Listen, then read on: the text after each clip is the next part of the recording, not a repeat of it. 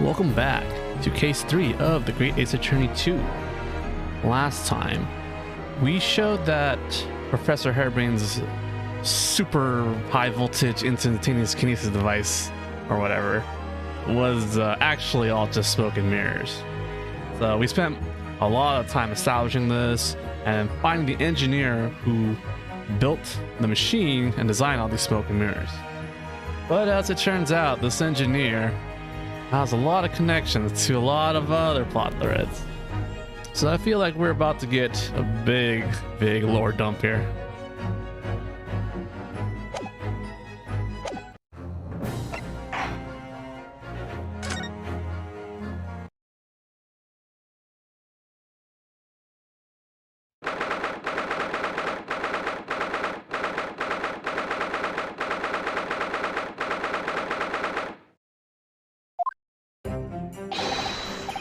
Good morning to you, Mr. Naruhodo.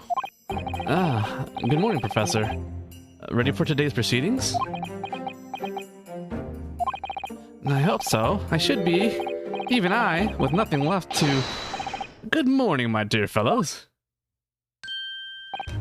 Oh, Mr. Sholmes, you're here.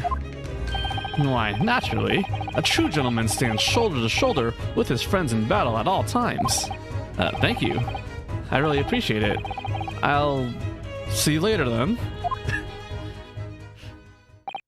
And now, Professor, we really need you to remain calm in the courtroom today. Yes, do try your hardest not to enter the witness stand uninvited again. Yes, I will. I realize it was a mistake, but my dear fellows, I must interject. Oh, you're still here, Mr. Sholmes. What's the matter? Surely you've overlooked some praise, have you not? To be cast in my direction, sorry? I don't follow. Must I spell it out? I, the great Herlock Sholmes, the greatest detective, a worldwide acclamation, aroused at some ungodly hour to be here now. First thing in the morning. A miracle, you must agree. Well, if I must agree, then... As you know, my sleep is quite impregnable. Iris had to employ her full gamut of tactics. She pulled the covers off, shook me, poked both cheeks, punched me, and kicked me from the bed. Then she poured a boiling cup of her latest experimental blend on my face, and at last I was bestirred. Oh my, Iris has been busy. Iris doesn't have it in her to go that far. She's too nice. I sense the spirit of a fellow scientist. One who relishes the infinite possibilities of blending tea. I'm the one worthy of praise here, not Iris. This is my victory. Sorry to cut in. Oh, Inspector Gregson. Good morning. Gregson, my dear fellow. Why the grim expression at this delightfully early hour? Oh, I don't know. Maybe because I've been confronted with a grimmer expression, eh? Dear me, are you going to take that insult lying down, Professor? I don't know! Poor Professor. Anyway, here's the paperwork you asked for. What paperwork? I took the liberty of requesting it yesterday. I have a feeling it may prove useful. You wouldn't believe the hoops I had to jump through to get this brought out of the archives. It's the professor's autopsy report. That mass murderers? Who killed 5 members of the aristocracy. He was found guilty in a closed trial 10 years ago now. It was all done on the wraps. And he was quickly executed soon after the trial. It's on here. I don't know what to say. Thank you, Inspector. Yes, much obliged, Gregson. Us lowly lot at the yard are just doing what we can. In the shadow of the great Detective Sholmes, of course.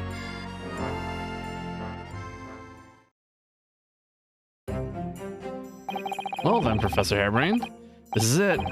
Today, we're going to lay all this to rest at last.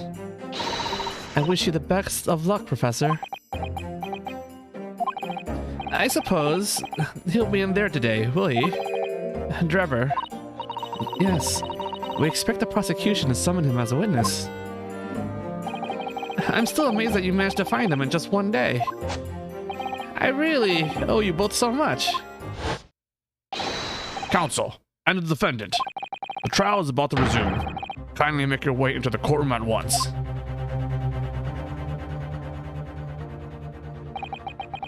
This is it then. Final chapter. Funny. My heart's racing a little. I've not felt this before, actually. This strange foreboding. As if something's going to happen in this trial that I'm not ready for. But I can't let that distract me from the only thing that really matters. Finding the truth.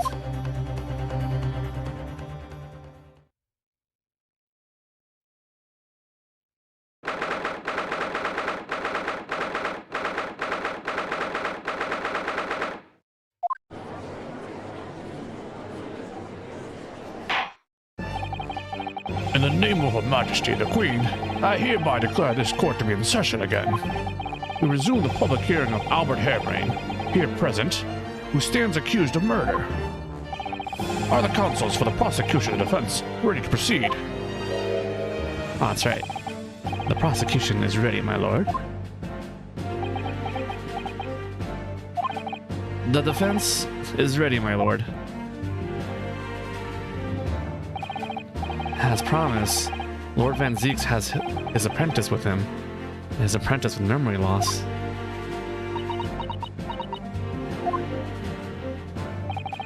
If I may, Lord Van Zieks. Yes, my lord? There appears to be someone standing at your side. Ah, yes. My apprentice and assistant. The prosecution believes today's proceedings will see the complexity of this case rise considerably.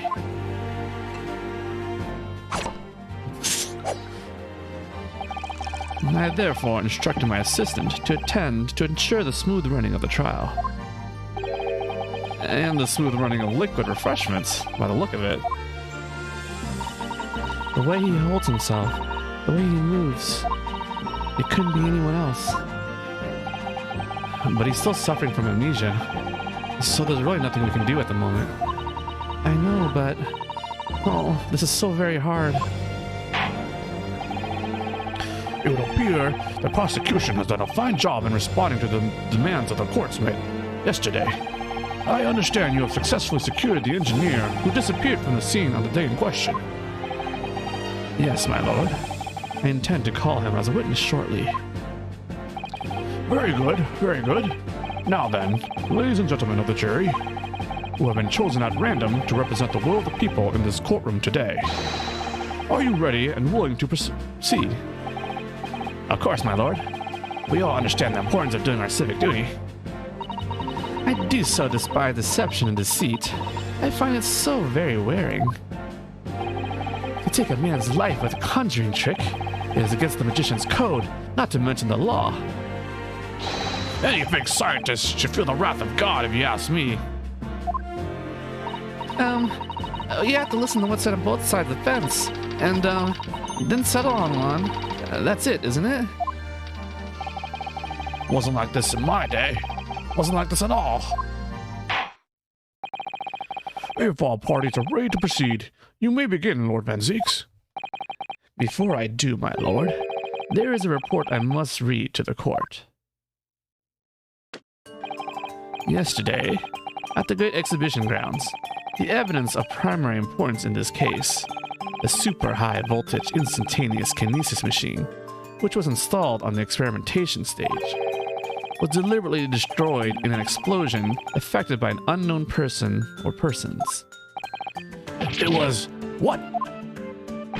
An explosion? This is an outrage.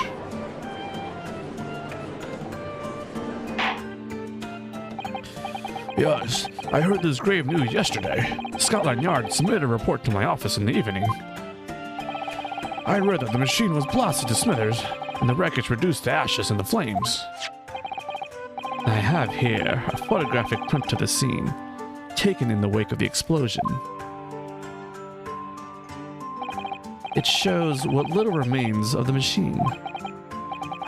Yes. A terrible business. He did it to destroy the evidence, did he?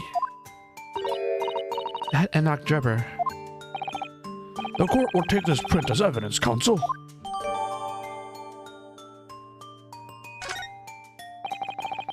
Late yesterday afternoon, the protection afforded to the machine by the Special Dispensation for Scientific Equipment Act was revoked. However, before a thorough investigation could begin, the invention was obliterated from existence. As such, this will become a very different trial.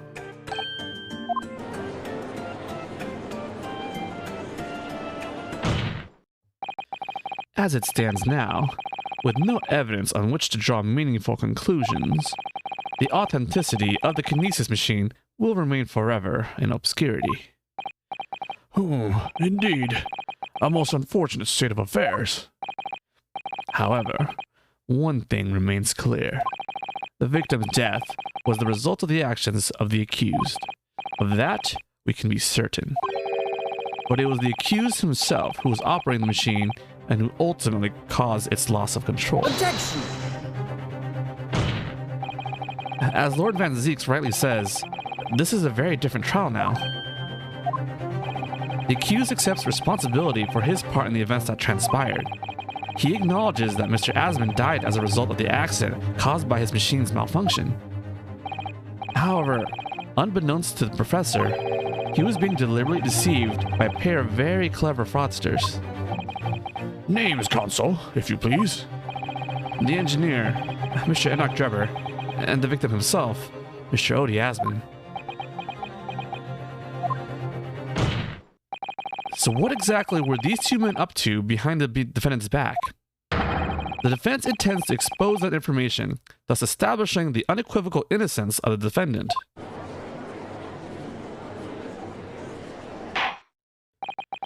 Thank you, counsels. The positions of the prosecution and the defense have been clearly stated. Lord Van Zeeks, summon your first witness, please. At once, my lord.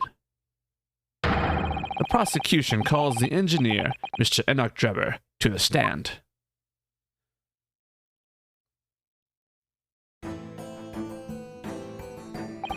State your name and occupation for the court. Name, Enoch Drebber. Occupation. Hard to pin down, I would say. See that black Monaco? Yes, why do I feel as though I've seen it somewhere before? Oh, you too? I had exactly the same feeling myself. Your file indicates that you are currently being investigated in connection with another case. The theft of a waxwork model, is it? A most extraordinary sounding business. But that has no bearing on this trial, I assure you. Leave it from your mind.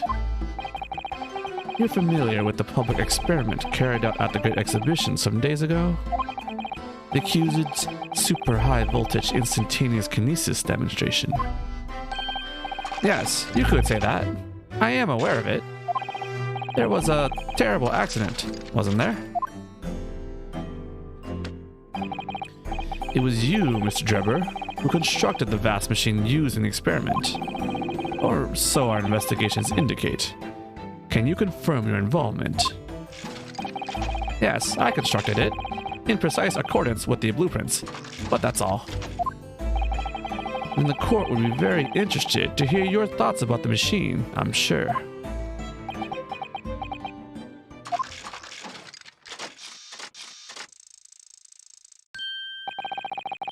An amazing device, if you ask me.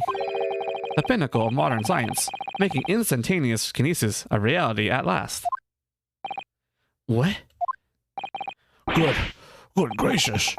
Do you mean to say that the experiment was bona fide? Is that your belief, sir? Yes, that is very much my belief. Such a waste that it blew up. Objection! But we've already established the machine was nothing more than a prop for an elaborate conjuring trick. Objection! You've established nothing of the sort. All that was shown during yesterday's proceedings is that the same outcome could have been produced by the means of stage trickery. The defense merely proposed the method and demonstrated its feasibility, nothing more. But... We procrastinated long enough, I feel. Witness, you will now give your formal testimony about the machine that you constructed for the purpose of the demonstration at the Great Exhibition. Understood.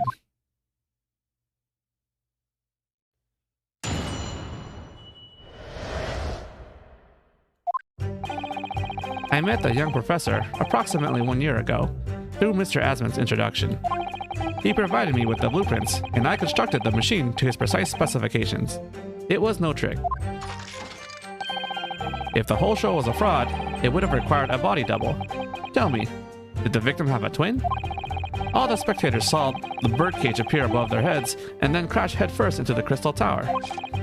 A terrible accident, I grant you. Perhaps the science on which the machine was built was flawed somehow.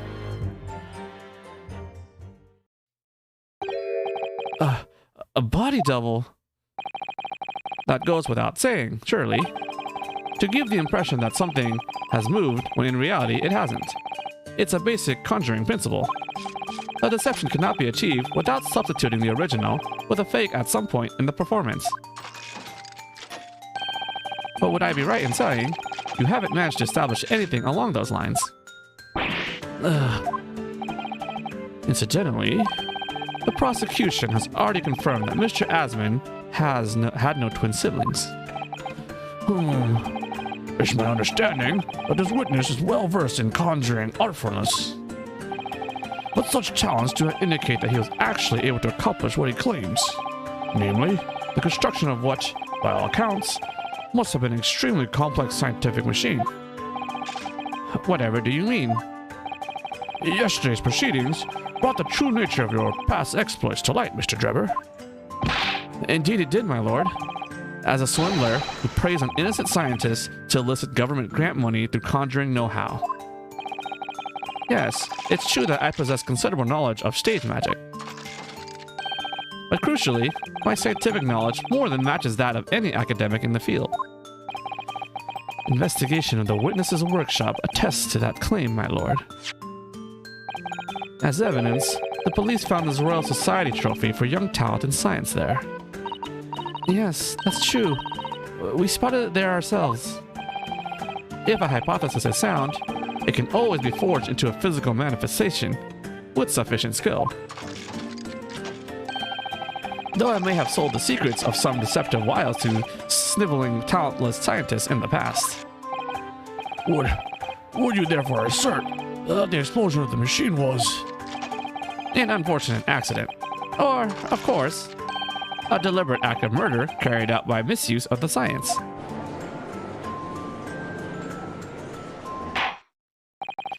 Counsel for the defense. Your cross-examination, please. Yes, my lord.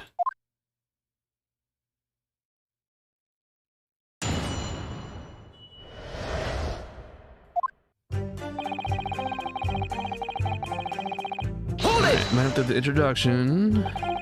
So you were already acquainted with Mr. Asman himself? Not really. By chance, I'd seen his name mentioned in the papers, that's all. But I had no interest in his private affairs. If he was an unscrupulous investor, it was no concern of mine. As long as people pay their bills, I take out my tools and construct what they ask for. So why did Mr. Asman approach you in particular then? Who can say? I presume because my name is associated with excellence in engineering. Not to mention excellence in fraud.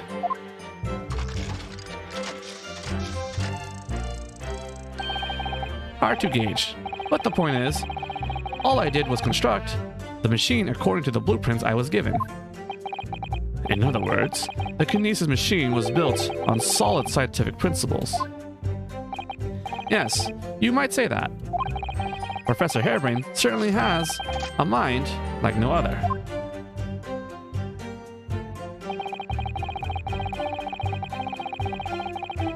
Hold it! It's clear that you have both scientific knowledge and knowledge of your conjuring magic, however. The more knowledge you have, the better equipped you are to handle whatever comes along. But your implication is that I furnished the machine with some trickery, I think. It's a possibility that we have to explore. Unfortunately, though, the machine has been blown to Kingdom Come. So there's really nothing left to explore, is there? It appears that the Kinesis machine was fitted with a timed explosive device of some kind. Or an anti-gravity device. And there's nothing left of that device either. Not a single shred of evidence remaining, I hear. He must have planned all this from the outset. But in any case, it's abundantly clear that the experiment couldn't have been a trick.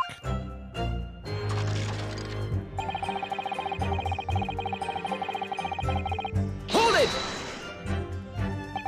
Of course, that's it. Mr. Asmund was a twin. Objection! We already know that he wasn't. Come on, man. Perhaps my learned friend wasn't listening earlier. Mr. Asmund had no twin siblings.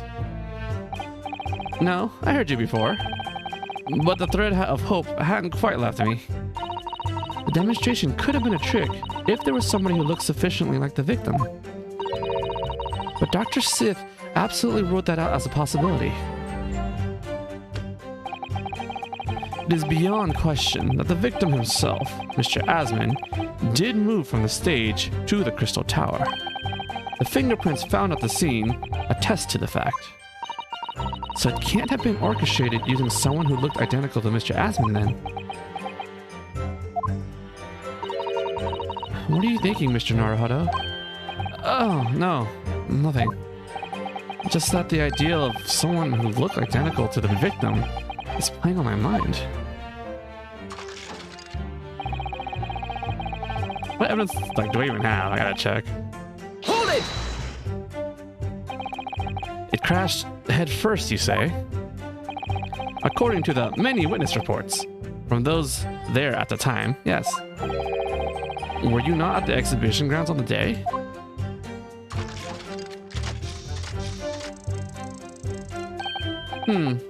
Unlikely.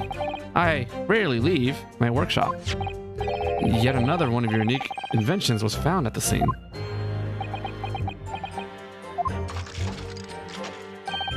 Well, it was the unveiling of a machine I'd labored over for many months.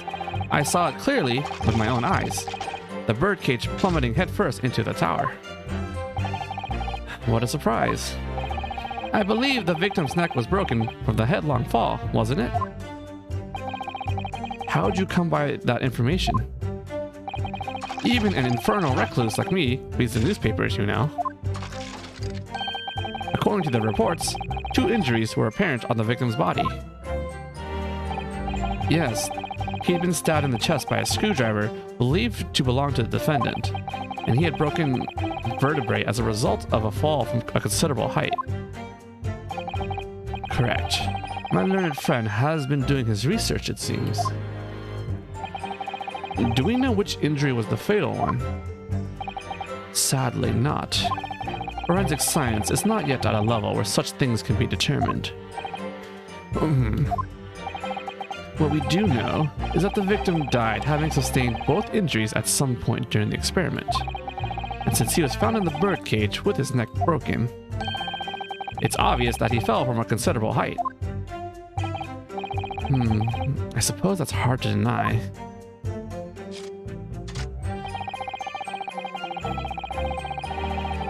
Hold it! So you understood the science, did you? Not in the slightest. Oh, right. As I said a number of times, I'm an engineer. My job is to manufacture according to the blueprints I'm given. I would be inviting manifold problems if I foolishly allowed my brain to digest the ideas behind them. I could be accused of stealing those ideas, for example. But how is it possible to construct a machine without really understanding the principles it relies on?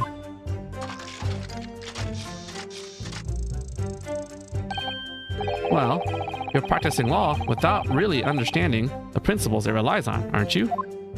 Damn. A very good point.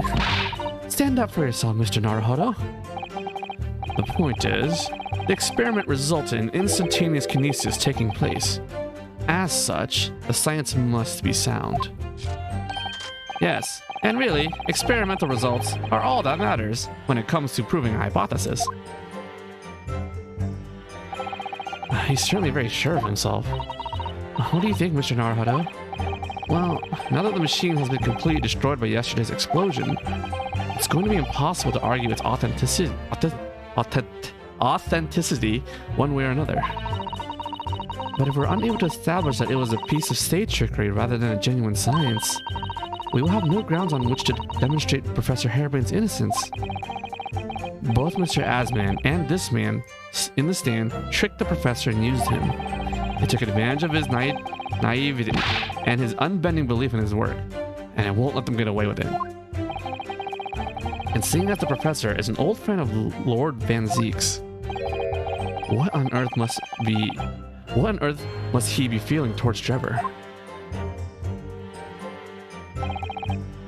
Okay, what do we have actually? Oh god, we have 3 pages.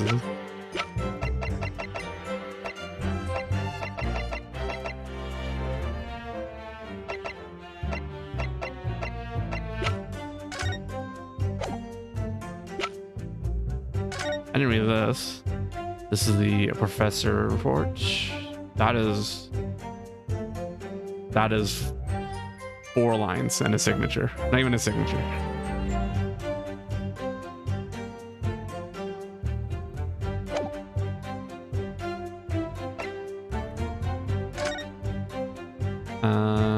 Have I examined this? Can I examine this? Oh, there's the lock. This lock does look very strong, doesn't it? There's definitely no way you could remove the mask yourself if it was put on you. What a terrible way to treat someone, even a convicted criminal. I know. It's starting to make me livid, actually. Mr. Naruhodo, please. I mean, just think about it. Imagine if you had an itch on your cheek all of a sudden. You'd be utterly helpless. Well, yes, that's true. But I'm not sure that warrants quite so much anger. Oh, right. Sorry.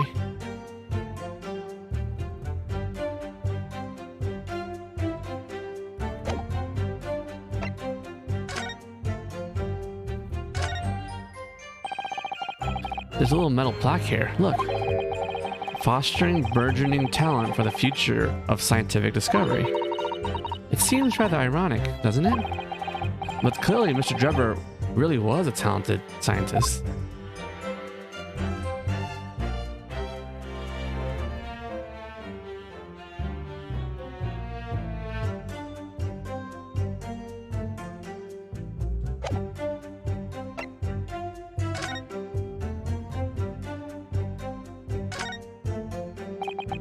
This piece of glass is almost as thick as it is wide. Yes, I've never seen anything like it. If you were to compare it to a human, only Mr. Sholmes has such thick skins. There's really no need for such a comparison, Mr. Naruhodo, as you well know. Anyway, it can only be from the Crystal Tower, surely. Yes, I think so too. It was probably made especially to meet the demands of that great structure.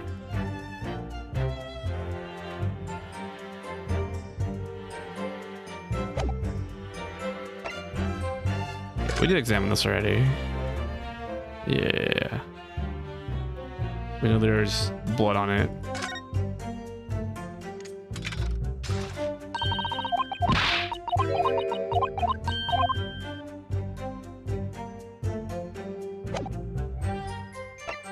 And this is, oh, we can examine this too. Ah, look here, Miss Susato. Oh, yes. The wood's cracked and broken a little. I suppose it's because it fell from such a height. Yeah, from the height at which the balloon was flying down into the Crystal Tower below. A fall of about 30 feet, or 9 meters, leaving the man inside tragically dead.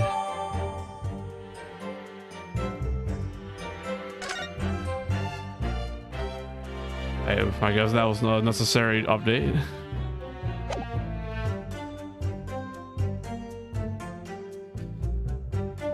Crashed to the Crystal Tower, causing damage to its base.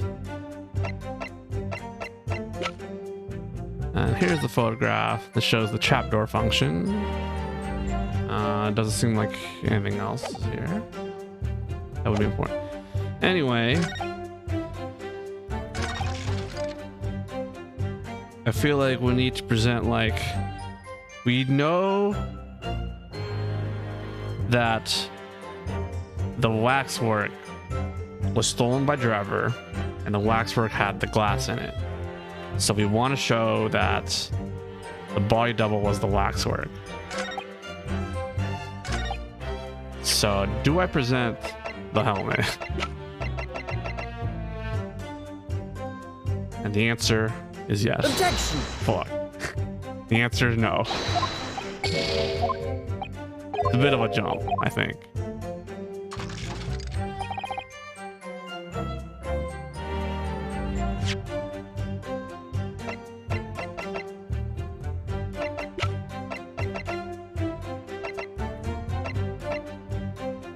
Could be this.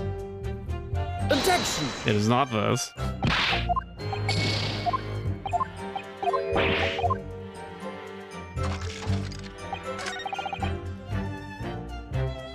Ah, it's this. It says crashed head first.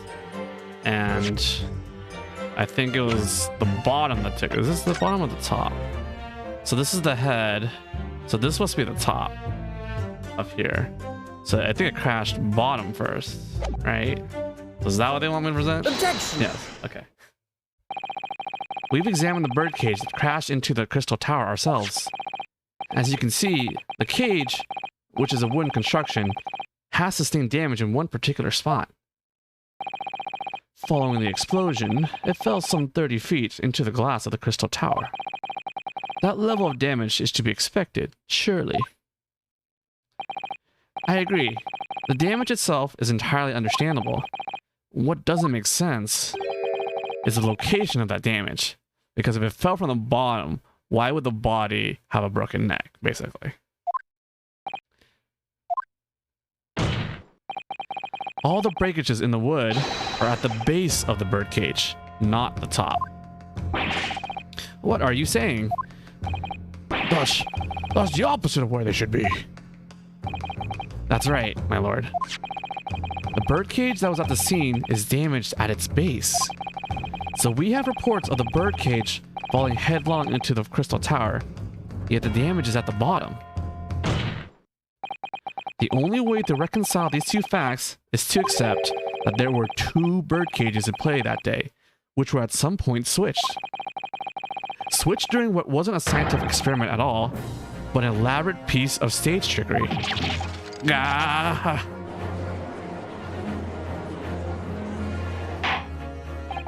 Good gracious.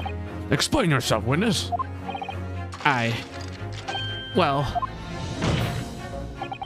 if we examine the facts, there's only one logical conclusion we can draw. The damage on the base of the birdcage clearly indicates that it crashed tail first into the tower. Objection! But multiple witness reports claim it fell head first.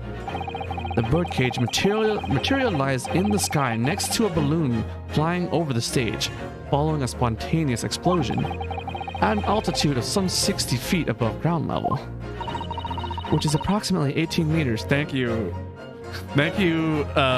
metric converter Susato. It then proceeded to fall some 30 feet into the crystal tower in the ensuing deflagration. Witness reports amid such chaos are notoriously unreliable. Objection! But the victim's neck was broken. Objection! He plummeted 30 feet inside a heavy wooden cage. However he fell, it would be unsurprising to find one or two of his vertebrae crushed.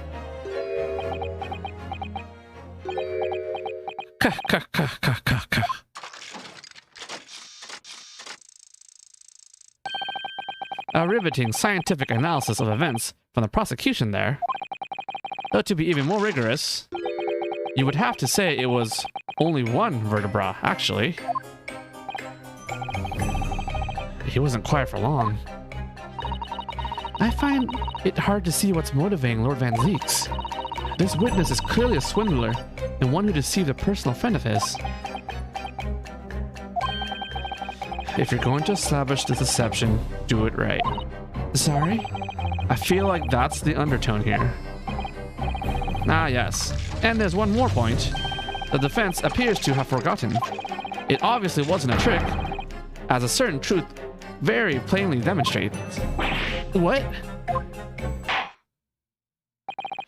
It seems to me that the cross-examination had better continue until we resolve this matter. Mr. Drebber, you will amend your testimony with details of this truth. Of course. We must treat the matter scientifically, after all. Ah, I nearly had him there.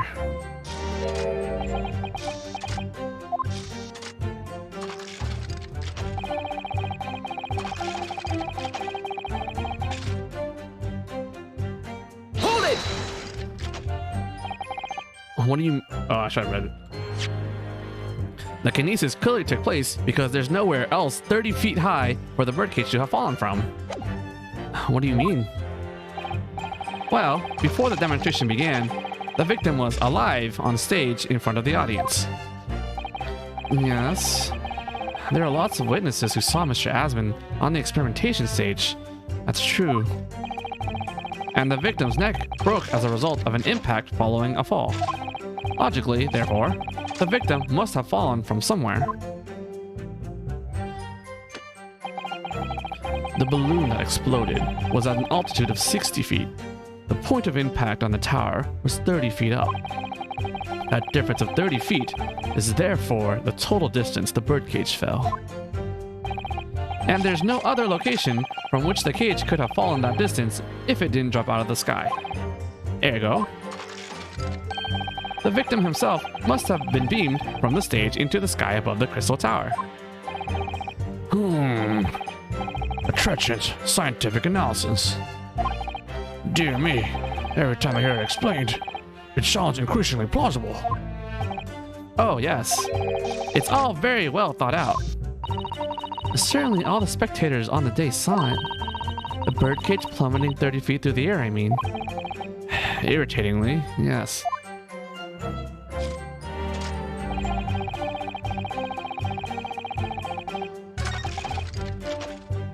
Okay, so I think I present the picture here. Objection! I do not present the picture here.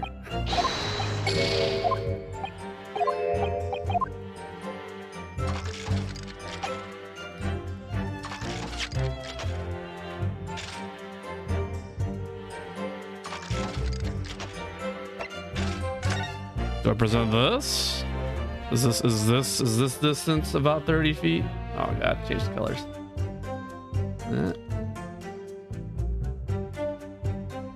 Where's my color button? That's the color button. Is this distance the same as this distance? Looks pretty good to me.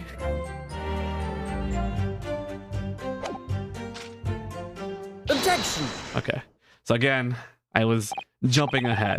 We're going to present the whole when they ask, well, how did it fall down? This is a diagram of the experimentation stage and its surroundings.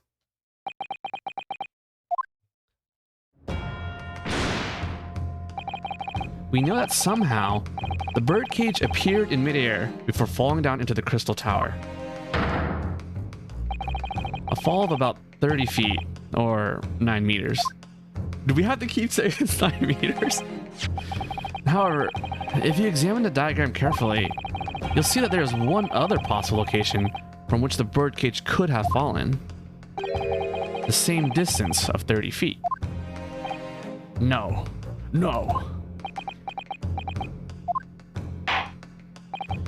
Well, it appears the defense has a possible explanation to put forward. Go ahead, counsel. Yes, my lord. Of course. You will indicate the place to which you are referring on the same diagram. The alternative location from which the birdcage could have possibly fallen the requisite 30 feet. So from where it could fall from. So that would be here. Take that! The place I'm referring to is here. But that's... where the birdcage would have been to begin with. Which is exactly the point, my lord. Yes, the birdcage was in the machine on the stage, but what we must also consider is the height of the stage itself. Go on, Consul. It turns out that the experimentation stage was built at a considerable height above ground level. If you look at the diagram, in fact, you'll see it's about the same height above the ground as the balloon was above the crash site.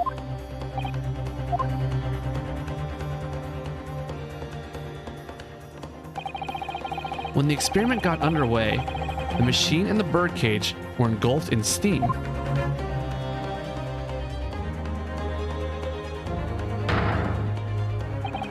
At that moment, the floor of the stage gave way, and if we assume there to be a void underneath, this birdcage and the one seen by the audience would have fallen almost exactly the same distance.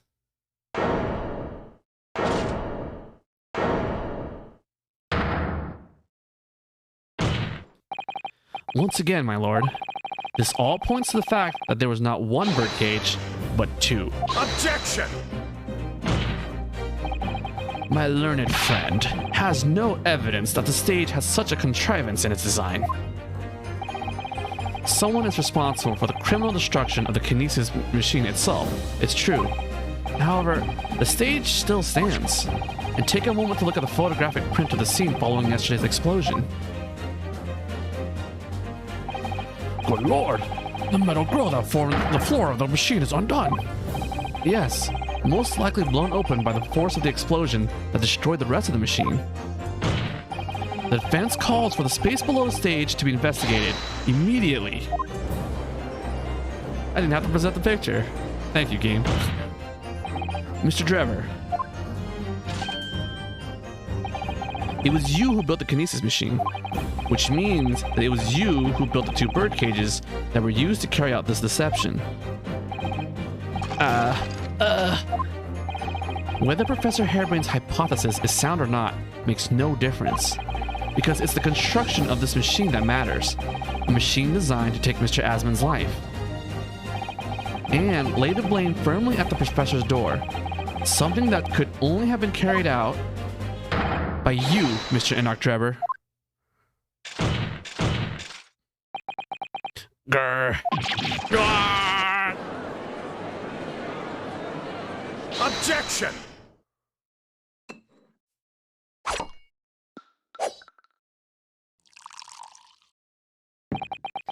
If my learned friend has reached the end of his wild assertions, the prosecution would like to crush the defense's argument slowly but surely. Your argument fails to hold water on 2 counts. 2? Firstly, before and after the experiment, this witness went nowhere near the kinesis machine. Every relevant member of staff in the exhibition has attested to that. Yes, you cannot break the chalice without the wine in it. You know, it gives it extra power. And I believe members of Scotland Yard have also been present on watch duty at every public experiment. In other words, Mr. Drebber had no opportunity to switch the alleged pair of bird cages. Objection! But I've already explained why he wouldn't have needed to. The nonsense with the crossbow. That doesn't bolster your case at all. The man who disappeared from the stage and the man who crashed into the tower are one and the same. The forensic investigation team's report is unequivocal on that point. And the second flaw in your assertion is a distinct lack of motive. Why would this man have wanted to take the victim's life? He had no reason to do so. Motive? Do I have to think of everything myself? I have here a contract provided by the witness. What contract is this, Lord Van Zeeks? A contract into which Mr. Drebber entered with the victim, Mr. Asmund. It reads, Mr. Drebber is to receive 30% of all remunerations from government grants or other income. 30%. Certainly very favorable contractual conditions. But there was one important provision bolted onto that clause. What provision? Mr. Drebber may only uphold this right on condition that both contracting parties are alive.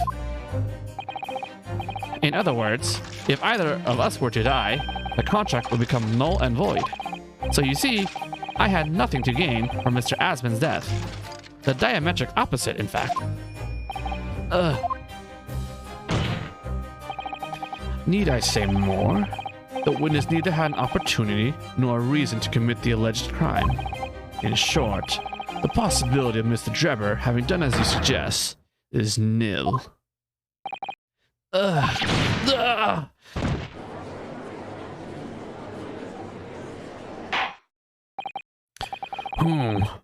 It seems the defense's assertion was somewhat wide of the mark. Lord Van Zieks, you will submit the contract as evidence, please.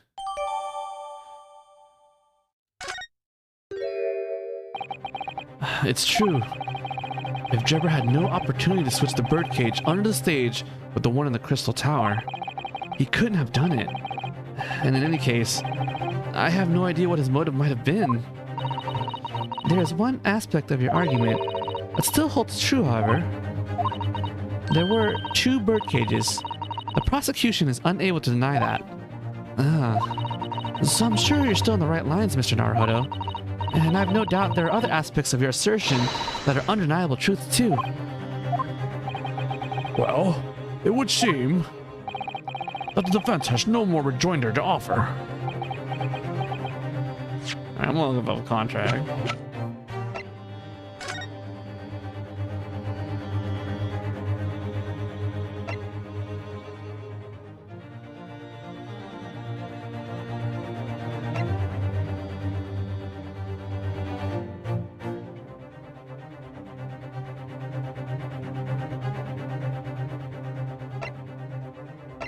Right. Labor and materials for construction.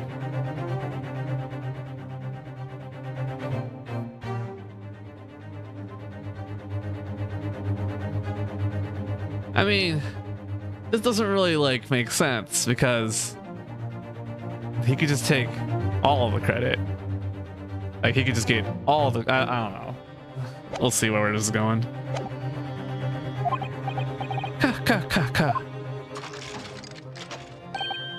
Well, I must say I'm a little surprised.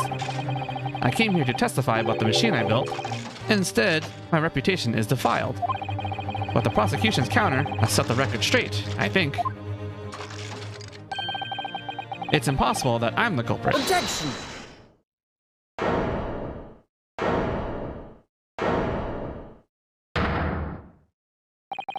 At the beginning of this trial, we believed that there was only one birdcage, and now we know there must have been 2.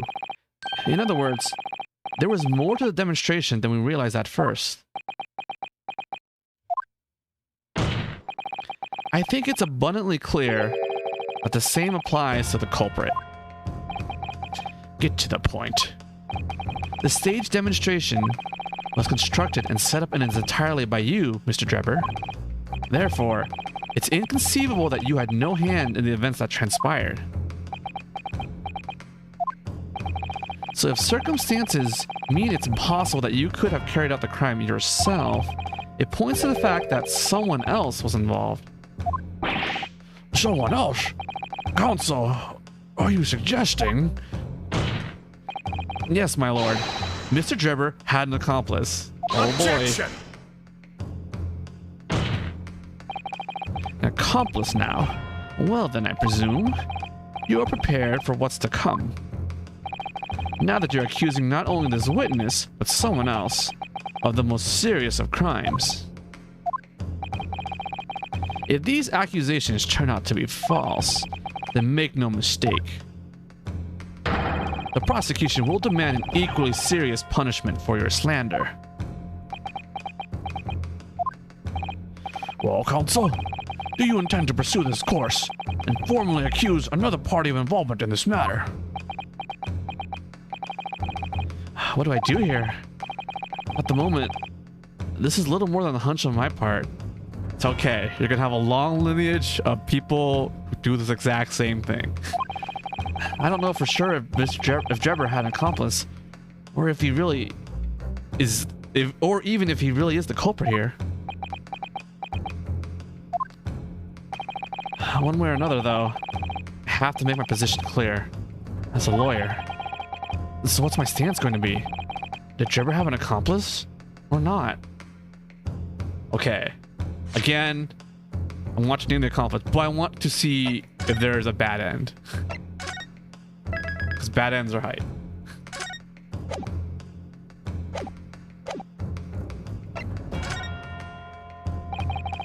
Let's face it. I have no idea who his accomplice might actually have been. Which isn't the strongest position to be in, is it, Rinosuke? Mr. Naruhodo, think of the sword at your side. Karuma is crying out. Sorry? Crying out for you to show the strength of your conviction now as a lawyer. Yes, you're right. This sword now that I inherited, which embodies the will of my best friend. Alright, sorry. Something bothered me. He...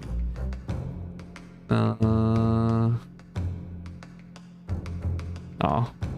Nah, never mind.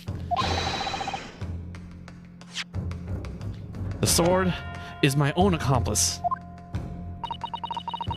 I'm not sure that's quite the right word, but that's the spirit, certainly. The defense is ready to name Mr. Drebber's accomplice. Oh, there's no choice. But we get some extra dialogue. Somehow, the two bird cages must have been switched. Everything points to that. Yet according to the coroner's report, that's not a possibility.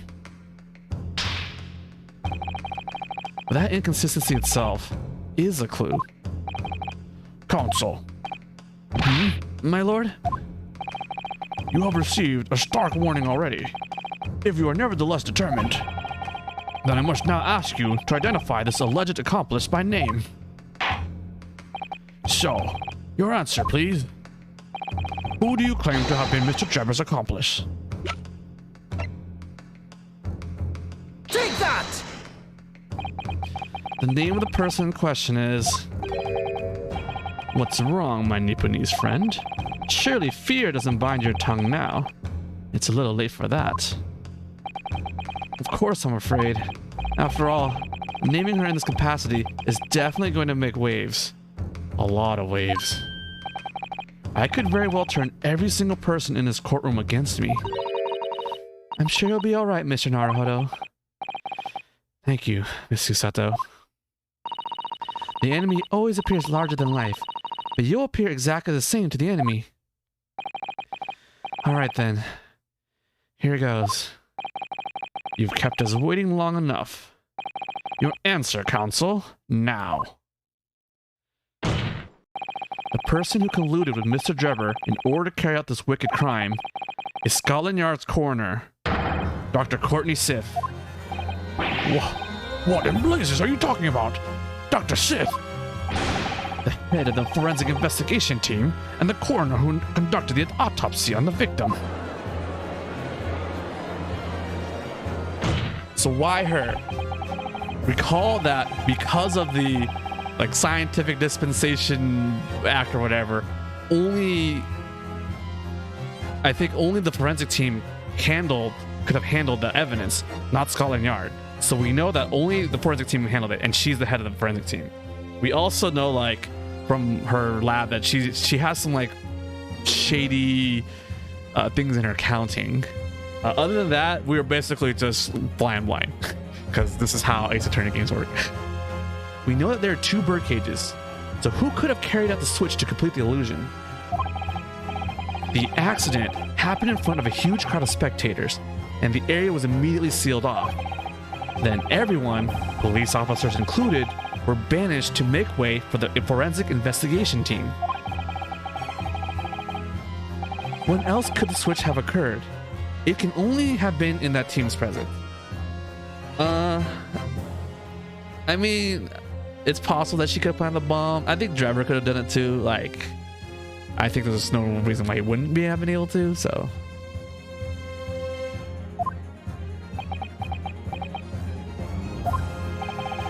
it's essential that the court determines exactly what happened following the incident. The defense demands that Dr. Sith be summoned to the witness stand at once to testify.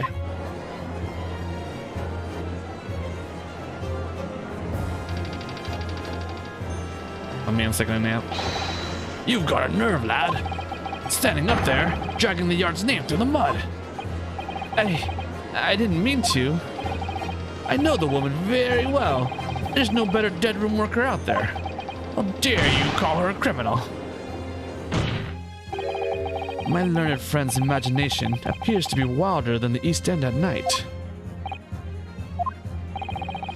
But the recklessness of your accusation aside, there's another grave problem with your argument. One which the prosecution demands you address at once. A grave problem? Oh my word. Is it the body? Who do you claim acted as the victim's doppelganger? Yep, it's the body. What? Oh, certainly. If the birdcage containing the body of the victim was exchanged for another, that cage must have also contained a body. And yet, no missing persons or accidental deaths of anyone can even remotely resembling the victim have been reported. Which means there was no one, dead or alive, who could have fulfilled the role of a body double for Mr. Asman. That's true. If my argument is that there were two bird cages, then there must have also been one person inside each. But I don't know if I've got an answer to this yet, have I? What can I do to reveal how this body stunt double was achieved?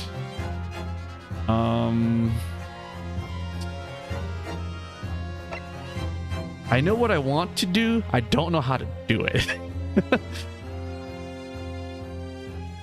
I want to present the head. That's my current instinct. So I'm going to do that. But again, like earlier, it might not be what the game wants. Very well. The defense will address my learned friend's concerns, presenting evidence that reveals the true nature of Mr. Asman's body double. Good gracious, the evidence. I do hope this isn't filibustering, counsel. The court is expecting a name. If you think you have relevant evidence, present it now. The body double and the birdcage were hiding inside the balloon that was floating above the stage, which means that any witnesses would have only seen them from 60 feet away. So who was it that appeared out of the explosion some 18 meters above the spectators? Aha! The body double inside the second birdcage was... I don't have the exact evidence. This is the problem. I don't have the exact, like, body thing.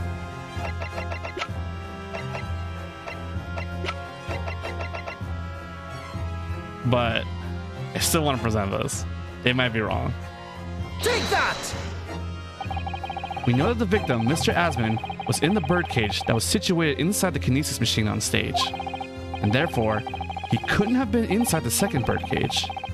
Instead, that contained something else. What's been described as a body double, which is what fell from the sky and crashed into the crystal tower. Yes, counsel. According to your somewhat elaborate version of events. And that body double inside the second birdcage was in fact... It's alright, Mr. Naruhodo. You're ready for this. Just steel yourself and come out with it. Thank you, Miss Susato. I needed that. As I was saying, the body double inside the second birdcage was, as unbelievable as it may seem, that thing there. Wait, what? Why is this here? Objection! Why is this here? When was this here? What? Open your eyes and look into mine, my Nipponese friend.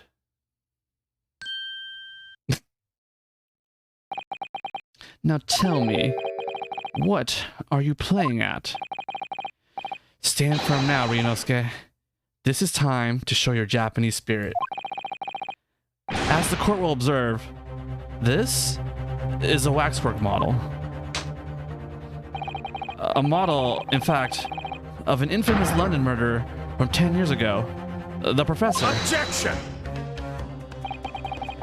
You started by indicting the leader of the forensic investigation team as an accomplice in this crime. And now you moved on to indicting waxworks? Yes, that's about the size of it. But why? And why this waxwork? It looks nothing like the victim. In fact, it could hardly resemble him less. What possible justification can you give? If you want to know why, ask Mr. Drebber. What? Just days before Professor Harebrain performed his public demonstration, Mr. Drebber abducted this model from Madame Tuspel's. Did you just say abducted? And 2 days after the incident at the Great Exhibition, he returned it to the museum. Then the timing... Is this true, Mr. Drebber? At first, I couldn't see why Mr. Drebber would have stolen the waxwork and then given it back again. But now, the reason is clear. He took it so that he could put it inside the second birdcage as a body double for Mr. Asman. Gah! Objection! Are you hearing this, ladies and gentlemen of the jury? Are you hearing the defense's astonishing proposal? That the witness fabricated this vast machine with the intention of deceiving some wretched scientists, that he did so in collusion with the country's finest coroner on a public stage in front of a vast audience. And that, to effect the deception, he used a waxwork model that in no way represents the victim. Are we really to believe this far-fetched tale? What do you decide? Objection! Oh no. It's time for gameplay. Wait! Yes, if you put it like that, of course it sounds implausible. My lord, I need to speak, if you please. Go ahead, Mr. Foreman. Myself and my colleagues have reached an agreement.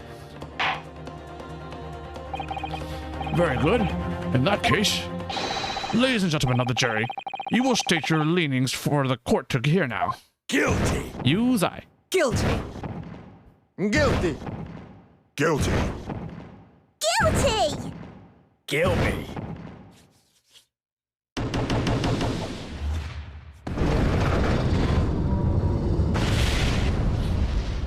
Damn, we died. So, as indicated by the foreman, the jury has reached a consensus. I knew that was going to happen. We should get through this, Mr. Naruhodo, as we always do. And uncover some new truths along the way, I'm quite sure. Yes, I agree. I'm going to have to appeal to the jurors as usual, and see if I can persuade them to change their minds. The defense will now embark on a submission examination. I like how the judge is like already ready. He already knows we want to do this. Are you and your fellows ready to proceed, Mr. Foreman? We are, my lord. Very well. In that case, I ask you now to state clearly for all present to hear the grounds on which each of you has decided that the defendant is guilty of the crime of which he is charged.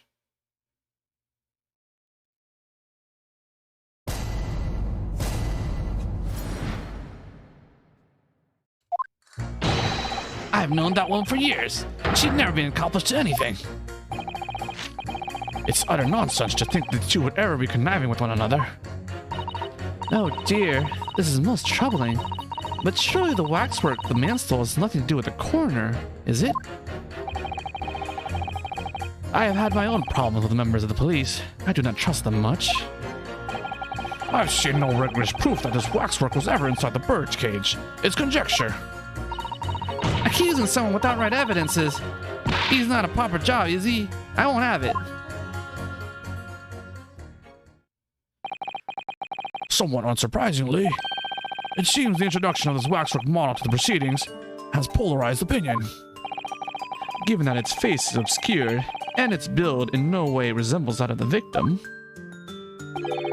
I can only applaud my learned friend's temerity at suggesting it as Mr. Asmon's body double.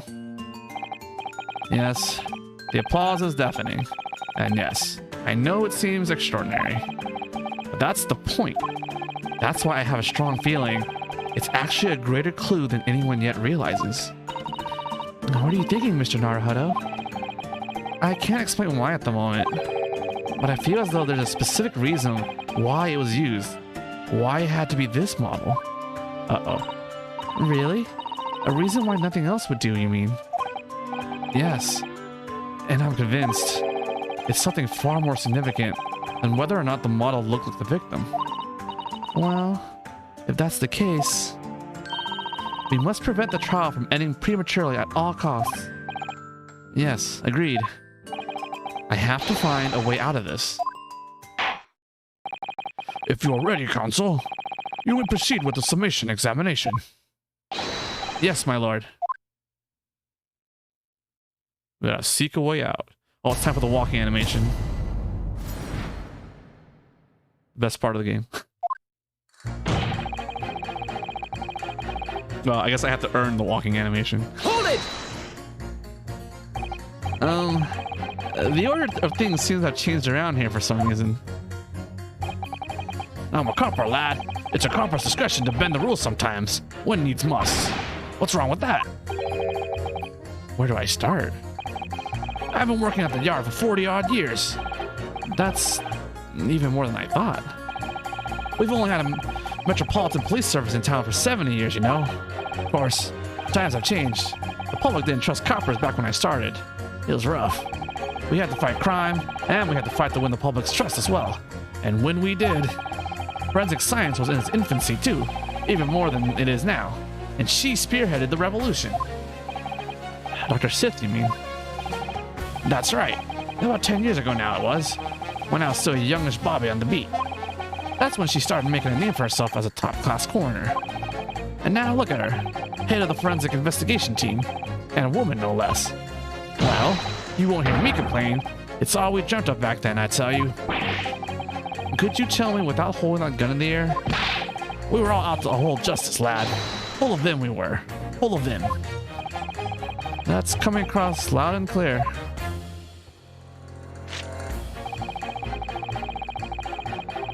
Hold it! But we're only just starting to understand this case. What are you reading there, sir? The man behind those murders on the Solar Pond Street was caught in 2 days flat. That's real policing for you. That's really not relevant to this case, is it? You're wrong there. Because it was Dr. Sith in charge of examining the bodies. And it was evidence arising from her work that led to the arrest of the scoundrel responsible. Oh. That's right. Oh. That woman is at the forefront of this country's fight against crime.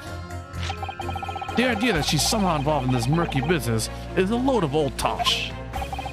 I thought it was up to me to press the jurors, not the other way around.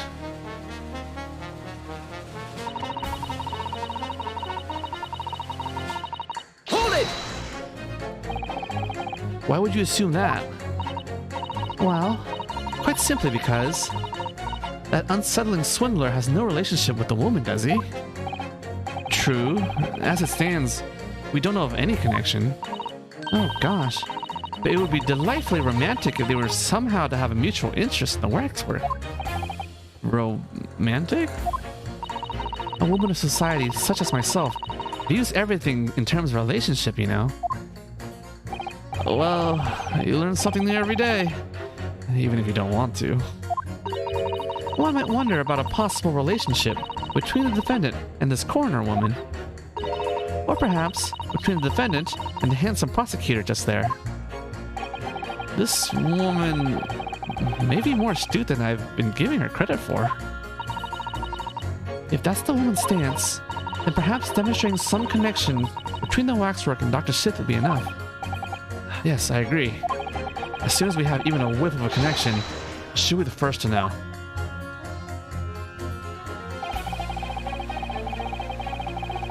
Hold it! What sort of problems?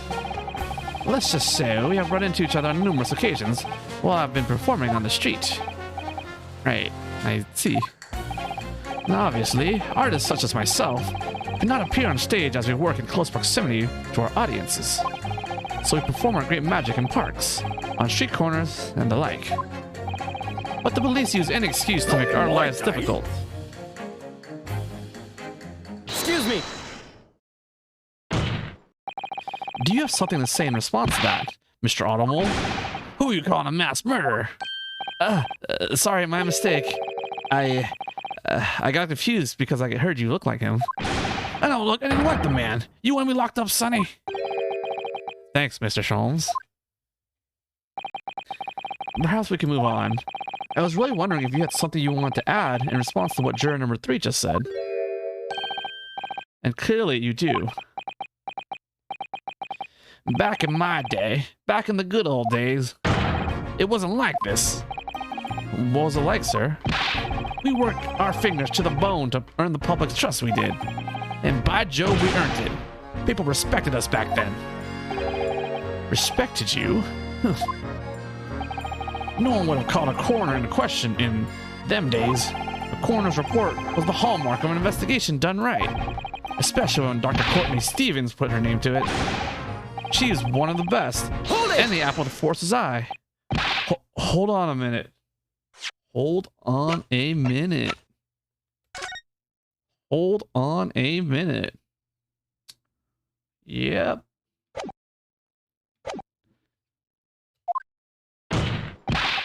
What are you talking about? Who's Courtney Stevens? Sorry. Got a bit carried away there.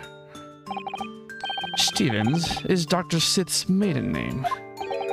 Her maiden name? So that was before she was married. Of course, yes. Silly me. It's Sith now, isn't it? Stevens. I'm sure I've seen that name somewhere recently.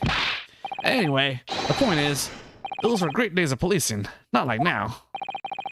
Sorry to interrupt, sir. But do you think you could change your statement to include that name? Well, yes. I don't see why not.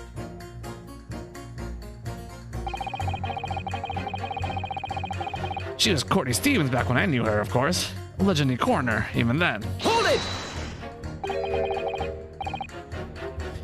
She was legendary, was she? What did you say? What did you say?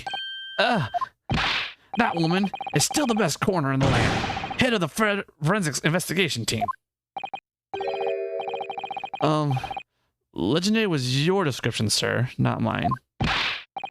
Rubbish. That word never passed my lips. I'd never describe anybody that way. Ever. Not if they were still in the game.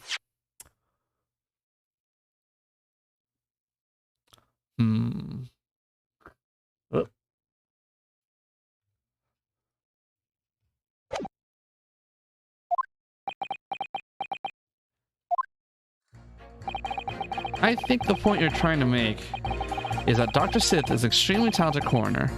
Would that be fair? It would. If it weren't for the fact that you're trying to drag that legendary woman's reputation through the mud. I'm going to pretend I didn't hear that legendary.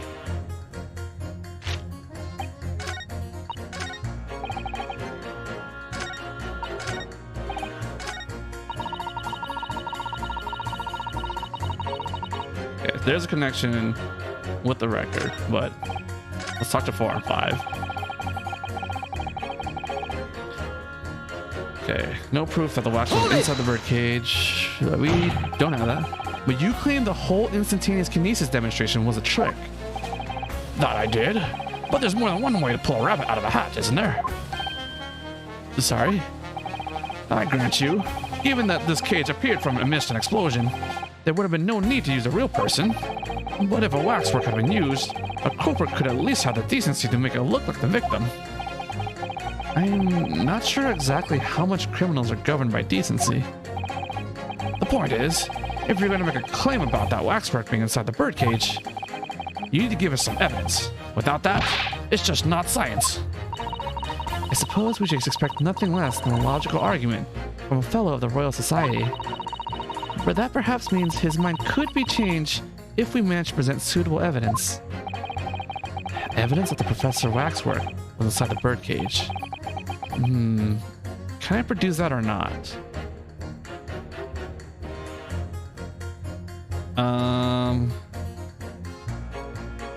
I think they want me to present the glass piece. Actually, I have something I'd like you to see, sir. Oh, I must warn you that I firmly believe it's only wise to trust men in white coats. So given your jet black outfit, I don't mind admitting to a sense of trepidation here.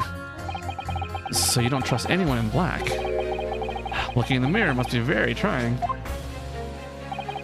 I do have some evidence that proves the waxwork was inside that birdcage. Namely... Take that! What's that? A piece of glass. Though it's unusually thick for glass. Yes, it's a piece of broken glass that we found inside the jacket on the waxwork. As you say, it's not ordinary glass though.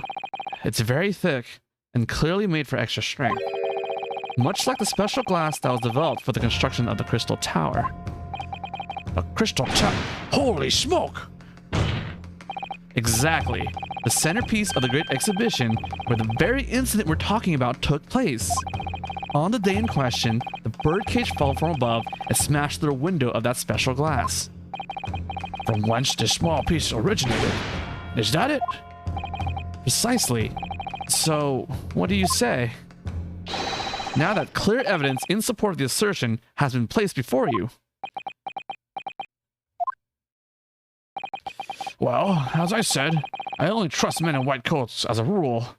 However, when the reasoning is sound, it's fair to say color shouldn't come into it. In light of what you've shown me here, yes, I feel obliged to change my position on the matter. In that case, juror number 4, you will amend your statement now, please. The presence of that glass piece leaves me in little doubt that the waxwork was indeed inside that birdcage. Hold it! Thank you for reconsidering your position, sir. Your words are misplaced, boy. My opinion is governed by logic and science, and nothing else.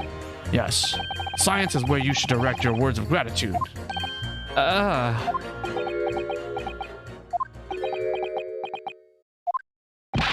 What's the matter with you?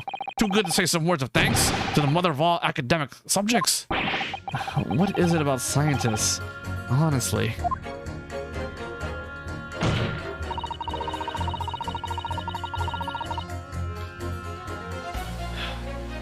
Hold it! So we definitely don't have evidence to I don't think we have evidence to directly implicate Sith. I've got to ask, why have you brought that corn in the court with you? Colonel Cobb, he's been grown back on the farm. Picked him up on the way into town. He's a proper nibbler, he is. Yes, the nibbling seems to be taking quite a while. Maybe it could wait until just after the trial?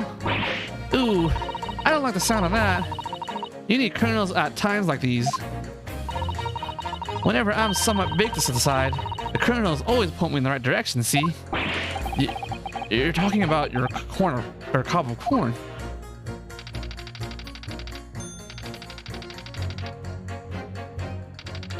Nibble nobble, guilty bobble. Nibble not guilty out. Nibble nobble, guilty bobble. Not guilty out. Nibble nobble, guilty bobble. Nibble not guilty out. Nibble nobble, guilty bobble. Nibble not guilty out. Perhaps it's akin to fortune telling with flower petals, like people do back home. So Professor Harebrain's fate is to be decided by a cob of corn. Could you not at least wait until we've had more time to find the truth before deciding on the defendant's guilt? Ooh, I don't know about that. My tum's awfully full already. Amazing. I'm unslow this game. I know it seems a little far-fetched to think that the waxwork model of the professor was in that birdcage. But on the other hand, it explains a lot. If there really is a reason why that particular waxwork had to be used as Mr. Asman's double, we must do everything we can to make the jurors understand it. The truth is, I'm sure that's the key to this, but it's the most puzzling part of it too. In that case, you should see what additional information you can glean while trying to change the jurors' minds. If you can read a book, well, whilst eating a rice cracker, Mr. Naruto, I'm sure you can do this. Right. Yes.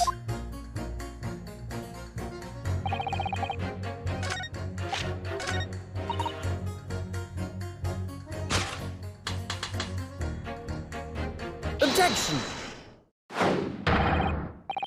Uh-oh. These two statements clearly contradict each other. But gracious, to whose statements do you refer, counsel? So, juror number 2. Oh gosh, me? What can I do for you? I presume that you heard what Mr. Juror number 6 said in his statement. Let us bask in the glory of this animation.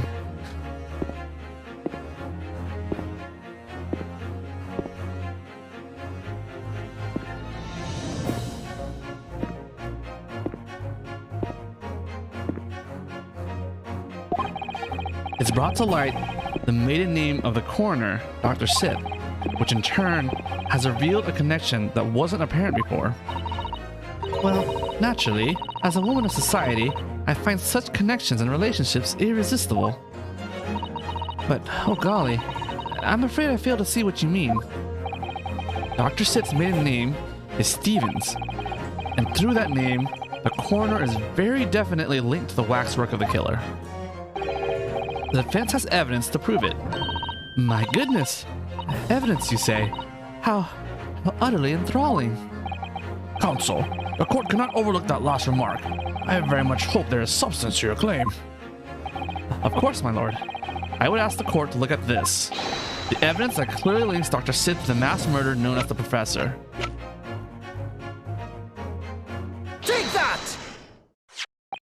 I have here a certain autopsy report from 10 years ago. A 10-year-old autopsy report? What relevance does that have? It is, of course, from the autopsy of the person portrayed in the waxwork, the killer known as the Professor.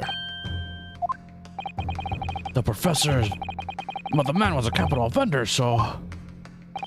That's right. This is a certification of death that was drawn up after the convict's execution. The identity of the killer was never made public, so the report gives few details. But what's important is the name of the coroner who wrote it. Courtney Stevens. Oh my! Courtney Stevens! Strike a light! It appears that the professor's autopsy was conducted by Dr. Sith 10 years ago. And a few days ago, Mr. Drebber very deliberately stole the waxwork of the professor from Madame Tussbell's. A waxwork that doesn't in fact resemble the victim, Mr. Asman, at all. And do you suppose there's some unsavory relationship between those events? Absolutely, I'm sure of it. There's no doubt in my mind that the professor case is at the heart of a link that we have yet to uncover between Dr. Courtney Sith and Mr. Enoch Drebber. Hidden links, mysterious connections, secret relationships. This is almost extraordinary. We're surely obliged now to explore this further. That's one.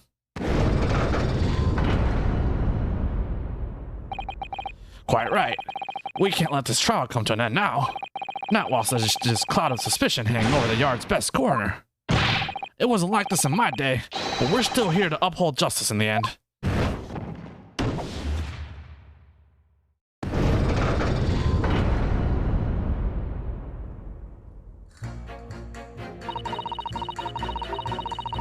It's the professor. That's what links that frightful swindler and the coroner.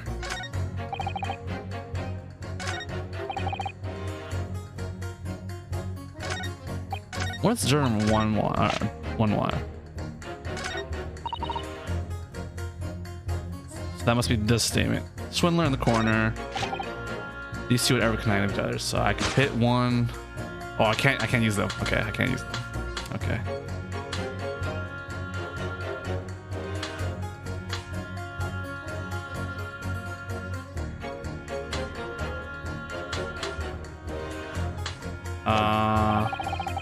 I'm gonna repress this just in case.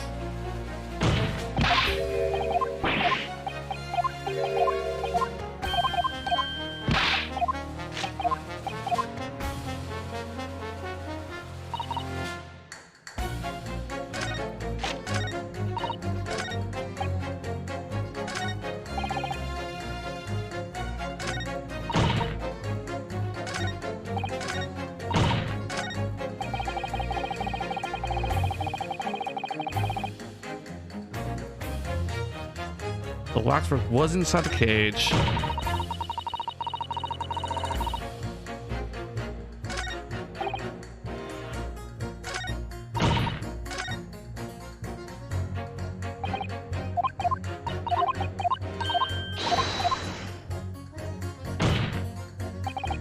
So he's done. Do we have anything to see? Nonsense to think those two would be working with each other.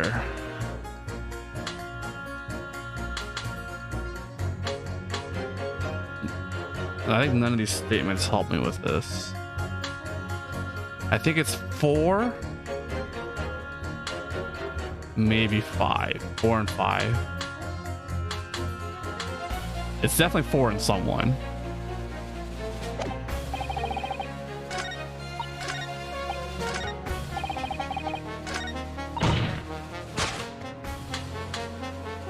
Objection!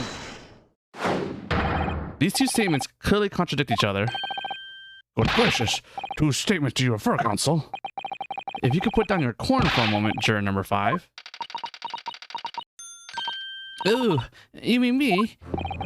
You've pointed out that it's wrong to make an accusation without evidence. But the accusation that the waxwork model was inside the second bird cage on the day in question is not without supporting evidence, as the defense demonstrated to the juror sitting beside you. Ooh, is that right? Would it be fair to say you didn't follow the argument? I don't understand much besides Colonel Cobb, to be honest. Of course you don't. If I could interject here. Please do, sir. Now that this assertion of yours about the waxwork has been backed up by some solid evidence, it would be wrong of me, as a man of science, not to pursue the matter further. That's 3. Well, me too then. Sorry.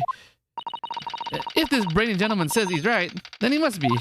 See, I wouldn't dream of going against Colonel Cobb or anyone who's got stuffing in between the ears. Alright. We'll take it. A success. If you can call it that.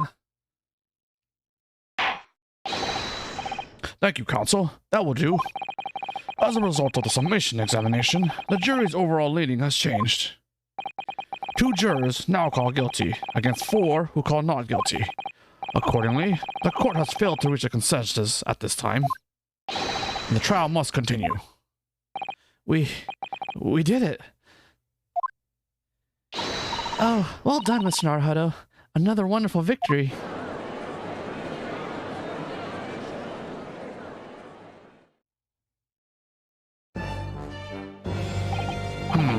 The waxwork of the despicable professor, used as a body double for the victim in this quite extraordinary case.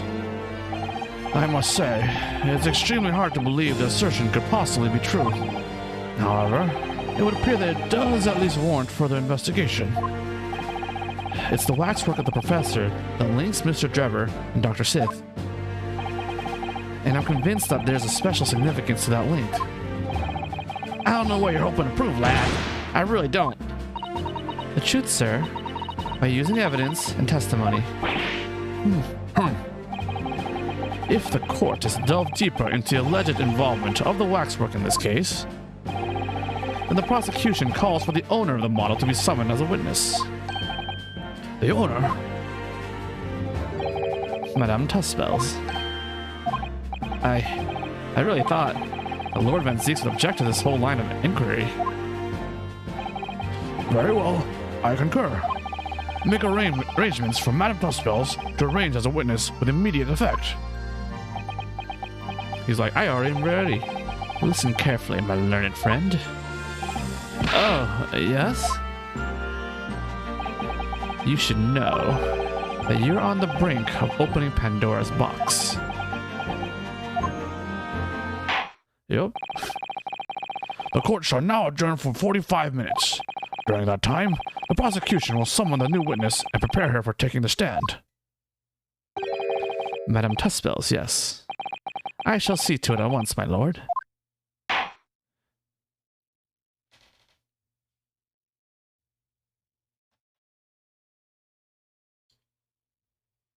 Well, I guess this is the first breakpoint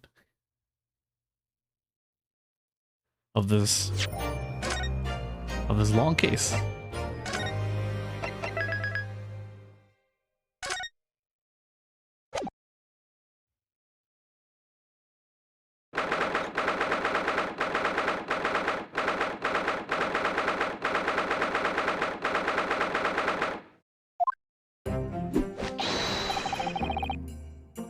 Ah, the knight errant himself. No. Have you been watching from the gallery, Mr. Sholmes? I've been on the edge of my seat the entire time. Courtroom trials are fascinating affairs. As a spectator, at least. I'm glad you've been enjoying yourself. Meanwhile, like, Professor's like, what's happening? I have to ask. What on earth is going on? It makes no sense. What is this professor business all about? He doesn't look like any professor I've ever met before. Who is it? Who even is he? Ah, of course. You were in Germany already 10 years ago.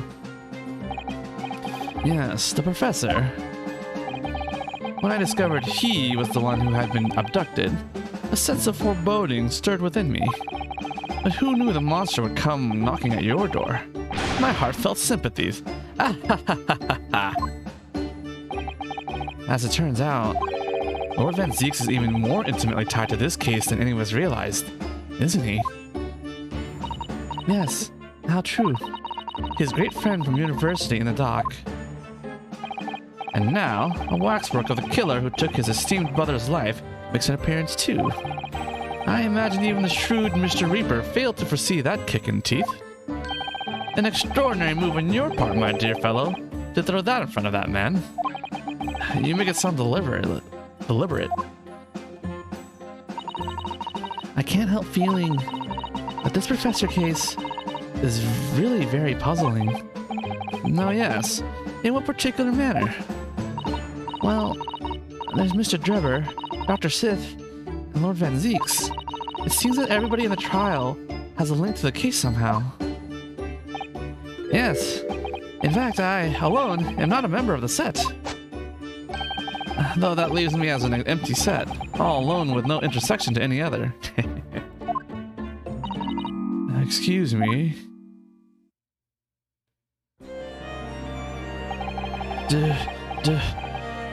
Dr. Sith. Ah, Dr. Courtney Sith, Nee Stevens. Good day to you. Hello, Sholmes. That was very shrewd of you. What in particular, pray? You requested that 10-year-old autopsy report from Gregson, didn't you? Why would you assume such a thing? Because Gregson told me.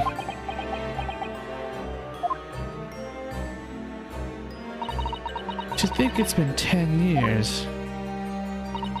10 years in the laboratory, wielding my scalpel. I smelled nothing but corpses and disinfectant. A policeman on the jury had a lot to say about you as it happens, Dr. Sith. And I've accused you of being complicit in what happened. I'm hoping that you'll take the stand and tell the truth about what really happened. That certainly won't be possible. Lord Van Zieks won't be summoning me as a witness. Lord Strongheart has forbidden it. Lord Strongheart? The Pandora's box you were warned about is the professor case. But please don't make the mistake of thinking you'll get any information about it out of me. But attempting to hide from the truth, that's cowardice. I've always fought crime in the way that I see fit. I have no regrets. None at all. And that's all I came here to say. So, good day to you.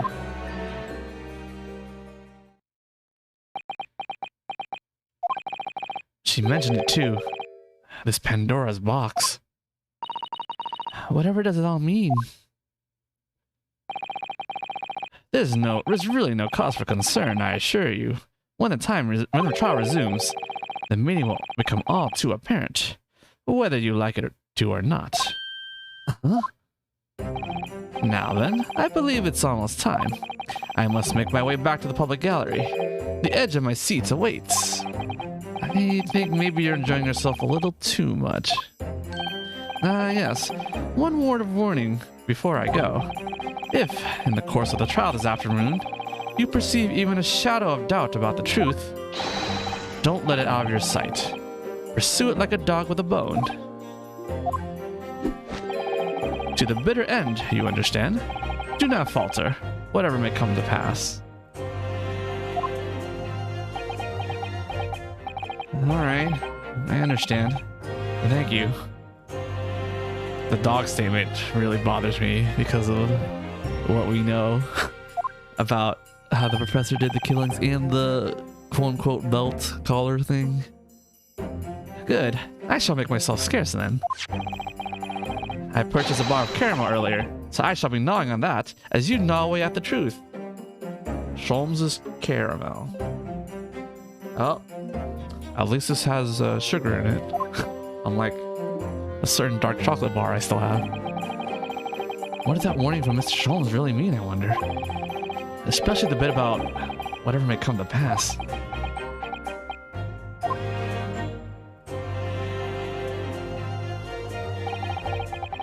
It's time for the final chapter then. I'm determined to find the truth, no matter what.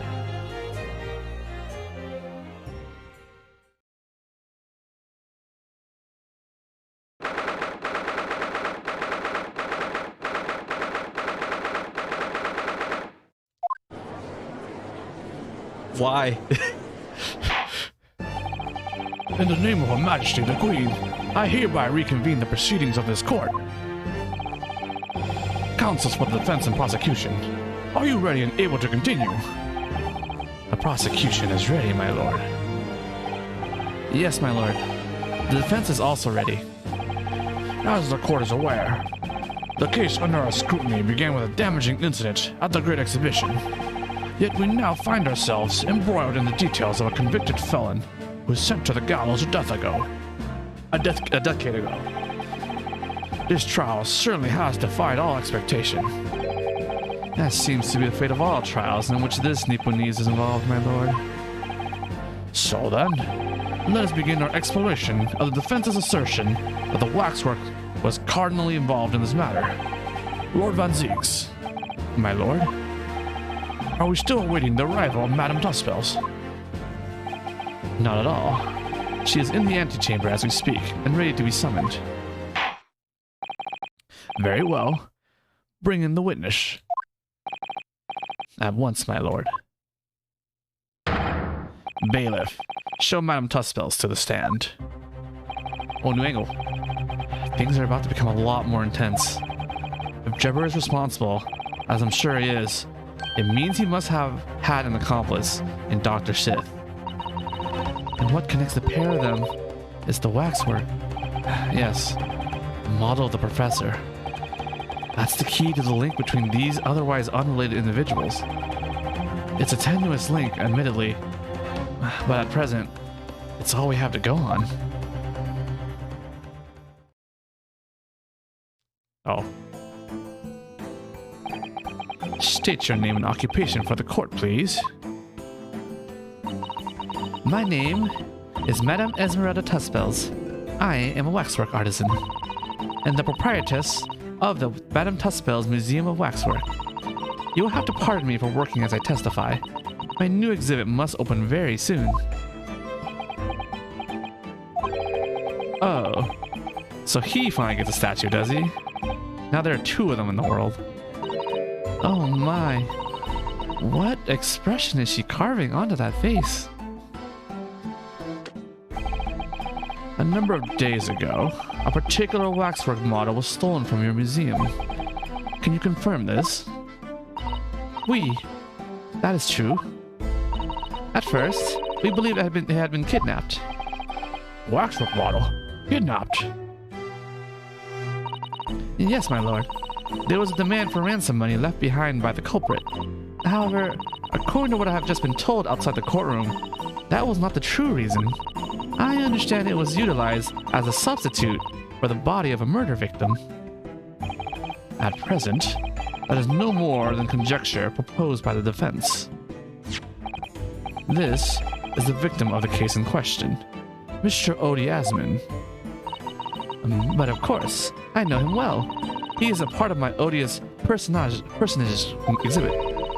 I detest to say what is evident, but Mr. Asman does not resemble the professor at all.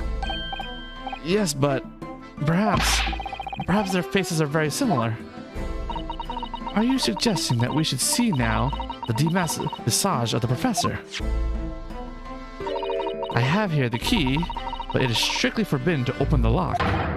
This is absurd. Pardon? I don't know what face you've carved onto your fancy figure beneath that mask. But clearly, it won't be that of the actual killer. Indeed, the man's identity was never made public after all. The trial took place in a closed court. The proceedings were strictly confidential. The condemned man was summarily executed. His identity remains a closely guarded national secret. There's no possible way that a repository of tawdry exhibits could get its hands on that information. Guadomar. It would seem you were unaware of the Tuspel's principles. What principles? The family Tuspels has always prided itself on sculpting its motto à la perfection. Every detail, including the visage, is fashioned with complete fidelity. Et voila, our principles. There's a well-known legend about the Tuspel's waxworks from the time of the French Revolution.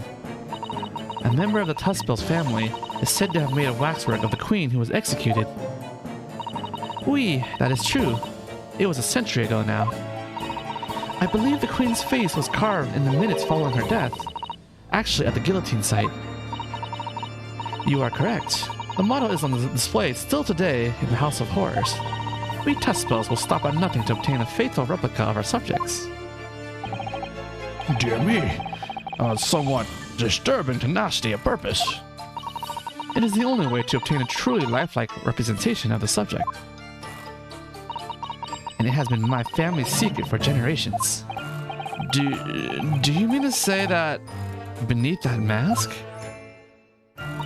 Oui, the true visage of the killer is there. This is ludicrous. It's out of the question. The professor spread terror throughout Great Britain. As a result, the Madame Tuspel special exhibit remains extremely popular even today. The killer, emerging from his own grave, it is a sight to behold. You should come. I think, Madame, it would be beneficial to hear your formal testimony on the matter. You will explain every detail of this macabre model, and your personal involvement in its creation. With pleasure.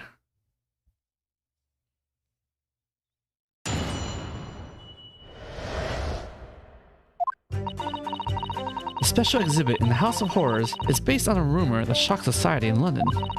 An impression of the visage was taken directly from the corpse, in accordance with Tuspel's family principles.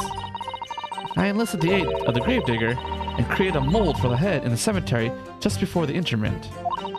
I hid myself until he gave me a signal. I was there for a very long time that night. As dawn approached, I was very worried that I could be discovered. This sounds messed up. The gravedigger? The man sanctioned this? Oui.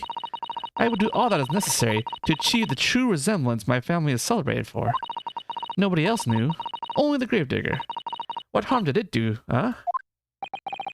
So you truly saw it. The face of that monster.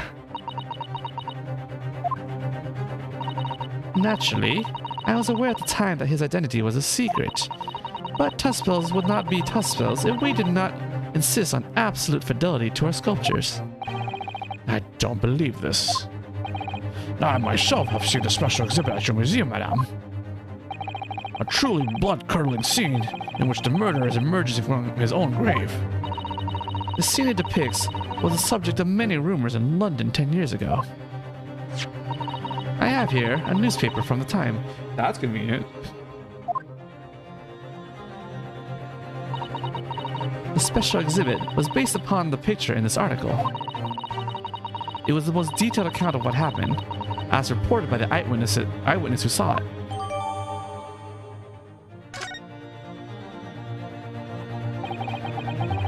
Man rises from the grave. It's too absurd for words. Gonna inspect the new evidence before... Oh, it's not inspectable. You can read it, I guess.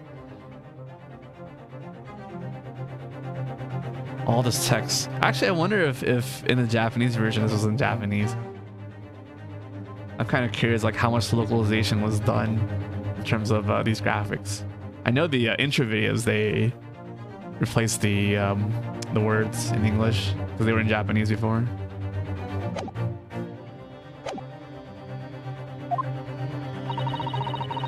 The public enjoy absurdity, monsieur. That is why I have reproduced the scene as carefully as possible in my museum. And it's a waxwork from that exhibit that was stolen some days before the incident at the Great Exhibition, wasn't it? That is correct. The professor you see before you here. Most puzzling. Counsel for the defense. Proceed with the cross-examination. This waxwork links Jabber to Dr. Sith. And there has to be some reason for that, which hasn't yet come to light. But I'll find it. I'll get to the bottom of what really happened. I'll prove that Dr. Sith and Jabber were in on this crime together.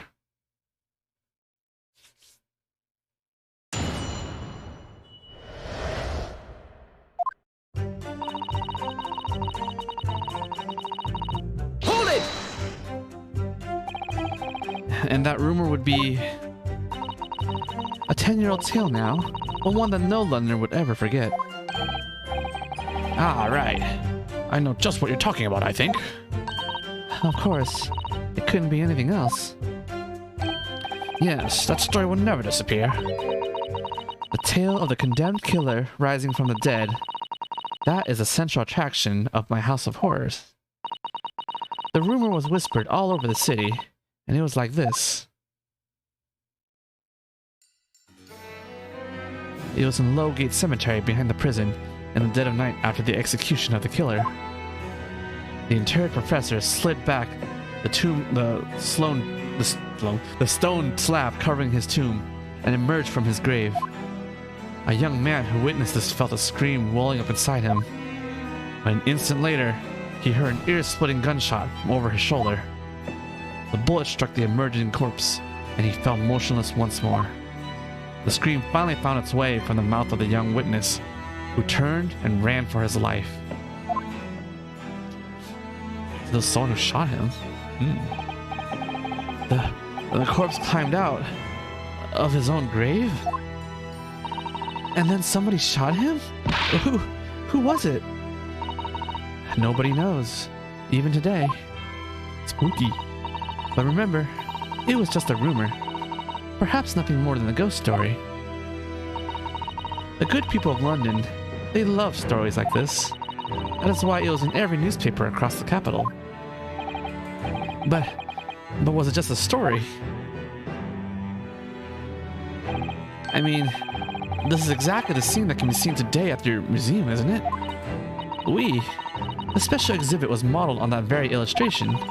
For a while afterwards, the contents of that article were reproduced in every newspaper imaginable. Madame, might I say something? Please, go ahead, mademoiselle. When something is described as a rumor, it doesn't necessarily mean that it's entirely made up. I believe that often, rumors contain elements of the truth. Ah, I see that people from the East can be just as astute as the people of Europe. Can we be sure, for instance, that the professor's execution was successful? It is not possible for the dead to come back to life. Sorry? 10 years ago, I was there in Lowgate Cemetery. After the criminal known as the professor was killed by hanging, I took a wax impression of his visage from the corpse just before it was interred. So I can assure you, the man was dead. I see.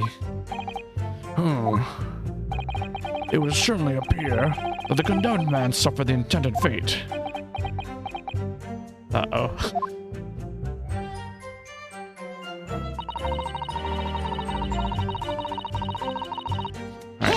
impression on the face. Is that true of every waxwork in your museum then? It is, assuming the subject is dead, of course. Live subjects have to cooperate in a similar way. I have letters from imprisoned criminals all the time, you know. What sort of letters? When my time comes, please make a waxwork of me. Komeka. No. My museum is famous, monsieur.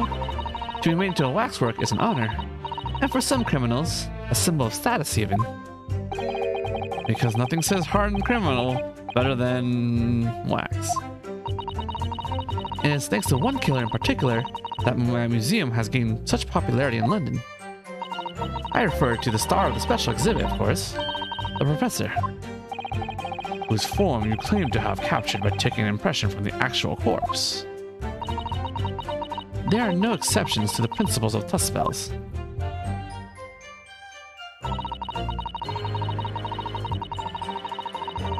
Hold it! Surely that's illegal, isn't it? It's gotta be illegal. It would seem the proprietress of this repository of novelties was blinded by monetary greed. It had nothing to do with money. The man is part of London's criminal history. That is why I had to sculpt him, to record this history. It is the raison d'etre of the tusk spells museum. But if the man was convicted in a closed court and sent for immediate execution, then surely nobody but the members of the judiciary present know the killer's true identity. I assure you, behind that mask is hidden the true face of the professor. Do you realize what you're saying? The professor's identity is a national secret. I understand. And now that the truth about the special exhibit has been revealed, it must perhaps close. Of course it will. As will your entire museum if you don't tread very carefully, madame. That could be another interesting chapter in the history of my family, I think. Don't you? So 10 years ago, on the night of the professor's execution, you took a wax impression of his face from the corpse? Oui, exactement.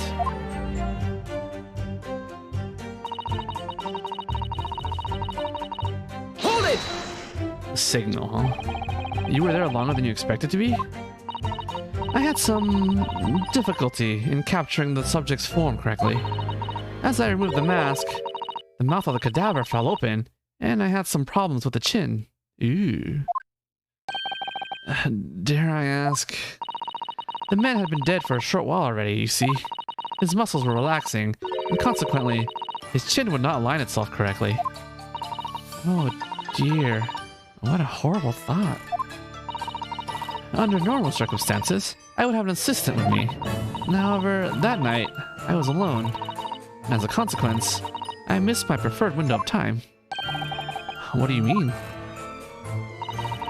When I take the impression of the visage of a cadaver, I always wait until 3 hours after death. Why 3 hours? Is that amount of time significant? It is because of rigor mortis. Rigor mortis? It's a name given to the phenomenon that occurs in recently deceased bodies. As a rule, 3 hours post-death, the muscles in the body begin to stiffen. By approximately 10 hours post-death, the entire body is completely rigid and inflexible. And then from that point on, the muscles slowly start to revert to the relaxed state. The effect is often used to estimate the time of death when the body is discovered. Well, that was an education, if a slightly scary one. As the mademoiselle says, rigor mortis commences 3 hours after death, and it starts in the jaw. I see. So that's why you wait. Before that time, the mouth falls open, and it is very difficult to do my work. Ugh. It's getting hard for me to do my work with all this talk of corpses. I wonder about the information the courts just heard from Madame Tuskspells. Fuck it. The information about rigor mortis that you just shared with us, would you mind including it in your formal testimony? I believe it could be significant, you see. No, of course. I didn't mind at all. I can't help feeling that after this latest topic, the atmosphere in the courtroom has become extremely grave.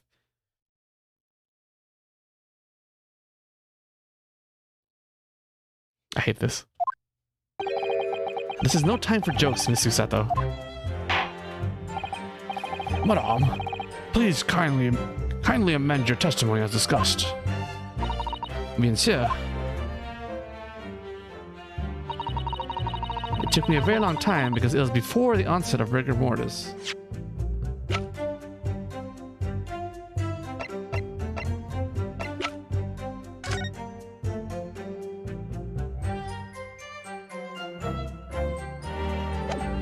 That seems fine, I guess.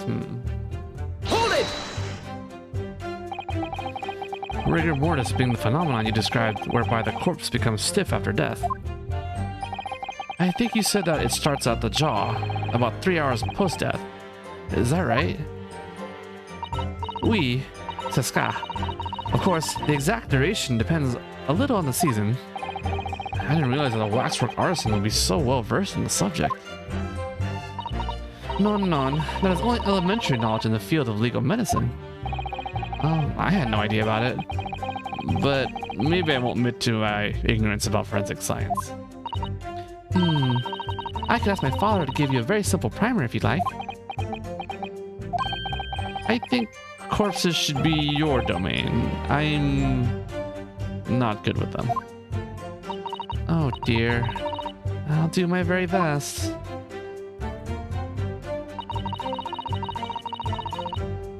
Hold it! You say that dawn was approaching. What was the time of day then? Approximately. Well, I could not say.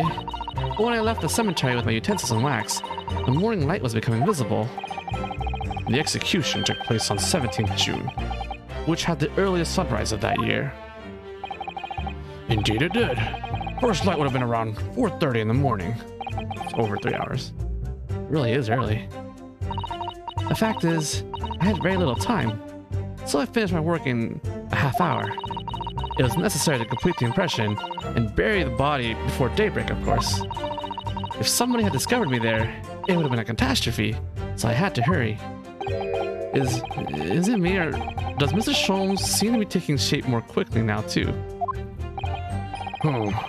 You certainly appear to go to extraordinary lengths for your work, madame. I wonder, is what she said particularly significant? Madame, those details about how long it took for you to complete the sculpture, and the early sunrise, could you include them in your testimony? I believe they may be significant. Of course, if you would like me to. You're quite right, Mr. Naruhodo. It is intriguing. At sunrise at 4 in the morning would be absolutely unimaginable at home, wouldn't it? That's not quite what I meant by significant. Kindly amend your former testimony then, madame. With pleasure, my lord. I hurried to finish my work in the half hour before sunrise. Then I left as soon as the corpse was interred. Okay, it was definitely after rigor mortis. Hold it! Did you have reason to believe you might be discovered once the sun came up or something? I had paid the gravedigger money to keep my little secret, of course. But with the morning light, I knew that the warden from the prison would commence his patrol of the area. Couldn't you just have paid off the warden too, then? I had already paid the gravedigger, as I said.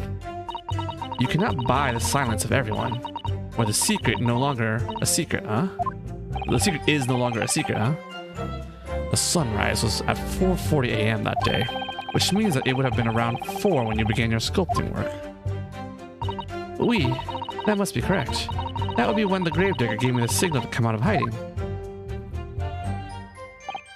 So, that's all I have to go on. What's your feeling, Mr. Naruhodo? For some reason, Dr. Sith went along with Drebber's plan. Now, if that's really true, then the professor is the only other thing we know of that links the pair of them. So I feel sure that that waxwork must be a clue to this mystery somehow. In that case, we must use this cross-examination to uncover exactly what it means. Otherwise, the jurors are sure to revert their leanings, and the trial will be over. I agree. But, interestingly, uncovering what the professor has to do with all of this means more to Lord Van Zieks than anyone. That's the impression that I'm getting anyway. Yes, as do I. After all, he has a profound connection to the professor as well.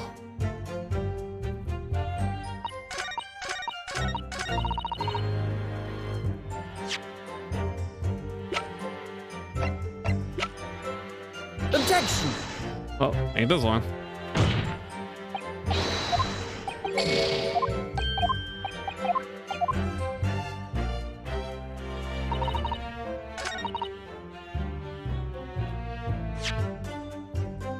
I guess technically this is the statement that needs to be contradicted, so Objection! it's fine.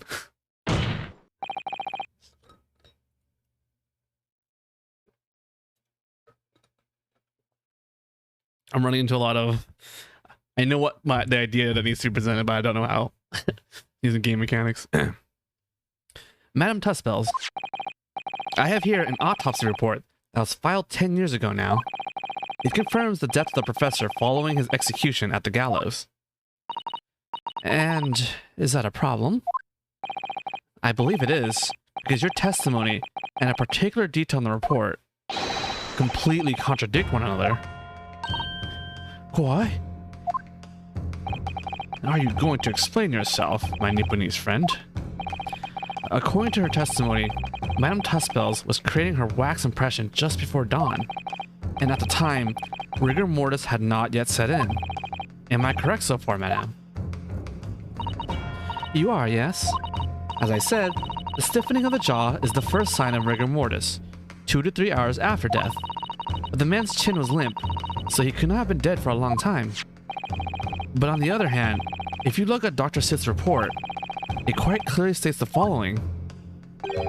Death by hanging confirmed at midnight, 17th June. No.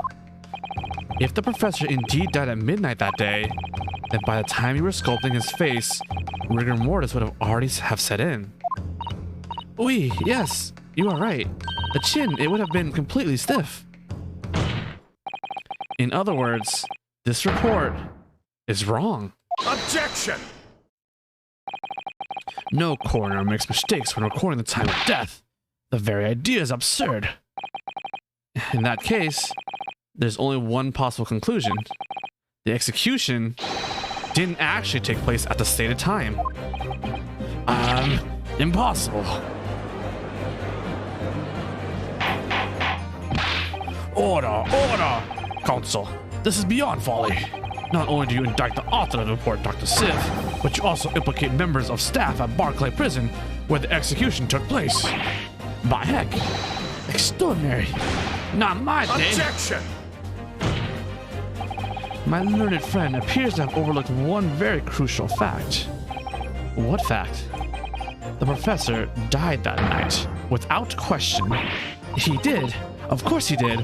I moved the man's limp jaw with my own hands. There was no... Yes, the professor died that night. But what if he didn't die at the gallows? Didn't die at... Are you insane? What? What exactly are you suggesting did happen in that case? It's almost impossible to believe, but it would explain the link between Dr. Sith, the professor, and that one other person of interest. I have evidence that will explain exactly what I'm suggesting happened that night. Counsel, present the evidence at once. The evidence that all allegedly explains what really happened on the night of the professor's execution. Ah, shit.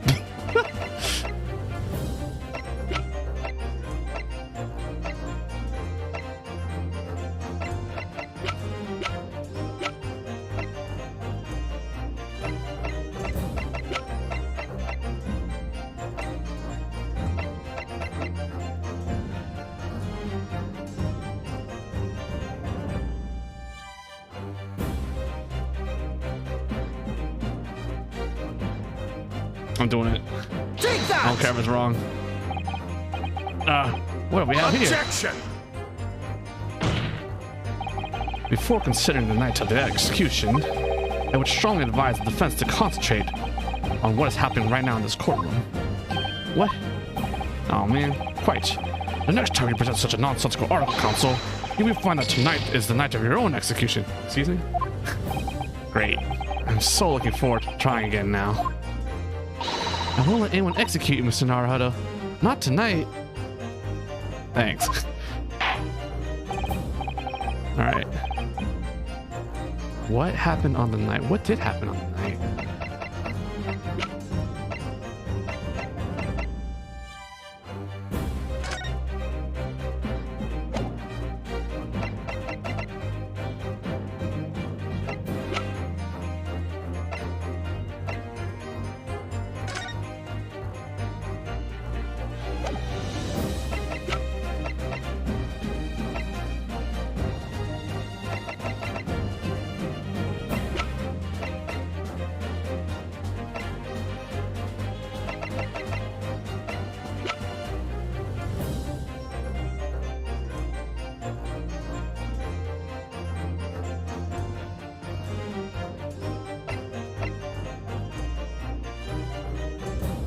I'm just about to push buttons.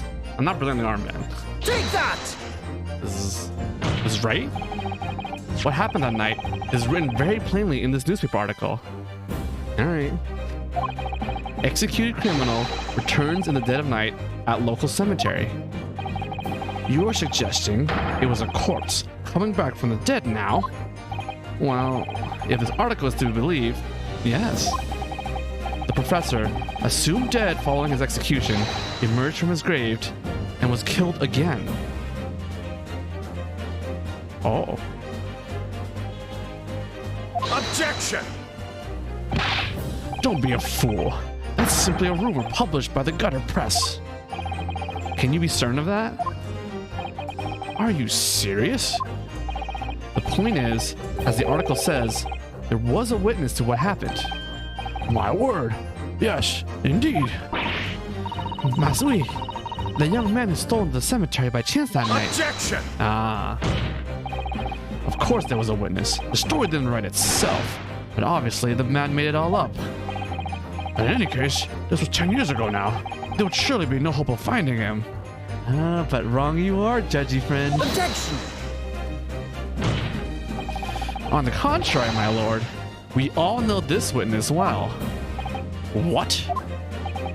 Are you suggesting, counsel, that you've identified the person in question? That you know who claims to have seen these utterly incredible events take place? Yes, my lord. In fact, you could say he's right here before my very eyes. You will substantiate your latest claim now then, counsel. Who is the alleged witness of the staggering scene from the cemetery 10 years ago? Take that! The man in question is Mr. Enoch Drebber. Drebber? The previous witness? The special exhibit in the House of Horrors at Madame Tuspel's Museum of Waxwork recreates that decade-old scene in great detail. The condemned criminal emerging from the grave, and beside the tomb, a young man with a lantern stumbling upon the terrifying sight. And that young man is a 10-year-old younger Mr. Enoch Drebber.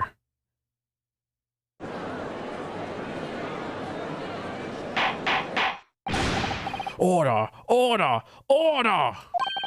Surely not, counsel. Drebber was there? In Lowgate Cemetery.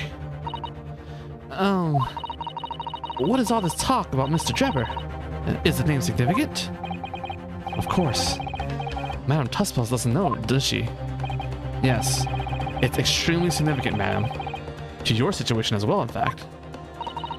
What situation? The theft of the Professor Waxwork from your museum some days ago was perpetrated by the very same man. None. But that would mean... Madame Tuspels. It would appear you know the name Enoch Drebber. Oui, yes, I know it. But from long ago in the past. What? Oh my. Good gracious. Explain yourself. Tell us everything you know. Yes, of course.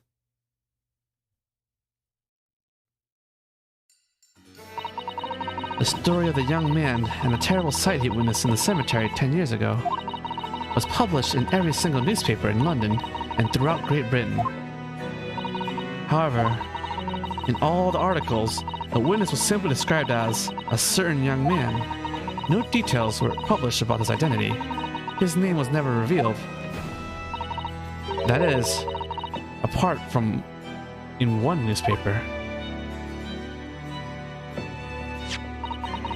The Daily Circus. It is the paper from which comes the article I have already shown the court. You're saying that his full name was only publicized in that article? Goodness me. Yes, here it is.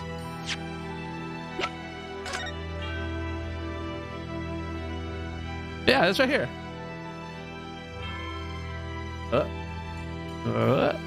Right here. Enoch Trevor.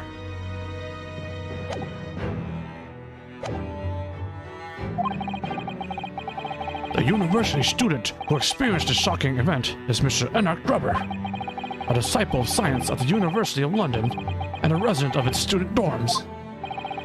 Unbelievable.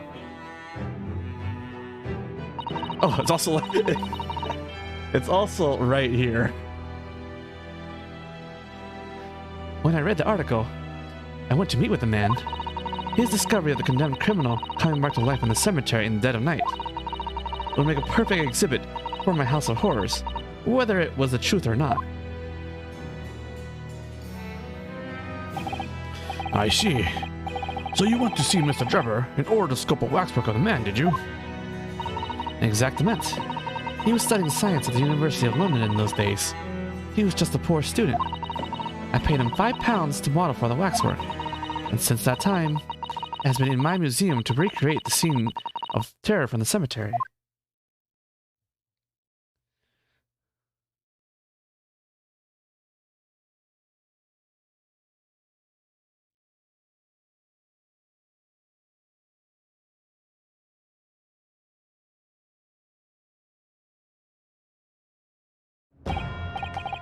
So, 10 years ago, a young man appealed to the public about an extraordinary event he witnessed.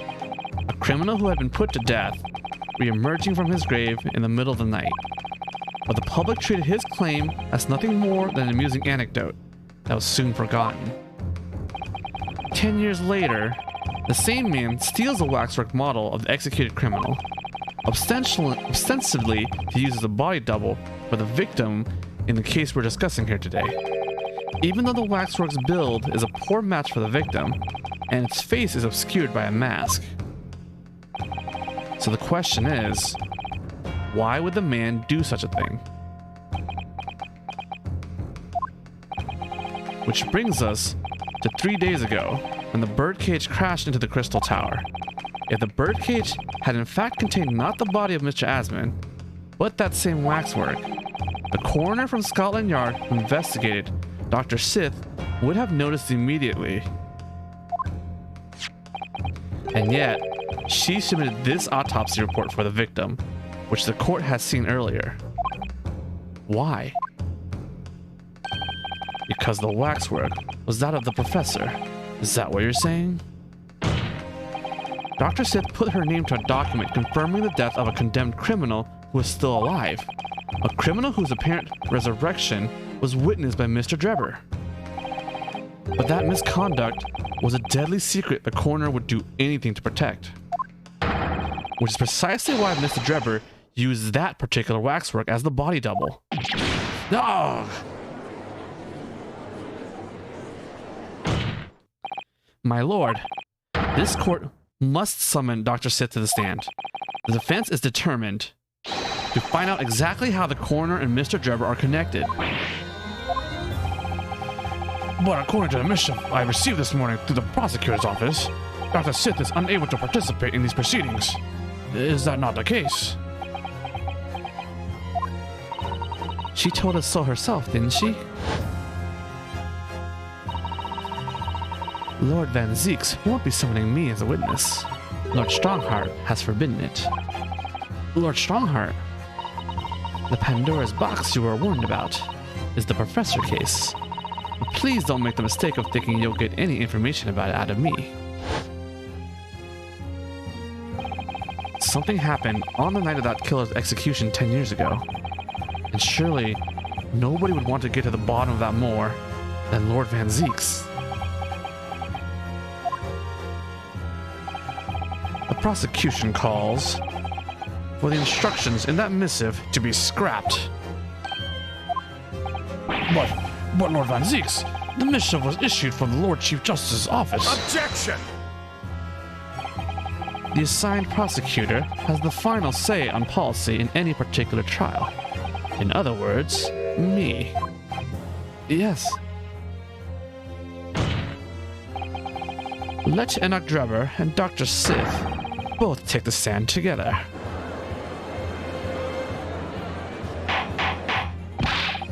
Order! Order! Order! Very well. I will uphold your request.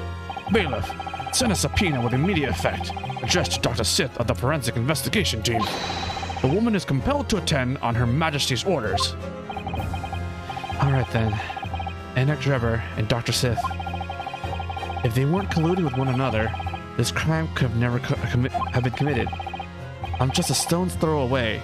I can feel it. The truth behind all this is about to come out.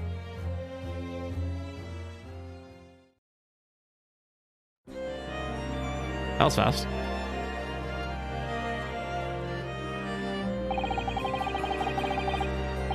Thank you for your attendance at such short notice, Dr. Sith. I'm disappointed in you, Lord Van Zeeks.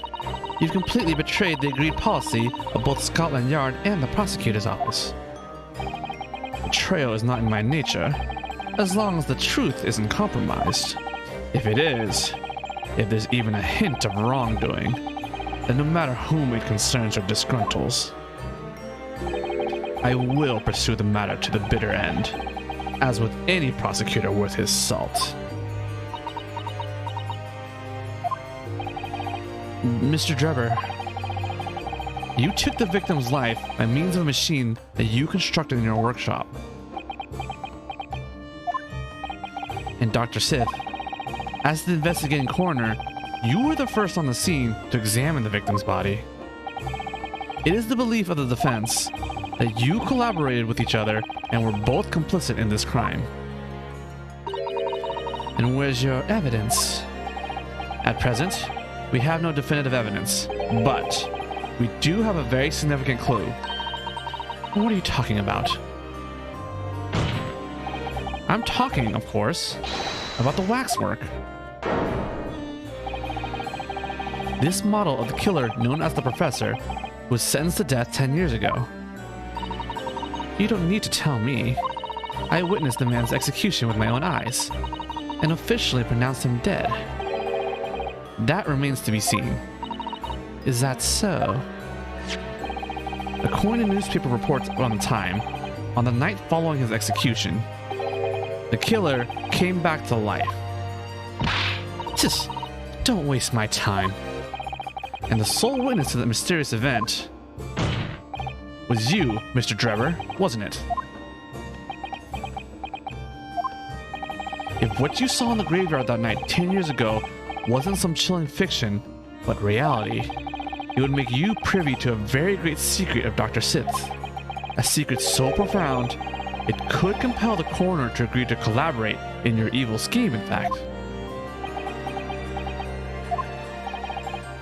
Mr. Drebber, tell the court, tell everyone the truth of what you saw that night in Lowgate Cemetery. So he was the student who saw it.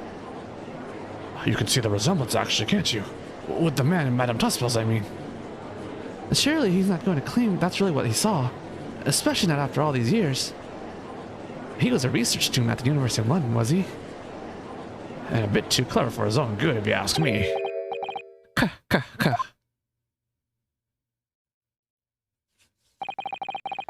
What an interesting twist. I've only just now realized that, like, this is a minus and this is a plus because of like magnets and science. And anyway, what an interesting twist. When at the time, not one person would take me seriously.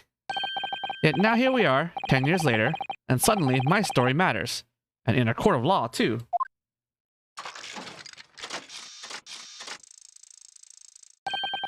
Very well then, if everyone so wishes.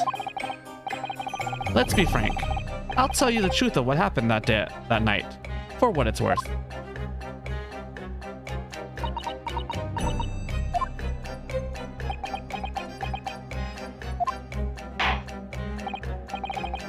So, Mr. Drebber, your testimony, please, about the events of that night 10 years ago. You will tell the court exactly what you stumbled across in Lowgate Cemetery. Yes, of course, as you wish.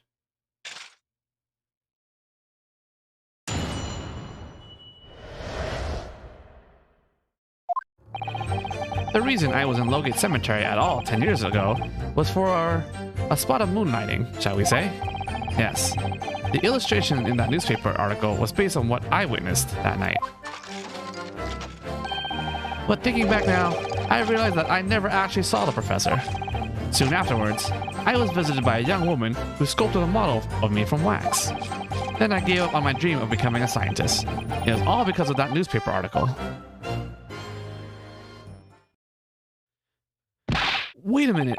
You're claiming you didn't actually see the professor now? Of course. You'd have to have a screw loose if you believed a corpse could come back from the dead. But, so you're saying this article is not worth the paper it's printed on? I think that would describe it perfectly, yes.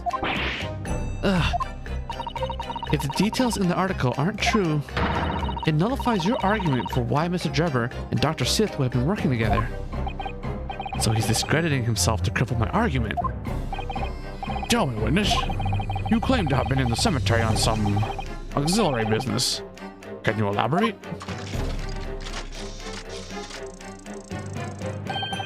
That's right. Grave robbing, to be precise. As you know, Lowgate Cemetery is at the rear of Barclay Prison. So among students at the university, it had a reputation for being haunted by the ghosts of condemned convicts. Grave robbing, you say? Yes. Exhuming fresh corpses to sell is reasonably lucrative. Of course, I never laid a finger on any valuables buried with the dead. So you are one of the so-called resurrectionists. A particularly unpleasant scourge on society. Actually, my fellows and I went by another name. The repurposers.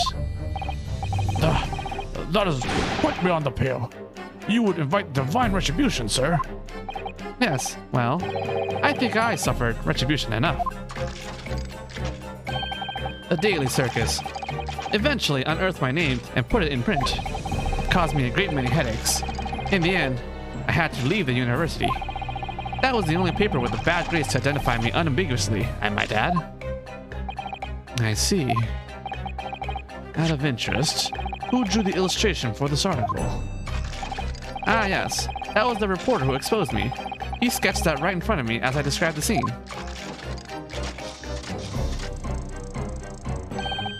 Obviously, as time ticked on, I bitterly regretted what I'd done.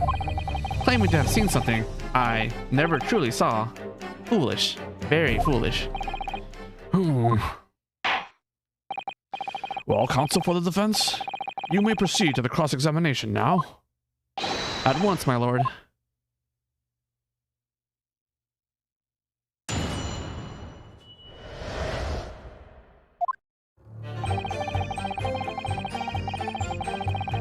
Hold it! By moonlighting, you mean grave robbing, do you? Surely you only need to look at the graveyard scene and my appearance to gauge the answer to that. The lantern and the spade. But who on earth would want to buy a dead body? Any major hospital. A hospital? In order to better understand the human body, the study of anatomy is crucial to medical science. But there isn't a hospital in the world that has enough specimens to work with. Though, obviously, they can't openly express an interest in obtaining more by dubious means. As aspiring scientists, we young research students had no money to work with, as you can imagine. So we made surreptitious arrangements with the hospital via some of our medical student acquaintances. We would never take anything of value from the graves. This is all for the furtherance of science, you see. That's what we all told ourselves every time we stole into the graveyard at night, spade in hand. You realize body snatching is a serious crime. If you were caught, you could expect the gravest of consequences. We students were caught in between the hammer and the anvil. We needed funds for research. Professor Harebrain said exactly the same. I'm quite speechless at the apparent levity with which you've revealed this abhorrent behavior. Well, if you want to know why I was there at Lowgate Cemetery, that's the reason. But I never expected it to end the way it did. That I regret to this day.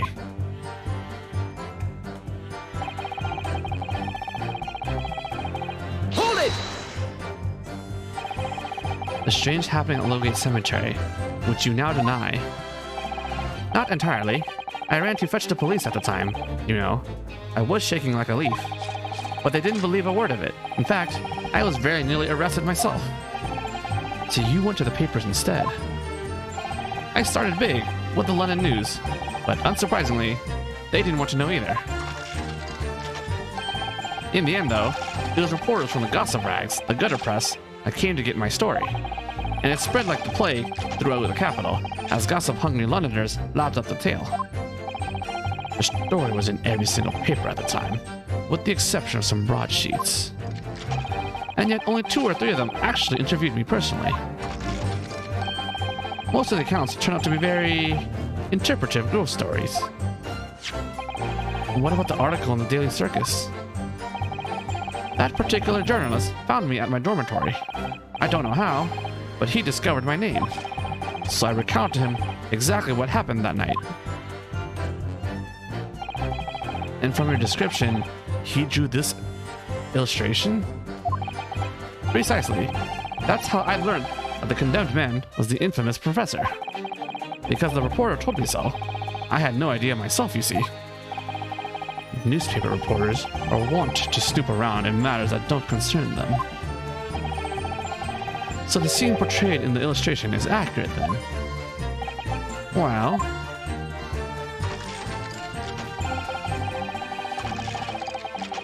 Hold it! What are you talking about? I think I explained already, didn't I? Lowgate Cemetery is at the rear of Barclay Prison, so it was renowned among us students at the university for being haunted by the ghosts of condemned convicts. For some absurd reason, I was scared of the graveyard at night, and as a result, only too willing to believe that nonsense about the dead coming back to life. But you said you actually saw it. I said what I seen in my mind's eye. After all, resurrection is impossible, isn't it? You'd have to be unhinged to think otherwise. Unless, of course, you have some evidence that proves I encountered the professor that night. I don't know. Is there any material evidence that showed he really did see the professor? If we have anything at all, Mr. Naruto, I know. I need to present it against that irritatingly backtracking statement of his. The point is, that night was a pivotal moment in my life.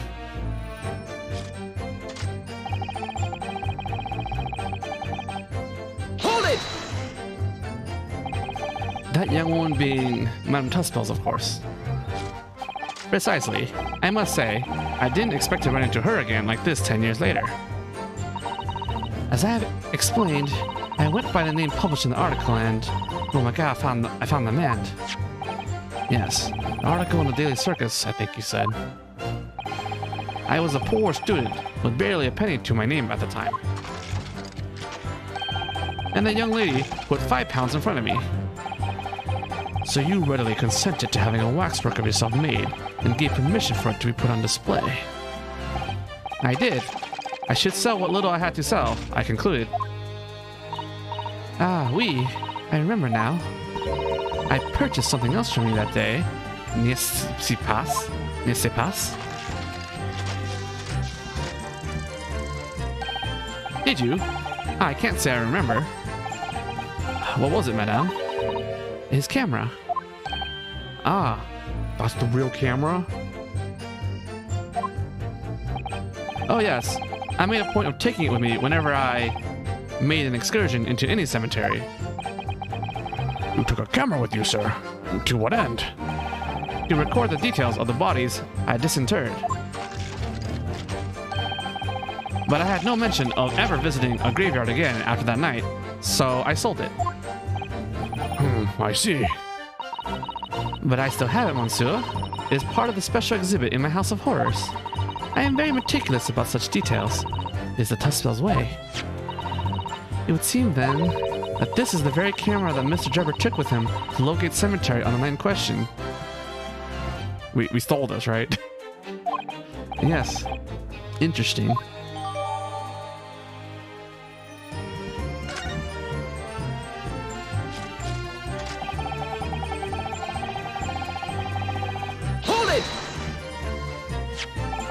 This article you mean? Published in the Daily Circus. Yes, somebody informed the dean that it was my name that appeared in the article, and carelessly let slip that night after night I was digging up graves. Hardly a model student, you might say.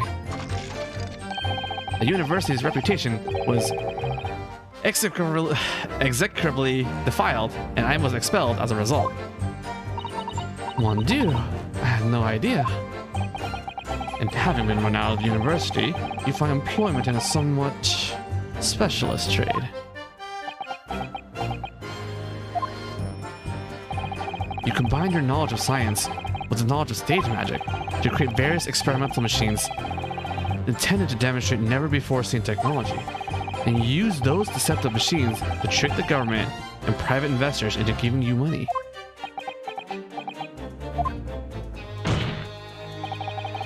Professor Albert Harebrayne was just your latest victim, wasn't he? Whatever are you talking about? I have no recollection of doing anything of the sort.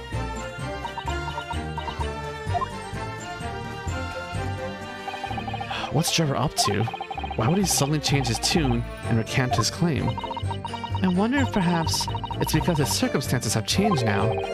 What circumstances? Well, if he admits to having seen the professor emerging alive from his grave 10 years ago, it will expose a secret in Dr. Sith's past that she would desperately want to hide. Yes, of course. If Dr. Drebber and Dr. Sith are working together now, then if Dr. Drebber were to betray her, there would be no reason for her to continue to cooperate. In that case, there's only one way around it. I'll have to prove he really did see it. Prove he really did see the professor's corpse coming back from the dead as he originally claimed. Yes, Mr. Naruhodo, exactly.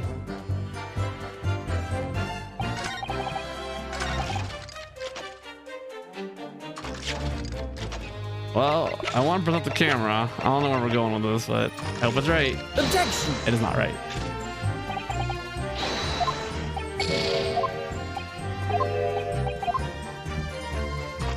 Like, the blood of the camera is still bothering me. Okay.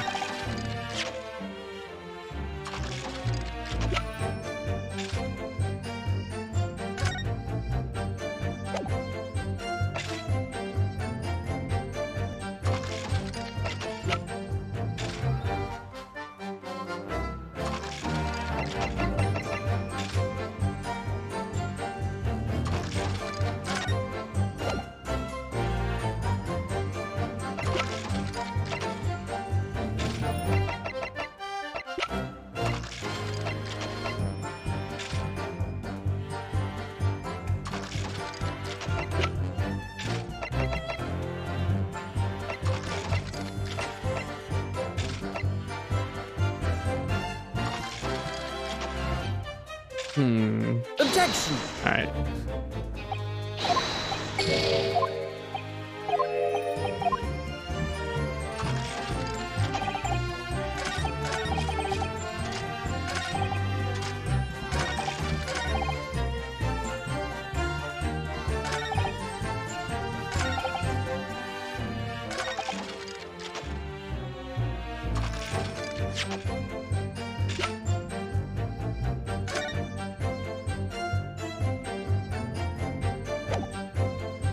Objection! Okay. My third hunch. Sorry, Mr. Drebber, but I don't believe that. Don't believe what? Your latest claim. You did see the professor on that night 10 years ago. Oh dear. We seem to be at odds. But I was there, and you were not. I know what I didn't see. The illustration with this article was drawn based upon what you told the journalist that you witnessed. Like, are we gonna point out the camera on the picture? Is that what it is? A figure emerging from a tomb, wearing an iron mask.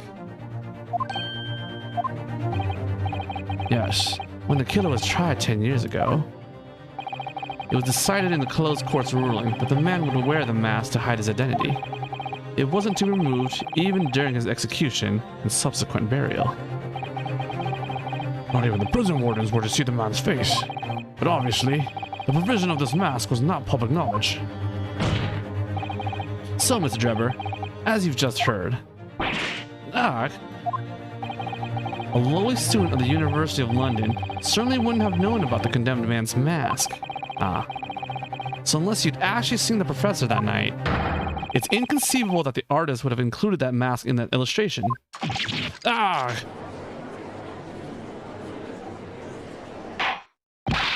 Order, order. Well, Mr. Drebber?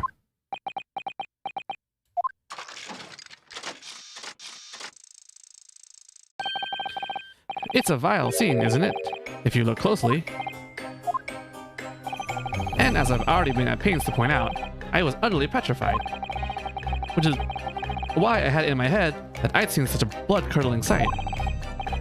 But afterwards, I came to my senses and realized that I'd been mistaken. You're still saying that you didn't see it? If you're stubbornly sticking to that story, witness, then amend your testimony to explain exactly how you think your eyes deceived you. Of course, only too happy to oblige. I can't believe he's still not going to concede the point. We're getting some help here from Van Zeeks.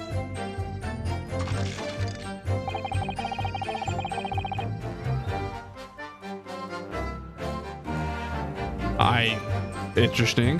What I in fact witnessed was a fellow grave robber at work. Hold it! A fellow grave robber? What are you talking about? Well, I wasn't the only one busy in the cemetery that night, you know. Other body snatchers were at work. Of course, when I saw one emerging from the hole he'd dug, my heart very nearly stopped. So that's the terrifying sight I actually saw, you see. You're claiming that it was just another student on equally insalubrious business as yourself. Many of the medical students would wear metal masks to protect them from bacteria during dissections. Clearly, the fellow was using such a mask to protect his anonymity. Wouldn't you say? Objection! But there's more to the story, isn't there? The article goes on to say, in the next second, a gunshot rang out suddenly from behind. The bullet pierced the resurrected man's chest, whose breath then stilled once more. We might assume that the sexton discovered the miscreants at work, perhaps, and fired upon one of them. If a gravedigger had shot someone in the cemetery, I think it might have been rather big news, my lord. Yes, well... I can only assume it was an embellishment bolted on later by the reporter. Excuse me! Madame Tuspels, don't take it on Mr. Sholmes. Oh la la, pardon. I was lost in my thoughts. Would it be fair to say that Mr. Drebber's last remark was significant to you in some way? I thought it was a little strange, that is all. How Monsieur Drebber could claim this now. If you don't mind me saying, madame, what are you talking about? Well, when I met you 10 years ago at your university dormitory, you recounted to me about your adventures in the cemetery, no? Including the gunshot. Stop. You might want to watch your tongue, you know? Objection! He's getting into it. Have a care, Drebber. That's no way to speak to a lady. Grr. Please, Madame Tuspels. Carry on. Of course. According to what Monsieur Drebber told me at the time, he did hear a gunshot from behind him, and the bullet hit the condemned man. I said nothing of the sort. Non, you were very explicit about the details. About the mask the figure was wearing. And the blood that splattered all over you when he was shot. Enough. Shut up, woman. You're making all this up. That will do. Mr. Drebber. Yes? You refute the account just given Madame Tuspels. I have no recollection of ever saying those things. Come on. Do you really expect us to believe you? Control yourself, counsel. I will not permit baseless accusations in my courtroom. Right. Under those circumstances, I think it best that you supplement your testimony with a statement to clarify your position on this witness. But very well. There's so many amended statements. All right, this one's the camera. Hold it! Well, actually, sorry, I didn't read the line. There was no gunshot from behind me at all, nor any splattering blood. Yet Madame Tuspels has testified that you told her about both of those details. Not true. I said nothing of the sort. 10 years have passed. Without material evidence to the contrary, you have no grounds on which to question the witness's word. Ugh. Tell me, Madame Tuspels. Oui? What exactly did Mr. Drebber say about the blood that apparently splattered on him? Lors, this is what he told me. All of a sudden, he heard a very loud gunshot from behind his back. The bullet hit the figure who was emerging from the tomb in the middle of the chest, in his heart. One dreadful sight after another. And since Monsieur Drebber was at the time facing towards the condemned man, the blood sprayed from the wound and splattered onto his body. That is what he told me. So, not an experience you would ever forget, is it? Precisely, and I didn't forget it, because, as I've already said, it never happened in the first place. He's clearly lying. If only I had some evidence to prove it. We can't let him win, Mr. Naruhodo. So we mustn't overlook a single detail, no matter how small.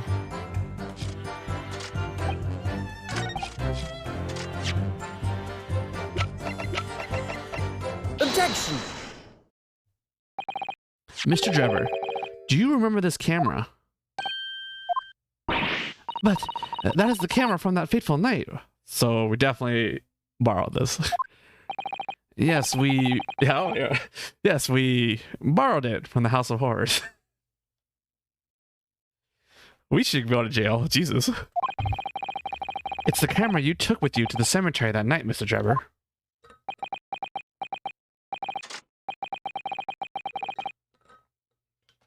And is that supposed to be significant? This kind of camera is rarely seen in our homeland, so my colleague and I were keen to examine it closely. We noticed that the lens extends forwards on the ends of some bellows. Like this. Hold it! What's that? There, on just the bellows. It looks like a dark red stain. Ah! That's right. It's a rather conspicuous mark here, on the bellows in fact. Good lord, are you suggesting? Yes, my lord. It would appear to be a splatter of blood. Something that can be confirmed with a simple chemical test. Isn't that right, Dr. Sith? It would be difficult to determine if it was human blood and not the blood of some animal. But yes, to test whether or not it's blood at all is simple enough. I propose that Madame Tuspel's testimony was correct. I propose that Madame Tuspel's testimony was correct. And that on the night in question 10 years ago, you were splattered with blood from the gunshot wound. Well, And that, furthermore, you really did witness the condemned professor emerging from his tomb. Grr. Ah!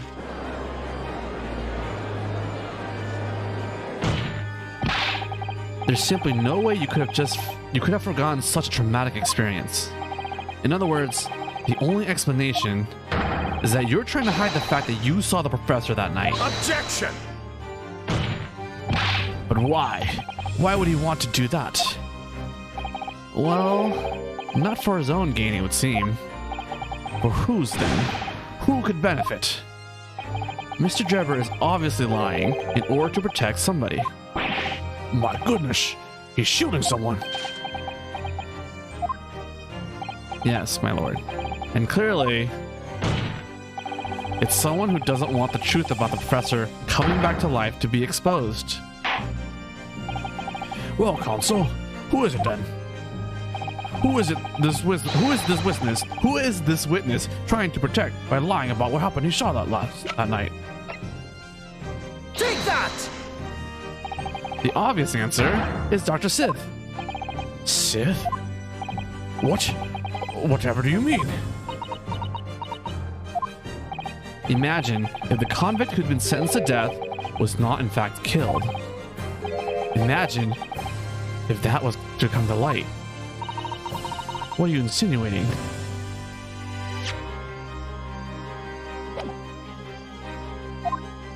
Sorry, I was thinking about like people die when they are killed. That's silly line. Anyway. And imagine if the convict in question was the country's most hated mass murderer. If it was the professor. That would be an unprecedented scandal. Objection! This is beyond a joke. Need I point out that the dead cannot come back to life? What you're suggesting would mean that the execution never actually happened. Yes, that's exactly what it would mean. Objection! Once a man is sent to the gallows, he hangs. No one could escape. Not in Great Britain. Objection! But the fact is, there was a witness to the fact that the man did escape his hanging. If that were really true, Counsel, the implications of misconduct would not stop at the supervising coroner. It would taint the honor of the entire judiciary from the ground up. And it's exactly because of those monumental repercussions that Dr. Sith would consent to any demand made of her by someone who threatened to expose the secret, even if that meant being complicit in a crime. You mean? I mean that Dr. Sith wasn't collaborating in Mr. Drebber's wicked scheme. She was coerced into collaborating in order to protect her decade-old secret. She switched the dead body of Mr. Asman with a waxwork model and fabricated the autopsy report.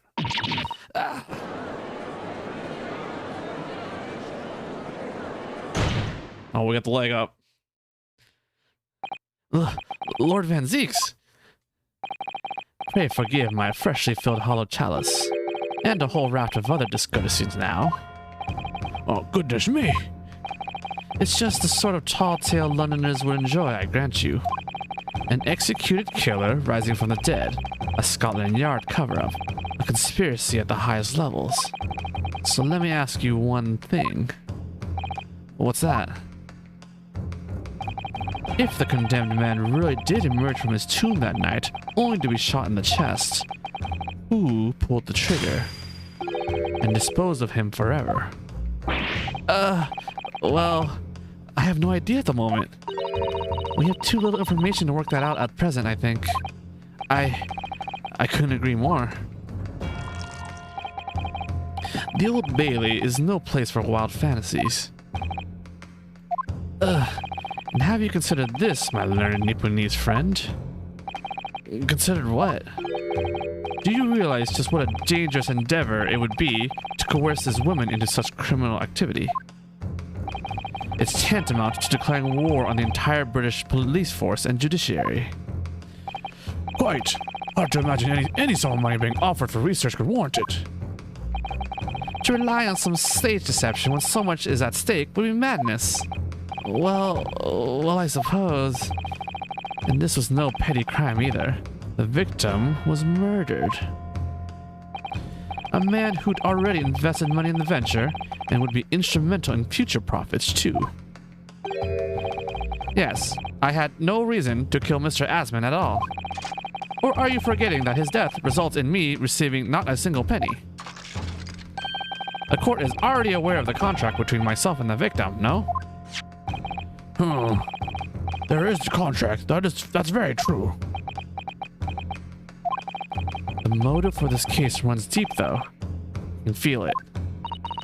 Using threats to force the head of the forensic investigation team to cooperate is extreme, especially for a government grant he had no guarantee of receiving in the first place. If the research grant was the aim, taking Mr. Asman's life would have made no sense anyway, which means Mr. Jebber's motive wasn't money at all. He was just trying to kill Mr. Asman. But why? What was his motive then? Your time is up, my learned friend.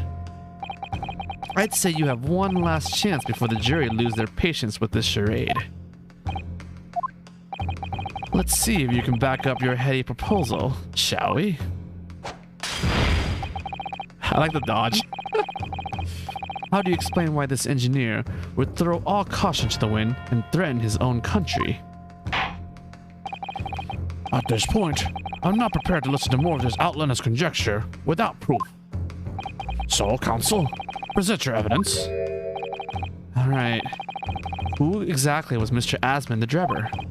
There's a connection there that no one's seen yet, and I'm going to have to present 2 pieces of evidence to show what it is. Uh-oh.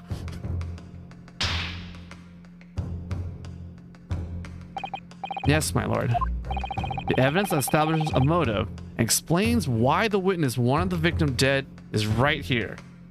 Oh, God.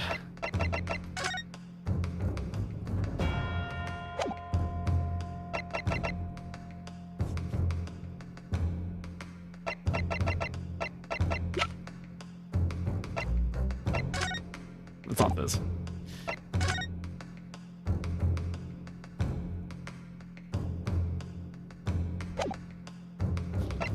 It's okay. That one life is actually 10,000. Establishes a motive.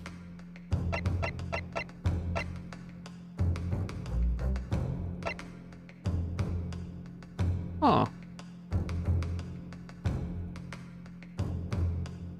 Take that! If indeed this piece of evidence reveals the motive. Uh-oh. If, counsel. Yes, if it did, it would be great. I was thinking, uh-oh, or hoping anyway. Well, wishing really. Damn. Are you treating my courtroom like a fountain that grants witness wishes when you throw money into it? I was thinking that, like, Trevor was mad that he was no longer able to, like, do science stuff. So that's why I wanted to present the trophy. But my lord, wait. The defense is still in the process of establishing his argument. No further analysis is necessary, my feel. As such, I will requesting the final decisions of the members of the jury. It's been an honor to serve, my lord, and we know exactly what we think now. Guilty! Guilty! Guilty! You say. Guilty. Guilty! Kill me!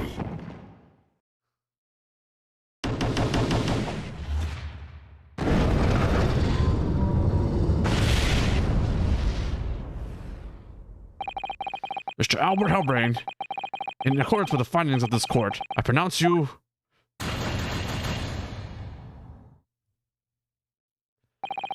I applaud the jurors for doing their civic duty and for finding a swift resolution to this matter. I don't know about swift.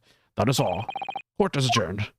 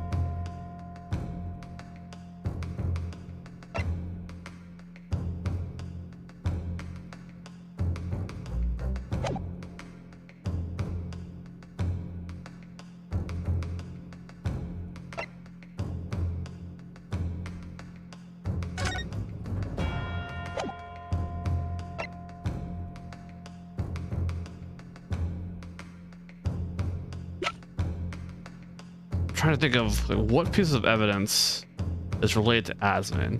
Obviously, the contract is one.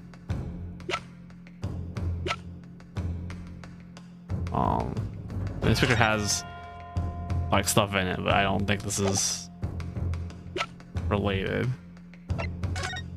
I'm not sure what's on his personage that could be helpful.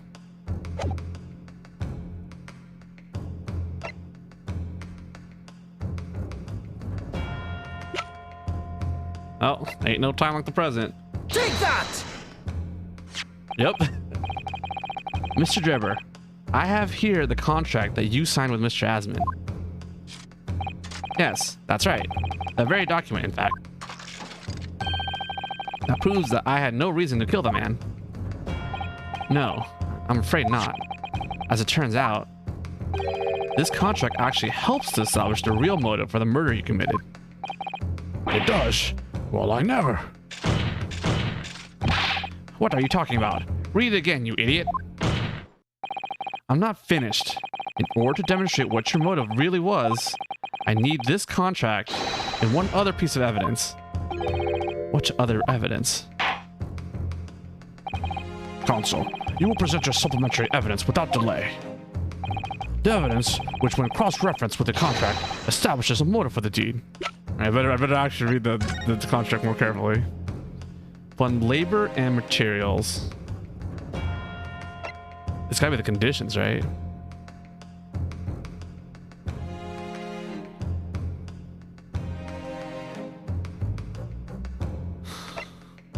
Investor contract with the provider on labor and materials for the construction of the machine.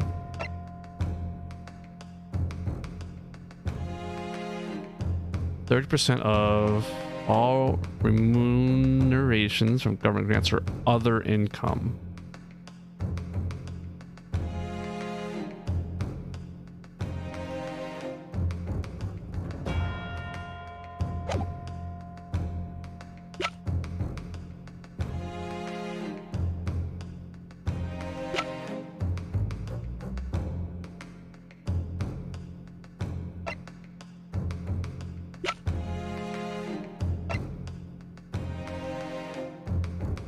This is still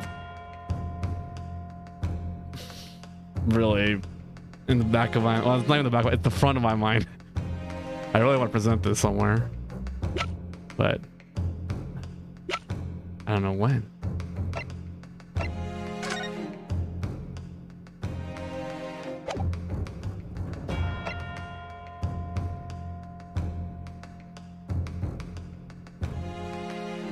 Fuck it.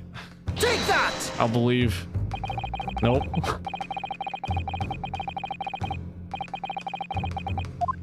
Listen, sometimes you just have a piece of evidence just like stuck in your head and you just gotta present it like all the time.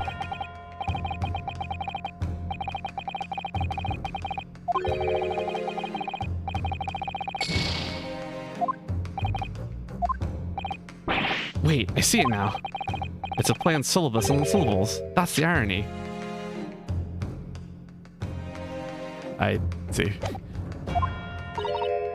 That was just a pun, Mr. Naruhodo. The irony was elsewhere. Oh. Alright. The good news is the first one is at least correct.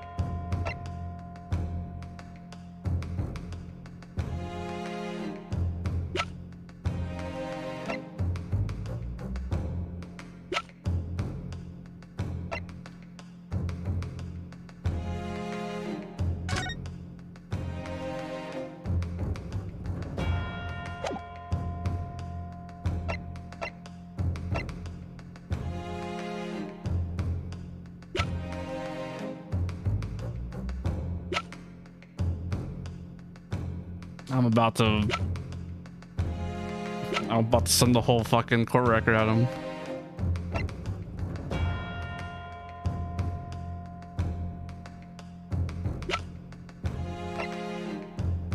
Like, it's not this. It shouldn't be this.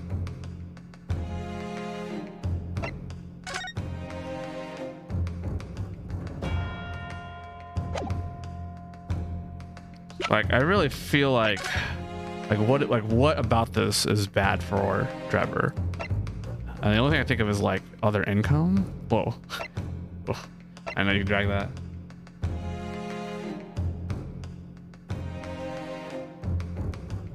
But I also thought it wasn't supposed to be on money.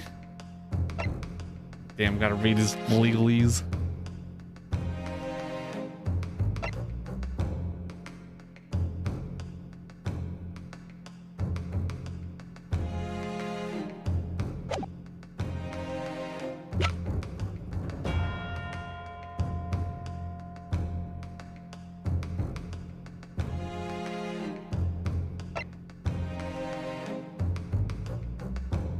All right, it's happening. Take that! Can't stop me.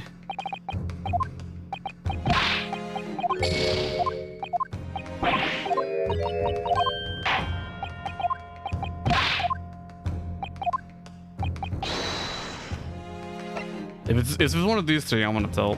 Take that!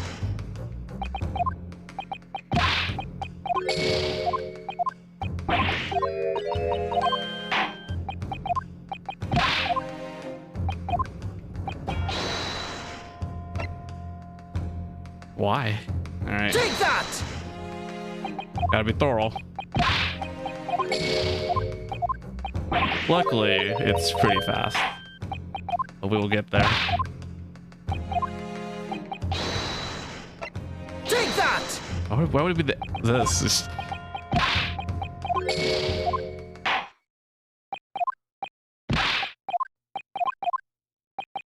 Guilty!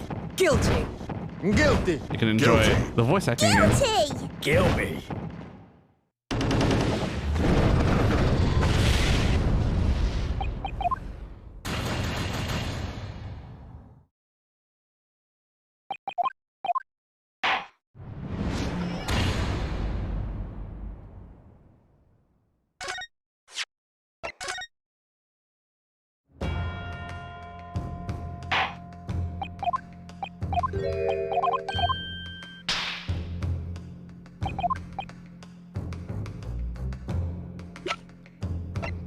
Unless it's not this, but once you put this, you're trapped in, so. Take that! Let's probably save after this.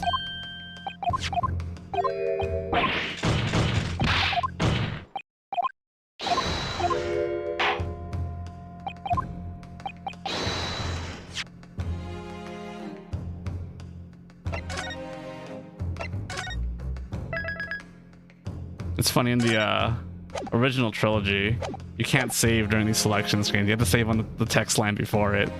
So like you'd always be constantly saving.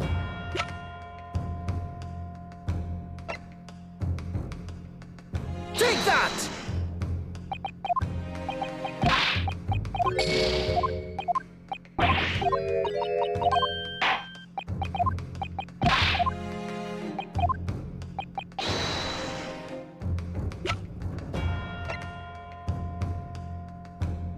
Take that! I don't see why.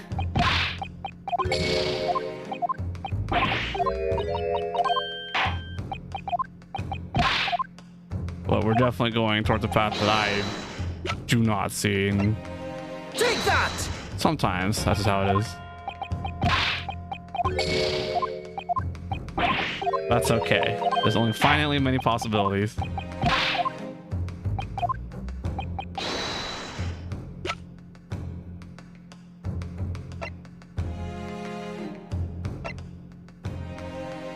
I did this, right? That was the first thing I did. Take that!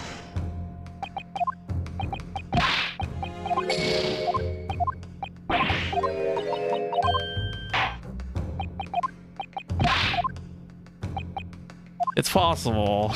I tried to investigate everything as I got it already, so we should have everything investigated. Take that! Yeah. Load. Bam. Power of SSD loading. I'm here. Where the hell? Take that!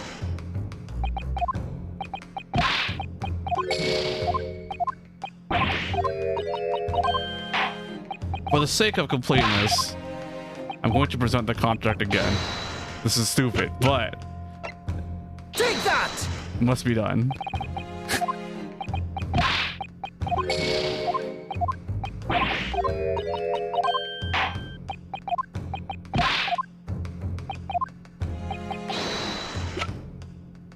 Take that! It is this? I thought about, I'm like, this can't be it. There's like nothing related, right? It's this newspaper article, my lord. That was written 10 years ago, and every detail has been examined already. What can it possibly tell us? That journal shouldn't have been written. It's typical gutter press nonsense that means nothing. I don't think so. It shouldn't. Oh, it is. It's right here. That is a small fucking detail. I mean, I also didn't get the detail of the fucking... I didn't examine the picture very well, but... there it is.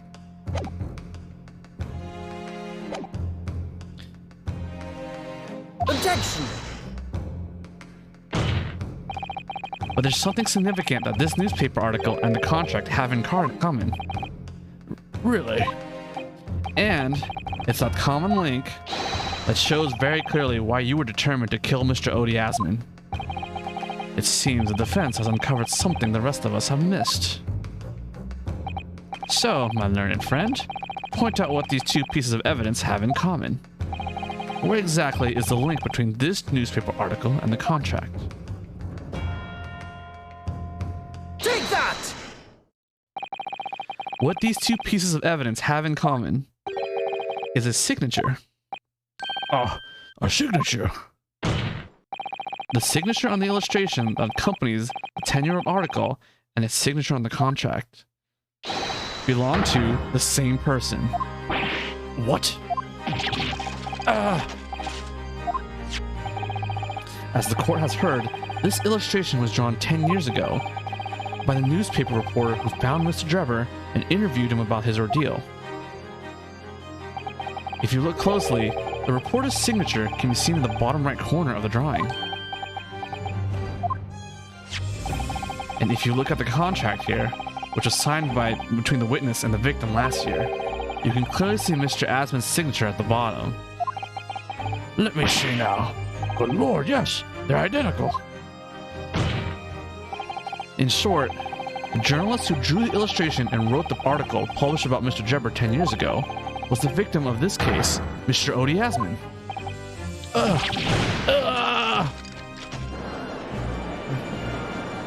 I gotta admit, my signature is not that consistent. But explain to the court why. Why would that constitute a motive for the witness to murder Asman? Well, if you think back, you'll remember that Mr. Drebber talked about that article in his testimony. Grave robbing, you say? Yes, exhuming fresh corpses to sell is reasonably lucrative. That is quite beyond the pale. You would invite divine retribution, sir. Yes, well, I think I suffered retribution enough. The Daily Circus eventually unearthed my name and put it in print. It caused me a great many headaches. In the end, I had to leave the university. That was the only paper with the bad grades to identify me unambiguously, I might add. Then I gave up on my dream of becoming a scientist. This is where the trophy we presented, right? Maybe, I don't know. And it was all because of that newspaper article.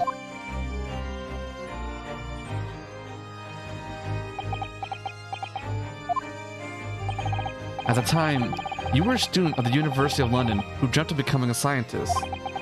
I will present that trophy. It will happen. If it doesn't... However, this single newspaper article changed your entire life. So Mr. Asmund used to be a newspaper journalist, did he?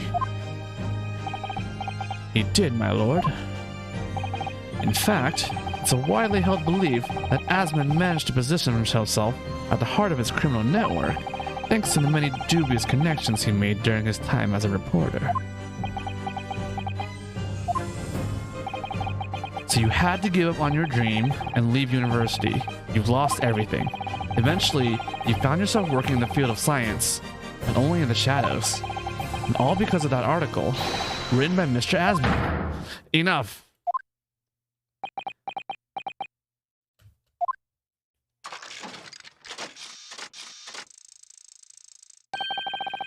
Stop this endless drivel about my life. What? Explain yourself, Mr. Drebber. Yes, it's true. I had to leave the university as a result of that article. But it was just the straw that broke the camel's back. What do you mean? Almost every student of science in the faculty was too poor to actually conduct any research. But they struggled on with their hypotheses anyway. We all did. Only to have them taken by vultures. Sooner or later, you knew your ideas would be stolen and patented by some wretch or other, after all. Good gracious. Making a name for yourself as a scientist in a climate like that was a miracle only a select few geniuses could ever hope to achieve. Personally, I wasn't one of those geniuses, so it was hardly a wrench. Being forced out of the university because of Lowgate was the best thing that could have happened to me. Objection! Mr. Drebber, do you genuinely believe that? Of course I do. Who's better placed to know whether or not I possess a talent for science than me? It's time. I'm sorry to say that your words don't ring true at all. How dare you? And I have evidence to prove it. How are you in a position to say anything about me? I don't know you from Adam. Fine. If you think you have evidence, go ahead. Show it. What could you possibly have to disprove the idea that I was happy to leave university because I lack talent? Take that! R1! Do you remember this, Mr. Drebber? We found it at your workshop. Is that a Royal Society trophy for excellence in science? Oh, what exactly is this trophy, Council? It's the greatest honor that can be bestowed on a young scientist, my lord. There is no higher accolade. It recognizes emerging talent and promises a bright future. Good gracious. Your prospects for the future were excellent, weren't they, Mr. Drebber? Because even then, you were a genius in your field. But you lost everything. You had no more future. Your talents would go to waste. All as a result of this one newspaper article. I don't know when you realized who Mr. Asmund was, but when it dawned on you that he was the same journalist who 10 years ago ruined your life, it's abundantly clear that you had no intention of forgiving the man.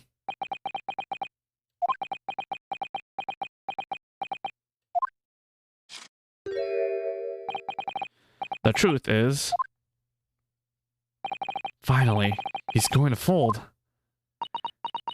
Is he though?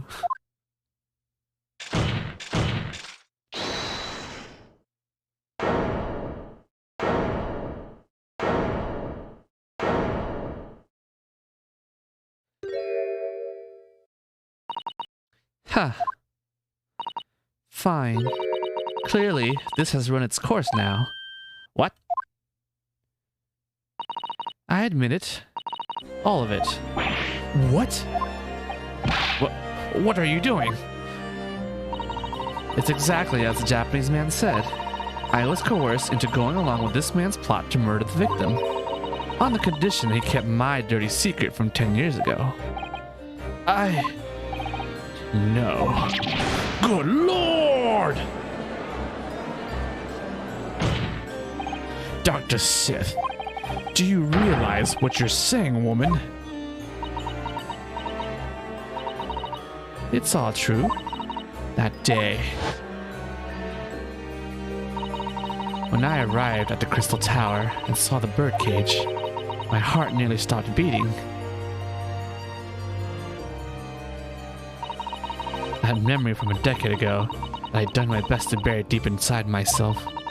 It was the professor again, staring me in the face. And then, before I had a chance to react, I noticed something else. There was a note tucked inside the model's jacket.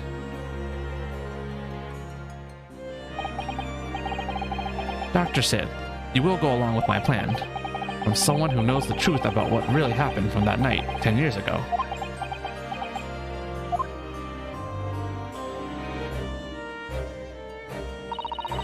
All the instructions were there in the note. Every detail was meticulously written out. I had no choice but to do what it said. I made the necessary alterations to the scene and fabricated the autopsy report as instructed. There was really no other choice. It had to be done to protect the judiciary. I can only apologize now.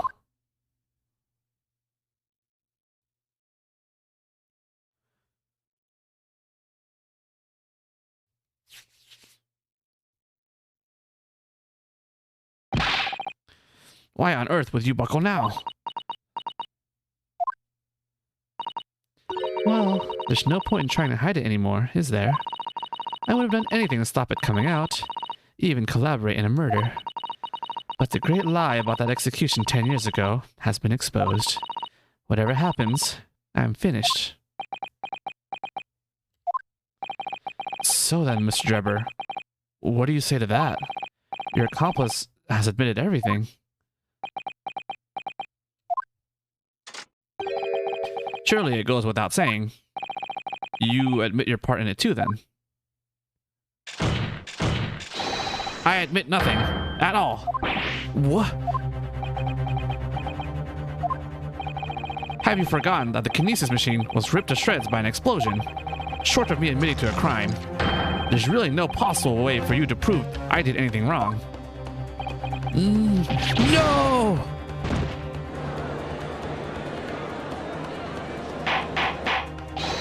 Order, order, order! Whatever this man says, I admit everything. He threatened to expose my secret, so I went along with his plan. And Lord Van Zeeks? Yes. I hope you'll accept my apologies. What happened next is in your hands, of course. I have heard more than enough now. I hereby present the final findings of this court. This trial is not the proper forum in which to pursue the alleged wrongdoings of Mr. Drebber. The defendant is Professor Albert Harebrain. Very true. It had slipped my mind. Isn't he one of your closest friends? As the court has heard, Dr. Sith has admitted to allegations brought by the defense, thereby absolving the defendant of any possible guilt. You mean... At the present time, it is the conclusion of this court that the defendant was not involved in any wrongdoing. Does the prosecution have any objection? He wants to. But he knows he can't. None, my lord. Oh, congratulations, Mr. Naruhodo. You've proven Professor Harebrain's innocence. Without further ado, then, the adjudication. Unless the prosecution or defense have any other matters to discuss.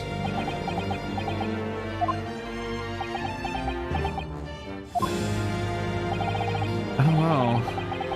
It doesn't feel quite right. Why did Dr. Sith suddenly admit to it like that? Is everything alright, Mr. Naruhodo? Like you said before, the way the trial's set to end now, the judge will certainly deliver a verdict of not guilty. But is that really what we want? What the defense should be pushing for now is... Alright, who wants a bad end? Who wants a bad end? It's time. One of these has got to be a bad end, right? They have got to written at least one bad end. If the judge gives his verdict now, Professor Harebrain will be found not guilty, without any doubt. Is something troubling you, perhaps? Yes, but it's probably nothing. In the antechamber during the recess earlier, I did give Mr. Sholmes my word, though, didn't I? I told him I'd pursue any doubts I'd had about the truth to the absolute last. Damn it. If you gave Mr. Sholmes your word, then it most certainly isn't nothing. And it means there's only one right answer here. Damn it. Yes, you're right. I don't know why I was ever wavering. Objection! The defense objects to the trial ending at this time, my lord. I beg your pardon. We demand one final testimony. Oh, yeah. What?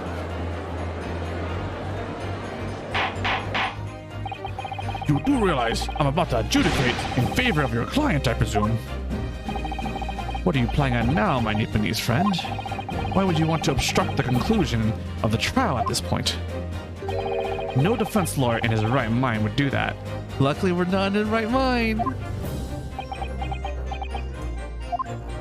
Mr. Naruhodo, what exactly are you thinking? The truth. The whole truth. And a way to bring it all out in the open. Right. Yes. In hindsight. Yes. One word of warning before I go. If, in the course of the trial this afternoon, you perceive even a shadow of doubt about the truth. So this is what you see if, like, you did pick, like, the other option. Like, you were going to, like, object anyway. That's why we were seeing it again. Don't let it out of your sight. Pursue it like a dog with a bone. To the bitter end, you must understand. Do not falter, whatever may come to pass. I'm sure Mr. Sholmes knew. He must have deduced that this would happen. Somehow. Yes, I'm here in court to advocate for my client, and to secure an acquittal. Obviously. But that's not all. I believe that I have a duty to the court to pursue the whole truth of the case until every last detail is laid bare. And that is why the defense calls for further testimony from Dr. Sith. Testimony from me? About what? About the nature of your collaboration with Mr. Enoch Drebber. Ha! In case it's escaped your attention, I've already admitted to everything I did. The whole truth has already been revealed, so stop wasting everyone's time. As his lordship has made very plain, your client will get the acquittal you wanted for him. There's simply no point protracting this business further with another tedious cross-examination. Objection!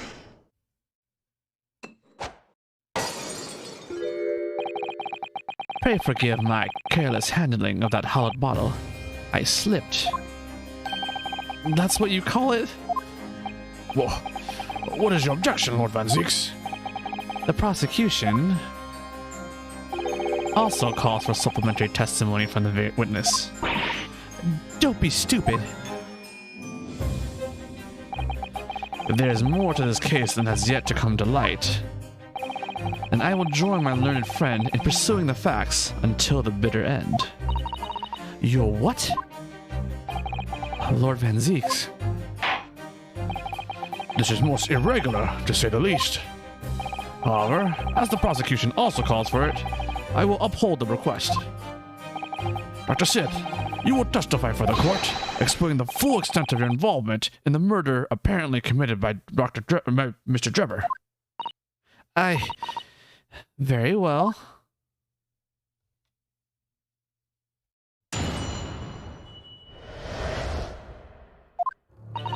It all began at the scene when I saw the waxwork and the note tucked inside the jacket.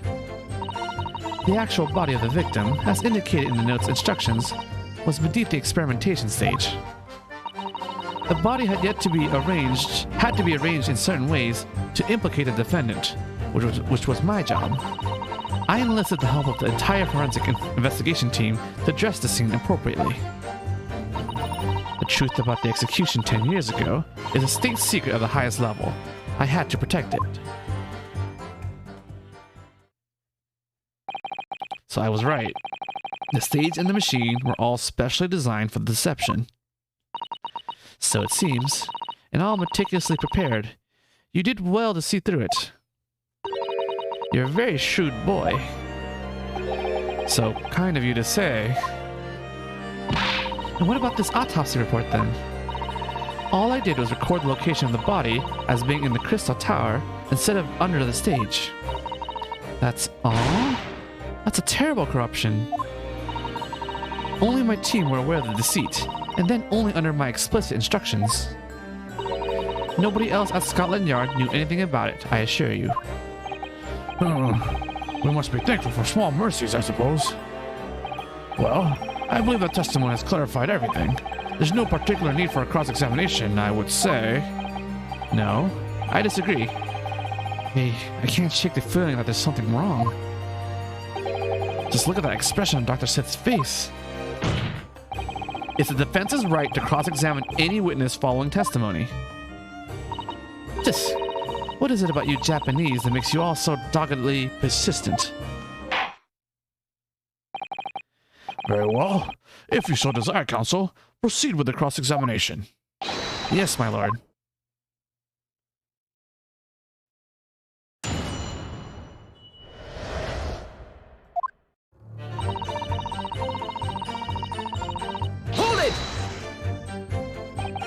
From what you described before, it sounds like the note was anonymous. Did you have any idea who was behind it? There are very few people in the world who knew what really happened 10 years ago to start with. But anyway, I never heard of this engineer. So no, I had no idea. Yet despite not knowing who was behind the plan, you went along with it? I had no choice. Protecting the professor's secret was my only concern. The horse has bolted now, and the stable door will never shut again. Scotland Yard's reputation will be immeasurably damaged as a result of all this. Yes, thank you, Lord Van Zeeks. I'm well aware of that. So, as I understand it, what you found in the birdcage was the waxwork model. Where then was the victim's body?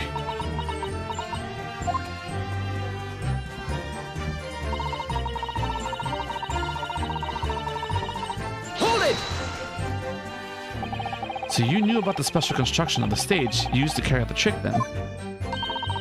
It was quite obvious as what happened with the victim in the waxwork. And you switched the two over, didn't you? In other words, you recorded the victim's body as having been discovered in the crystal tower. And the waxwork, I wrapped it and sent it by carriage to a specified address at the specified time. And why were you given such directions? Presumably, so it could be recovered by Drebber and returned to Madame Tuspel's. I see. And then you put the birdcage back on the experimentation stage. Yes, although someone obviously made a mistake about which cage should go where. I thought I made it perfectly clear to the team, but still. I suppose you were focused on the victim's body, that being a more important detail.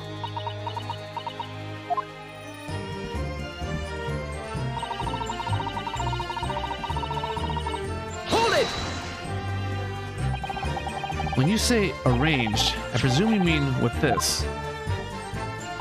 Yes. The instructions in the engineer's note said something along the lines of fabricate some evidence to make it clear that Harebrain alone could have killed Asmund. So, you mean that was your doing? I fetched Harebrain's ridiculous screwdriver from the stage and took it with me, alone, to the abyss under the stage where the birdcage had fallen. Alone, Doctor? I didn't feel it would be appropriate to involve anybody else in that particular part of the deception.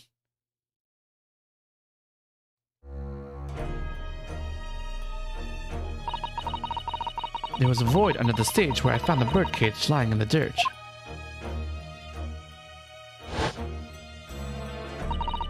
I approached it, leaned down, and slowly opened it up.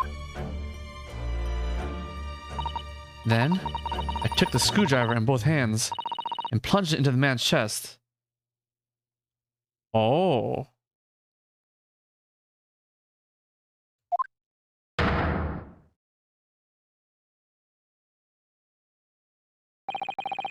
And then you noted that in your fake autopsy report as a fictitious cause of death.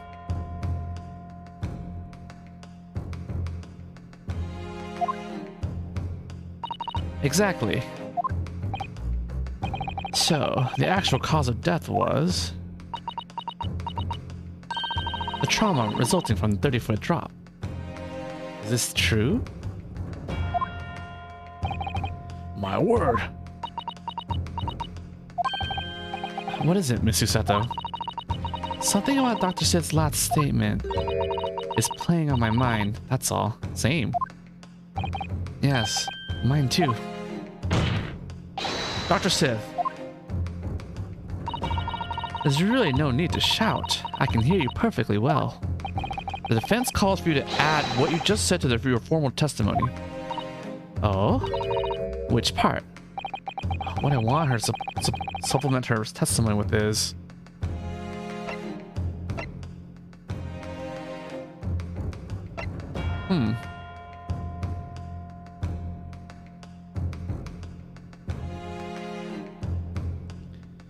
I feel like if I had evidence, this is easier to like contradict. But I want to see what she says with this. How you stabbed Mr. Asman in the chest. That part. Fine, if that's what you want. But there's really no need to point. The prosecution concurs. Hey.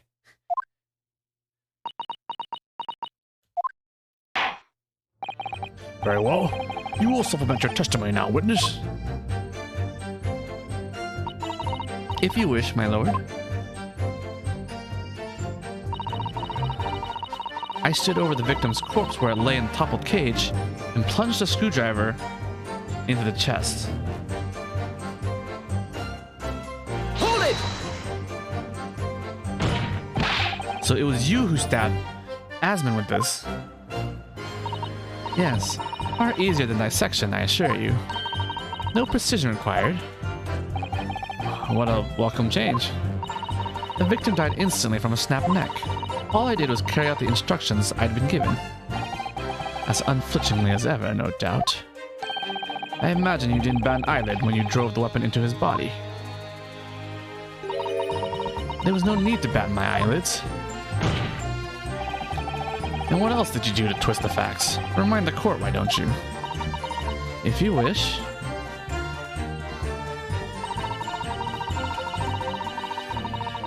Hold it! The entire team in perverting the course of justice. My team consists of the very best investigators there are. I demand loyalty from all members. We operate on a code of chivalry of sorts. You aid and abet a murderer, commit perjury, and dare to talk of chivalry? Chivalry? Chivalry? It was a matter of priorities. What? Nothing was more important than protecting the secret of the professor. My team did what was necessary without losing sight of the primary goal. I consider their conduct exemplary. Ugh. Don't concede the point, Mr. Naruhodo. You mustn't let her win. I need a lawyer. I'll take that silence as tacit acceptance. Now, can we move on?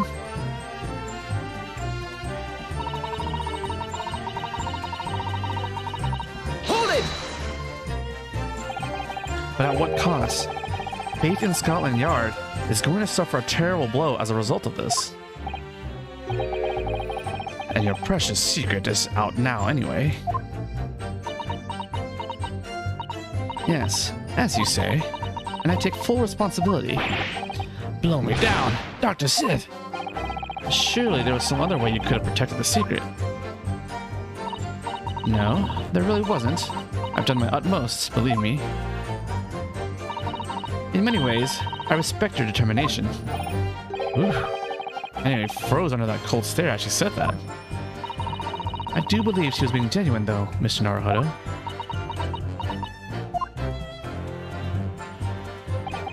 So that's her story. She's admitted everything and revealed her full involvement in the crime. I do wonder if there really could be much more to it. Well, I don't know, but I just have a feeling. Do you, Mr. Naruto? The truth is, I find it strange too. How these two are reacting to this in complete opposite ways, I mean. Yes, exactly. For some reason, I feel sure they're still trying to hide something.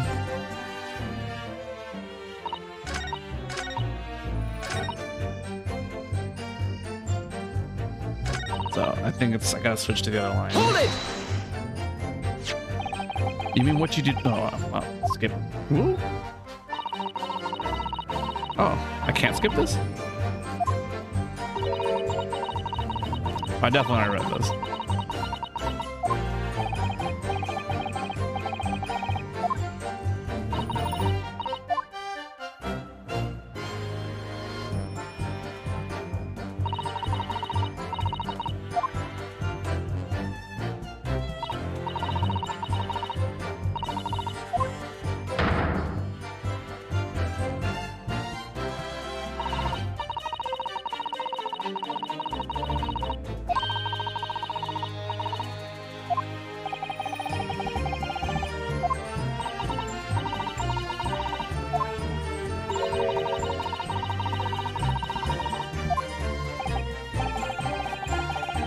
What should I ask her to do with the statement she added?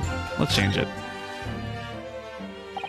Dr. Sid, what you said before about the real cause of death, I believe that may be significant. So could you change your supplementary statement to explain that instead? Very well. The actual cause of death was a neck trauma. Aspen suffered from a 30-foot fall. There's definitely a problem with this. Hold it! You're quite sure of that?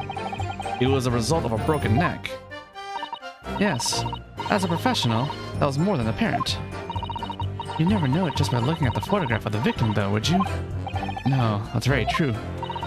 Obviously not. Which is precisely why coroners are needed to determine the actual facts. Yes, assuming they can be trusted. There's no point in calling her assessment into question without evidence. Let's get back to the testimony.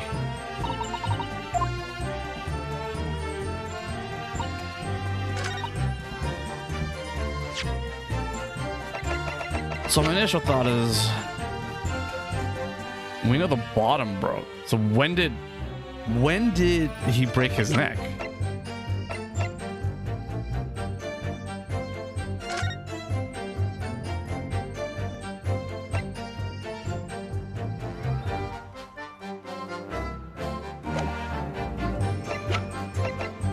Objection! Damn.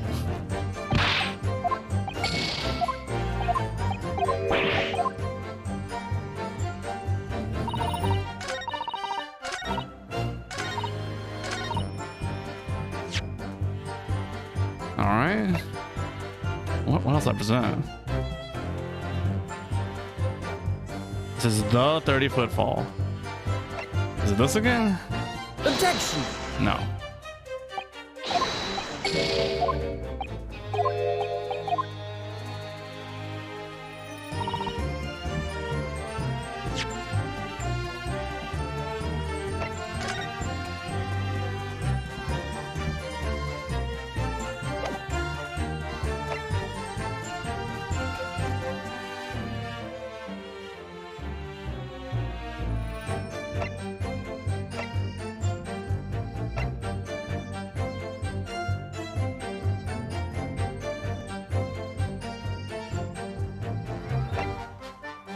Objection! Alright, we'll die.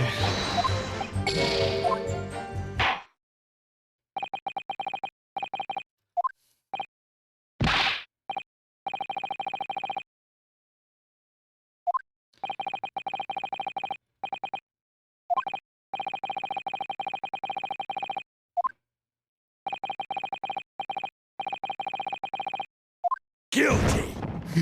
Guilty! Guilty! Guilty. Guilty! Guilty! Oh, that's so funny. That's so funny. Oh. Oh man. Oh.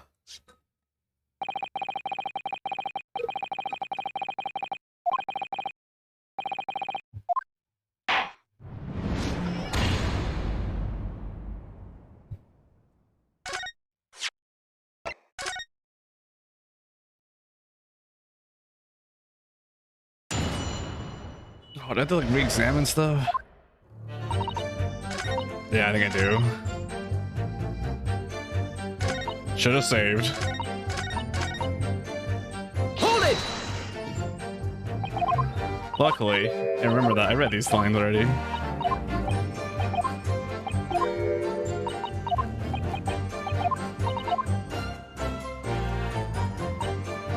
Oops. Hold it!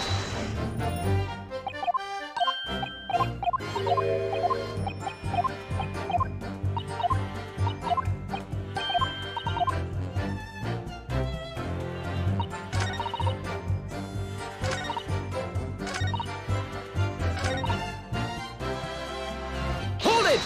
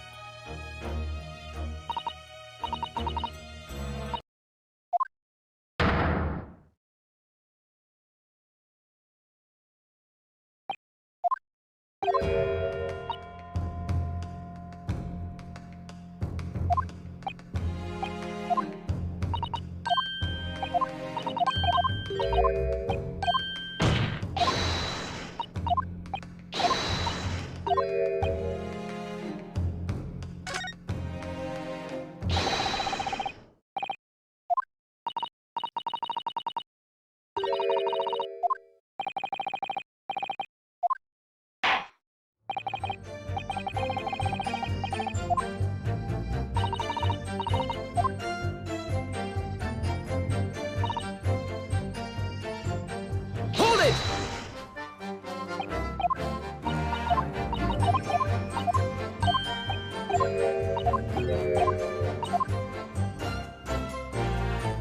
Hold it! Probably don't need these 2 extra lines, but gonna be sure.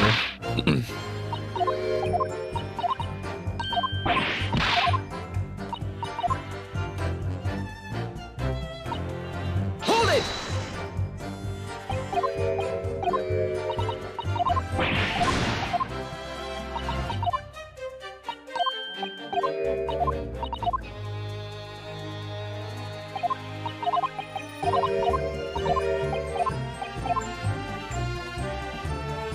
Okay, so my options are I have to prove that the cause of death was the screwdriver, or let's see, her other statement was she stabbed him in the chest, which seems harder to actually refute, but I'll keep it in mind.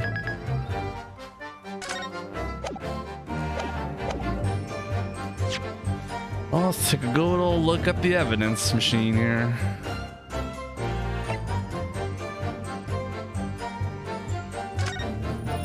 Apparent stab wound to the chest.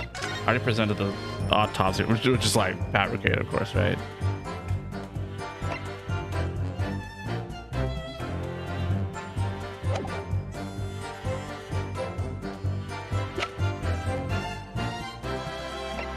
Like, I already presented the cage.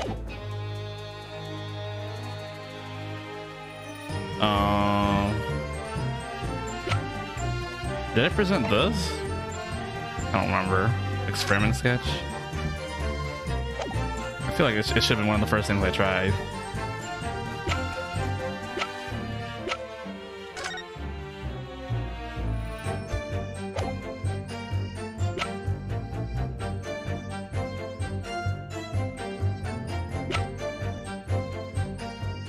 Objection! We were about to push some more buttons. Like, I feel like it's got to be like this statement, but I don't know how to actually do it. Like, it could be the other replacement, but I also don't know how to refute that.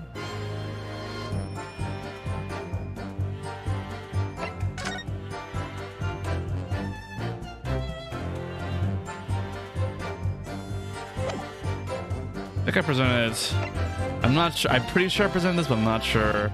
I presented the report. I think I presented the photograph.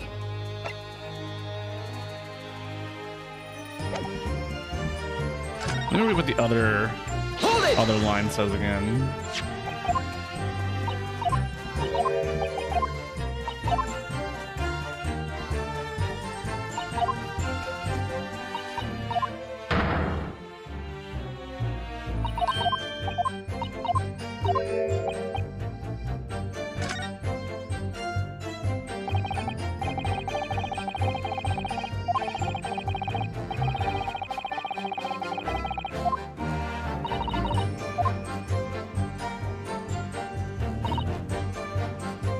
Stood over the victim's corpse where it laid in toppled cage and plunged a screwdriver in the chest. Hold it! Toppled cage.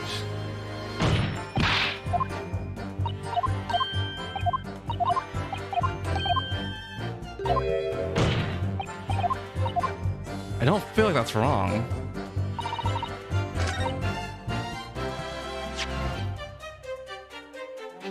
I really do think it's the other statement. Unless you want to argue like there's not enough room, but there should be enough room.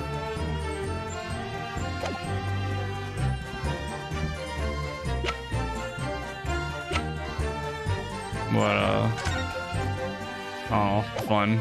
We'll do one. Objection!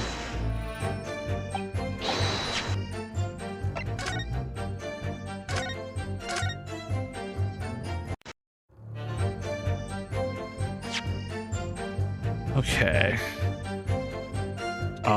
Just in case, 'cause I don't actually remember if I did or not. Okay, I did.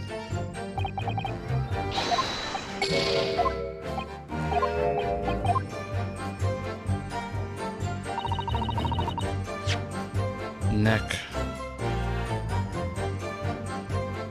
Do I have anything that indicates that it wasn't the fall? I feel like we would have like presented it earlier, right?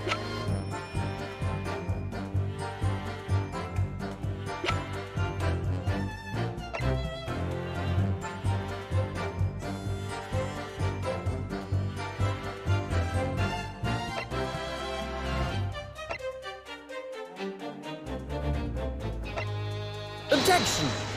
Okay. Making sure.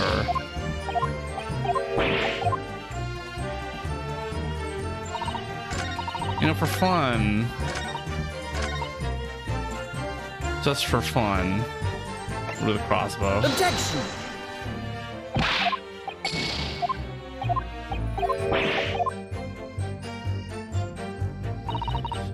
Nope, no backseat. This is how I play the game. You get to enjoy. Objection!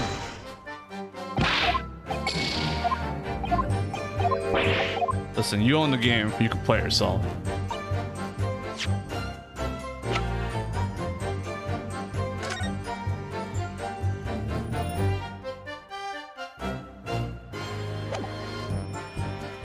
Objection!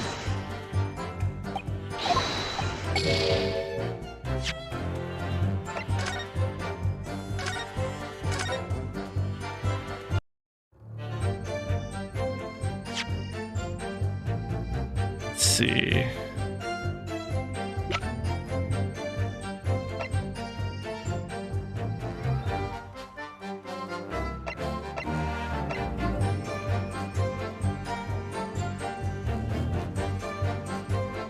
Objection!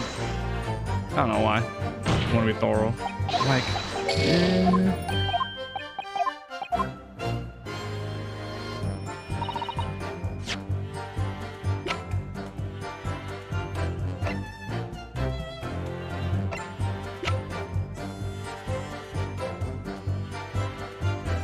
Objection!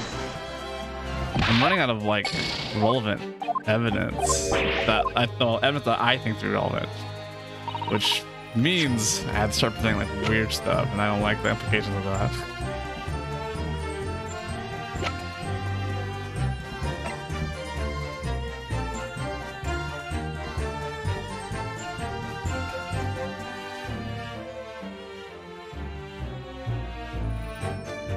Like, I don't know. Like, what neck trauma? What fall? When did he die?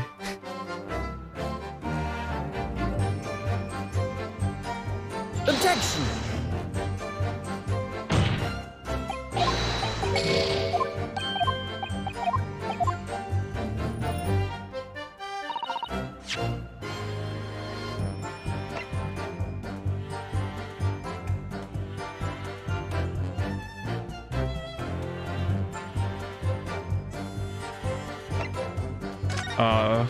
We have this,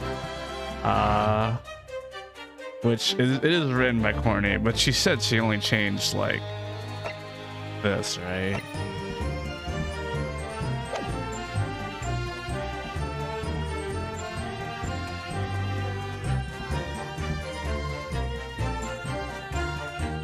I already presented this.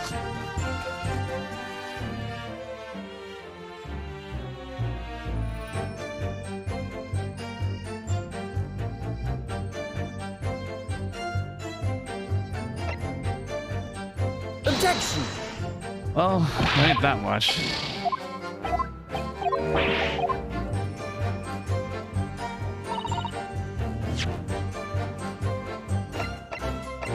Objection! Yeah, it could be the other statement. That's what I'm worried about. I feel like it shouldn't be, but this one, I don't think I've, like, if we had evidence earlier, we would have presented it, right? I feel like.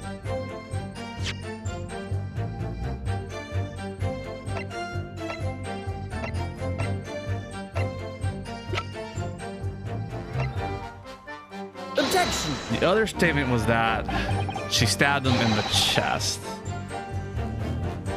Like, the cage was toppled over and she stabbed him in the chest.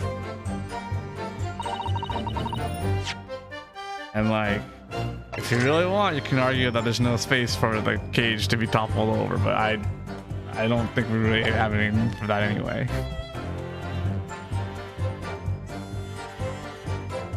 So if it's not the toppled over part, you'd have to contradict the stabbed in the chest part, which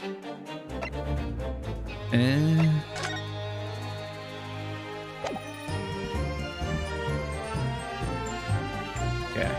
I'm pretty sure I've done everything on the front page, first page. I don't remember if I did these two. I think I did this. Objection!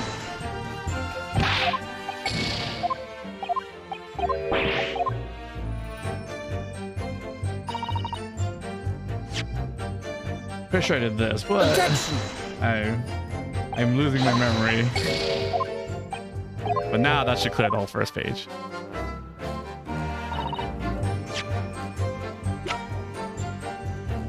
I did this. I'm pretty sure I did this.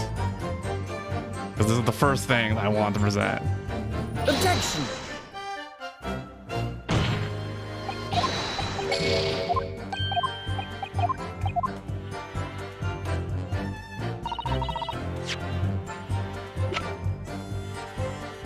Did I do this? Objection! You're gonna backseat with literally the first thing I did? Are you even watching? That was literally the first thing I did.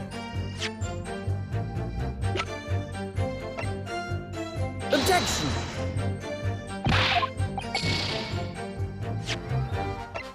This is faster if I just do this. Unfortunately, the music resets, so that's bad. Camera, I did this. Objection!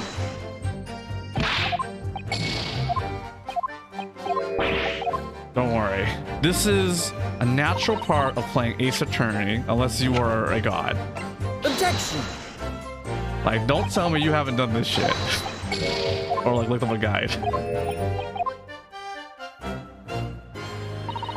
Sometimes the game goes in a direction and you have no idea what's going on. Objection!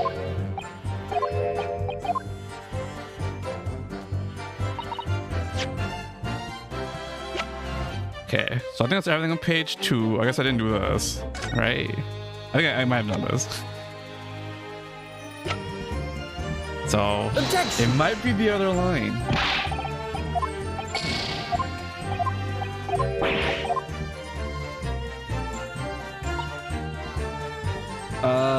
So the older games have fast forward for text you've already seen. So as long as you've seen the text and then saved after, like have that text box marked as seen already, then you can fast forward. Objection!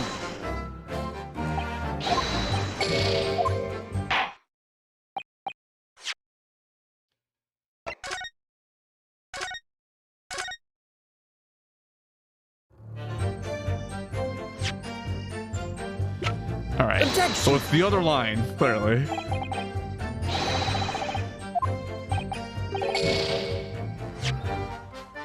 But what does this imply? Unless it's a different line, like it's like these are the red herrings.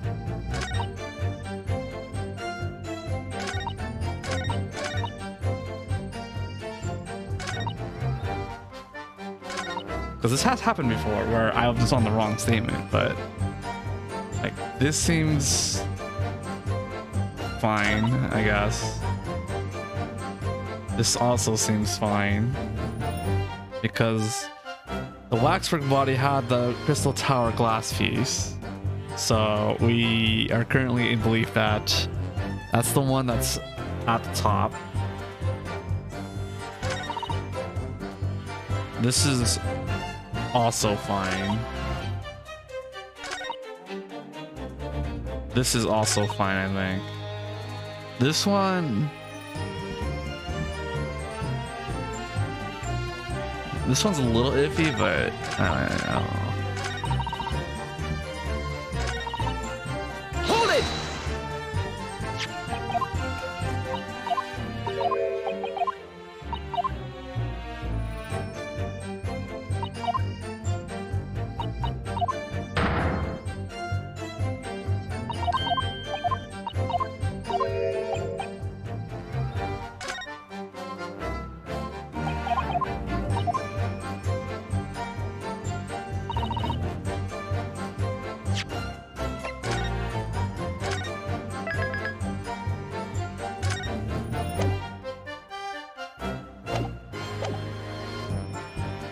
Stood over the victim's corpse where it lay in the toppled cage and plunged the screwdriver into the chest. What the fuck can you present?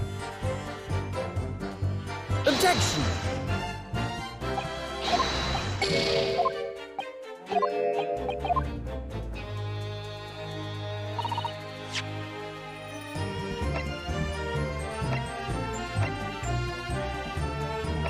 Objection! So it is this.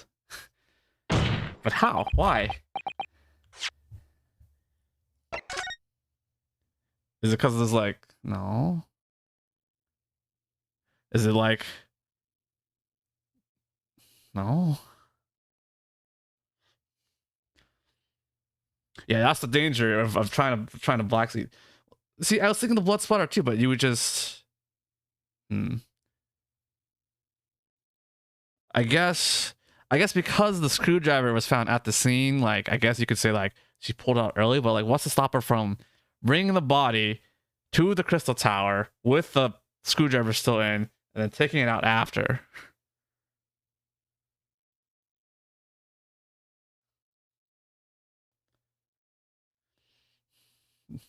If it's the fucking belt, I'm gonna be unhappy.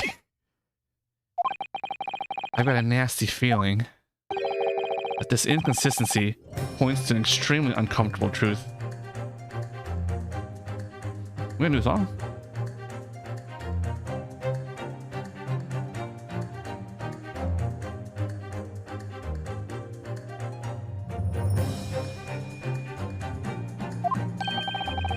What on earth is the matter, Council? Have you lost your tongue? I apologize, my lord. Dr. Sith, in that last statement of yours, there's just one point that seems to defy explanation. Out with it, my learned friend. There's an obvious inconsistency between your description and this photograph, which shows the victim in the birdcage following the events that led to his death. Objection! The court has already examined that photograph in depth. There's nothing new we can learn from it. Objection! Yes, we have already considered it, that's true. But we now know the facts to be different. What do you mean? I believe we should let the defense explain. Where in this photograph would we see the alleged inconsistency with the witness's statement? Oh, fuck.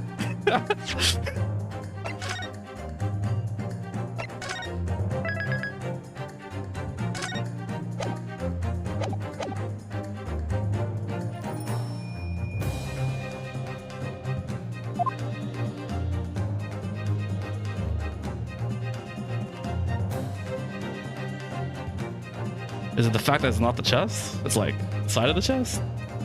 Or is it actually the stupid belt? Or...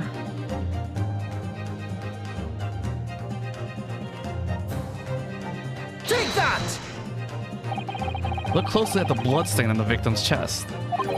It clearly extends in a downward direction towards the man's feet. Oh, okay. I was wondering, like, why this line was weird. Like, the stabbing is right here. Stabbing is right here. But... sure. And why is that significant, counsel? If the victim was stabbed moments before the kinesis machine was set in motion, that's entirely expected. No, of course. No, that's not what happened. Exactly, my lord. Dr. Sith made it clear in her testimony just now that the point at which she stole Professor Harebrain's screwdriver and stabbed the victim was after the grand deception was set in motion, when the birdcage had fallen below the stage out of sight. From the shape of it, it's clear that the birdcage would have fallen out on its side after the 30-foot drop. And if the victim had really been stabbed whilst inside the birdcage in that position, the blood from the wound would have spread out equally in all directions. For it to have formed the longitudinal appearance we see in the picture is inconceivable.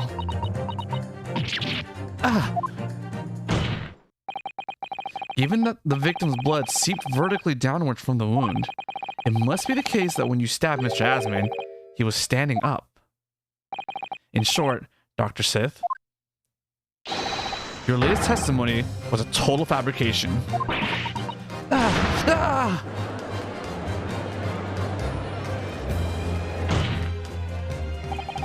I knew it. I was right. Now I've identified that contradiction. There's only one way to explain the facts. We've all been under a great misapprehension here. What? What sort of misapprehension? Dr. Sith,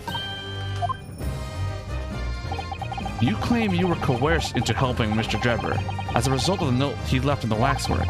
You claim that he made changes to the scene of the crime to implicate the defendant. And you claim that you authored a fake autopsy report to cover your tracks. But one of those claims is an out-and-out lie, because the question of what the bloodstain really tells us has only one possible answer. If that is the case, what is it, man? Counsel, you've clearly struck upon a revelation. Now tell the court what it is. What part of Dr. Sith's story is shown to be a lie by the contradiction in her testimony?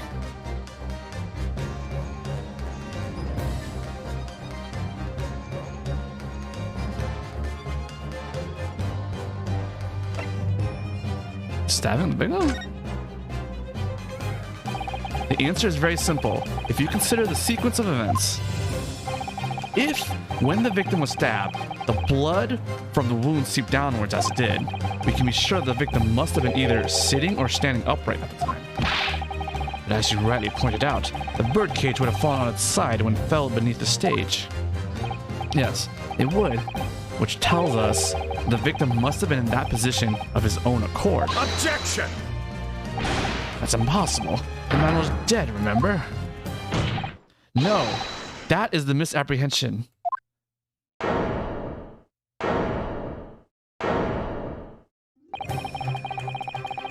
Ooh.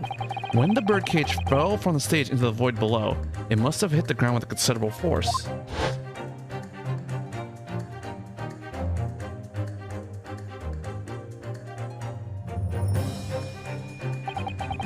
But Mr. Asman didn't die in the fall.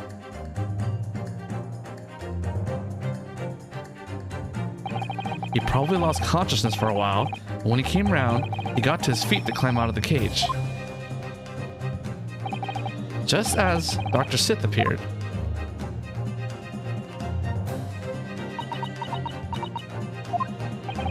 If the victim was in fact alive at that point in time, it changes everything.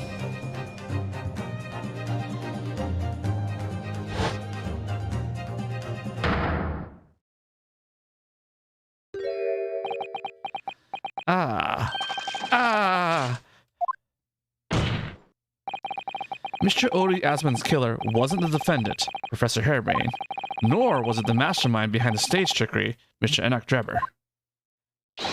It was you, Dr. Courtney Sith. Grr. Ah!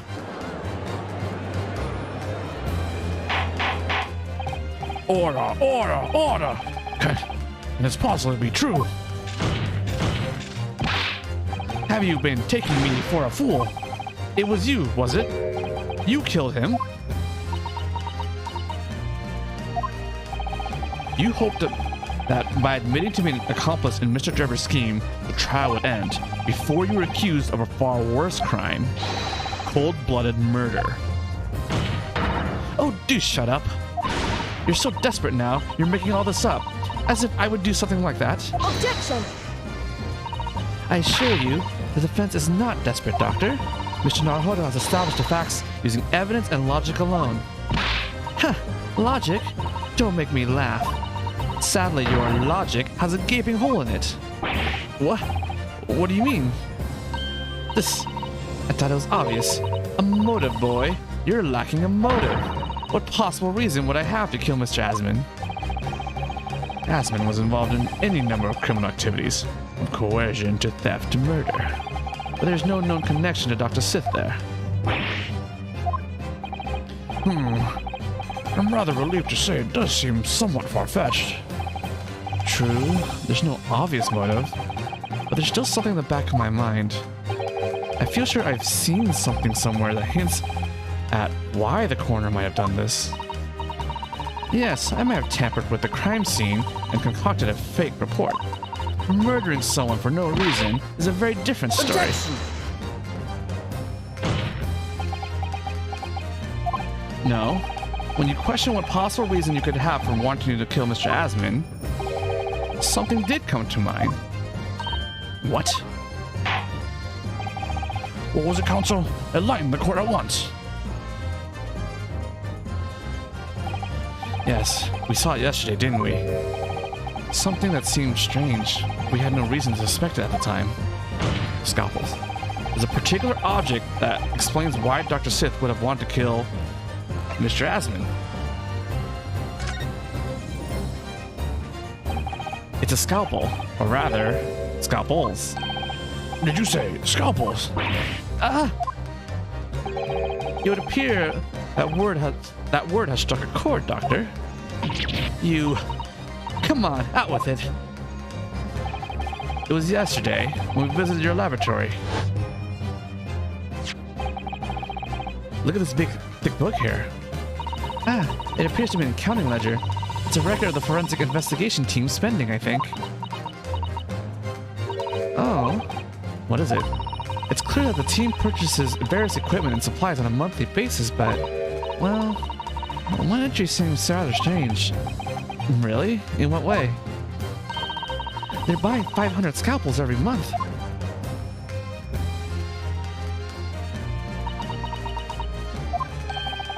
500 scalpels a month? At first, I wondered what on earth you could be using that many scalpels for. But actually, I realize now it's not the scalpels themselves that are significant. It's the money for them, disappearing every month from the department's accounts. Asmon's criminal organization relied heavily on extortion for its funding, tracing the money from the forensic investigation team's account to find out where it was going would be extremely straightforward.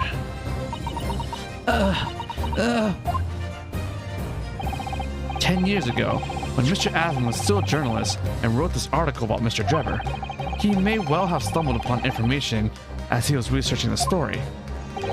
Information related to Dr. Sid's darkest secret that he would use to rack money from her for the next decade. Her darkest secret? Good lord, you mean... I don't know what happened on the night of that execution 10 years ago, but clearly the opportunity to rid yourself of that menace was too tempting to pass up. So in the end, you weren't coerced at all, were you? You did it entirely of your own free will. You stabbed Mr. Asmon in the heart with all your might, to silence the blackmailer who knew your dark secret forever.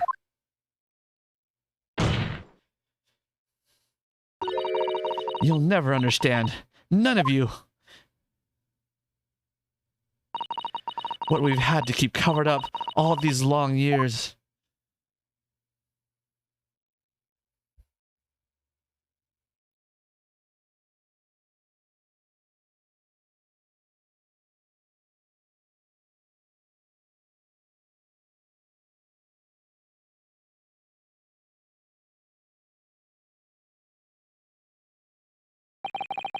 As very little of the machine remains after it was ripped apart by the bomb, the truth of this case can never be properly established unless you speak out.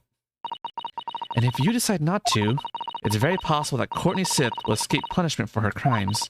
Please, sir, own up to what you've done and tell the court the truth about what happened. 10 years ago, you told the truth, and you were robbed of a bright and successful future as a result. I can certainly understand your bitterness and your consternation now. However, this is surely the chance you've been waiting for, to sever the hold that fate's had over you all these years. Super high voltage instantaneous kinesis? I mean, really?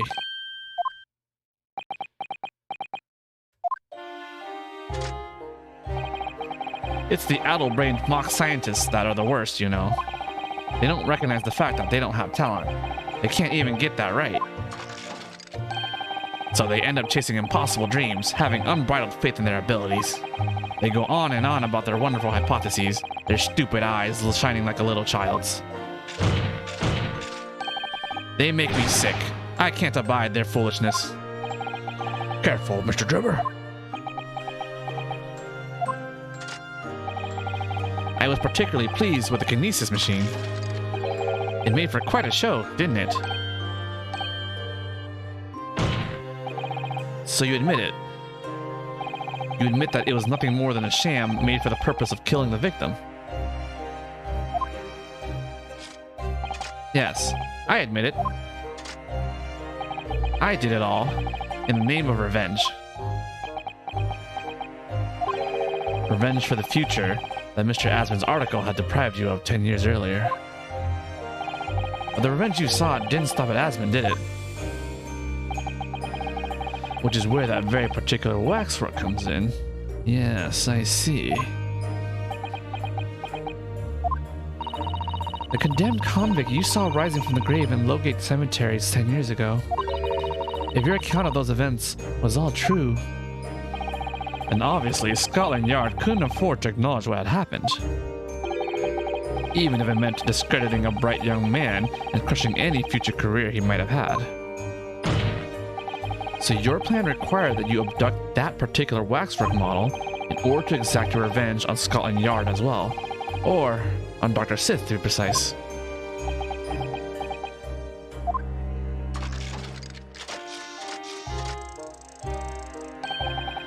It was a year ago. By some extraordinary twist of fate, Asmund turned up at my workshop. He didn't remember who I was, of course. He just wanted to employ my services as an engineer. And he happened to have a paper with him. An article on the front page caught my eye about the coroner who'd handled that bogus autopsy being appointed head of a new forensic team. When I learned that news, my cognitive processes started to devise the plan. What a horrid tale. He robbed me of my future, so I wanted to use the man's own wiles against him for revenge, and have that rotten Scotland Yard eating out of my hand at the same time. I wanted them all to suffer the same humiliation I've had to suffer.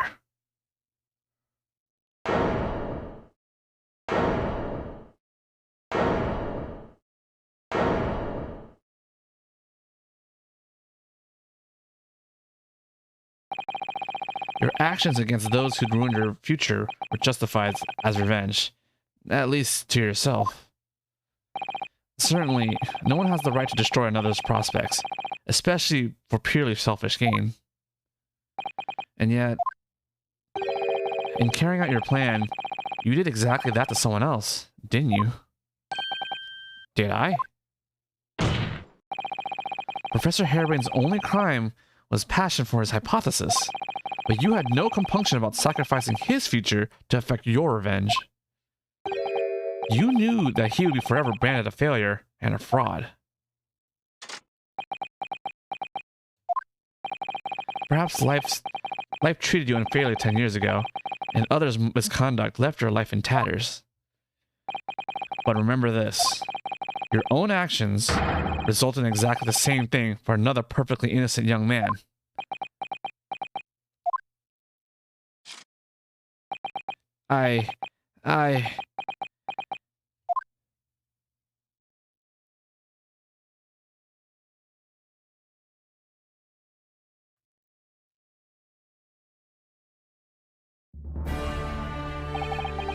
Lord Van Zeeks, what did Dr. said? An immediate warrant for her arrest has been granted, and she's been remanded in custody, my lord. I presume she will face trial in the coming days, along with Mr. Jebber. A most regrettable situation indeed. She's made great contributions to her professions over the years. It really is a hard truth to swallow. However, that is a topic for some future occasion. For now, Professor Harebrain. Yes? It seems there was a great deal more to your experiment than you realized. However, I think we can assume now that all the sordid details have been brought to light. This has been a very long and profound trial, but I'm pleased to say you are absolved of all guilt. This whole experience has taught me a very great but painful lesson.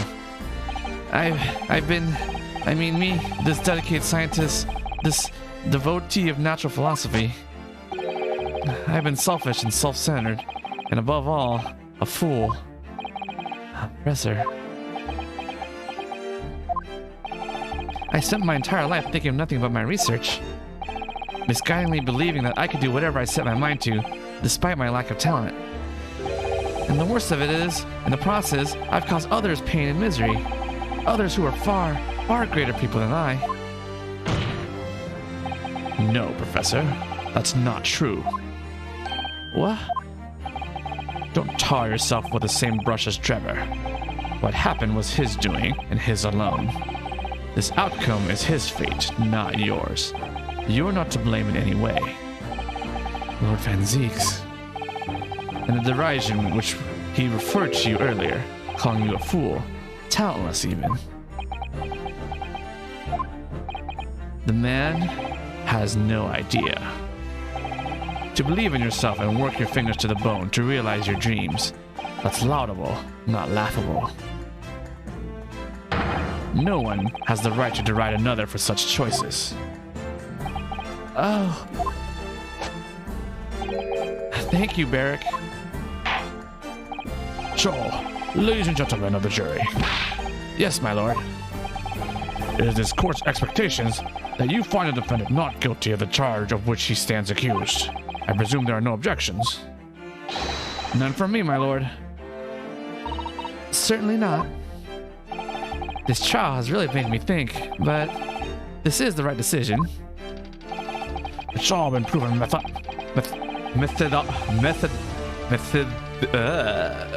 rigorously. I have no misgivings whatsoever. Methodically and rigorously, I have no misgivings whatsoever. What's that? He's done, is he? It's all over. I don't know what's become of the yard these days. I don't recognize the place. Very well. In that case, I hereby pronounce the defendant. We did it. Can you believe that we were pronounced guilty like one cross-examination ago? That was so funny.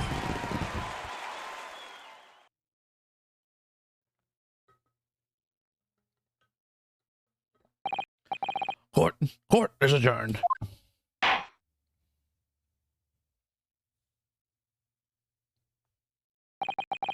It's over. It was some trial.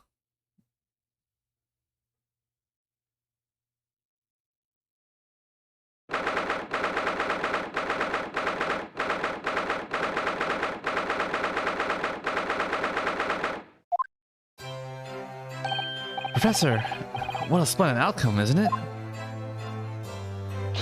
Oh, it is, it is. Congratulations, Professor Harebrain.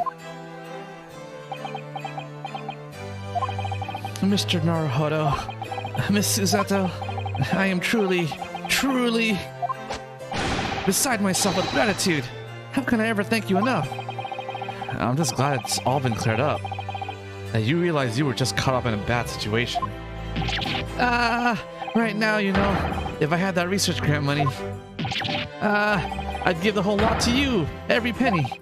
Well, that's very kind, but I'm just a student, so... Isn't it also very illegal? We don't need any financial reward. Your acquittal is more than enough. Oh dear, well, what can I do? How about this, as a memento? The paper about my hypothesis is inside. Well, just as a memento then. Thank you. I've been wondering, Professor, what are you going to do now? Oh my, yes. What am I going to do? My hypothesis and my great machine lie in ruins. But still, it's been too long since I was last in London, so perhaps I'll enjoy some sightseeing. I must explore the great exhibition whilst I'm here too, and see if new inspiration hits me. Oh yes, that's a wonderful idea. I can't allow that.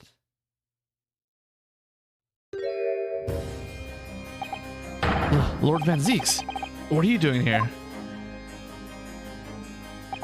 Beric! I'm sorry you had to go through that, Albert. Well, if I'm honest, it was terrifying. You were like a great demon behind your bench there, snarling down on your prey. You're one of the few true friends I have.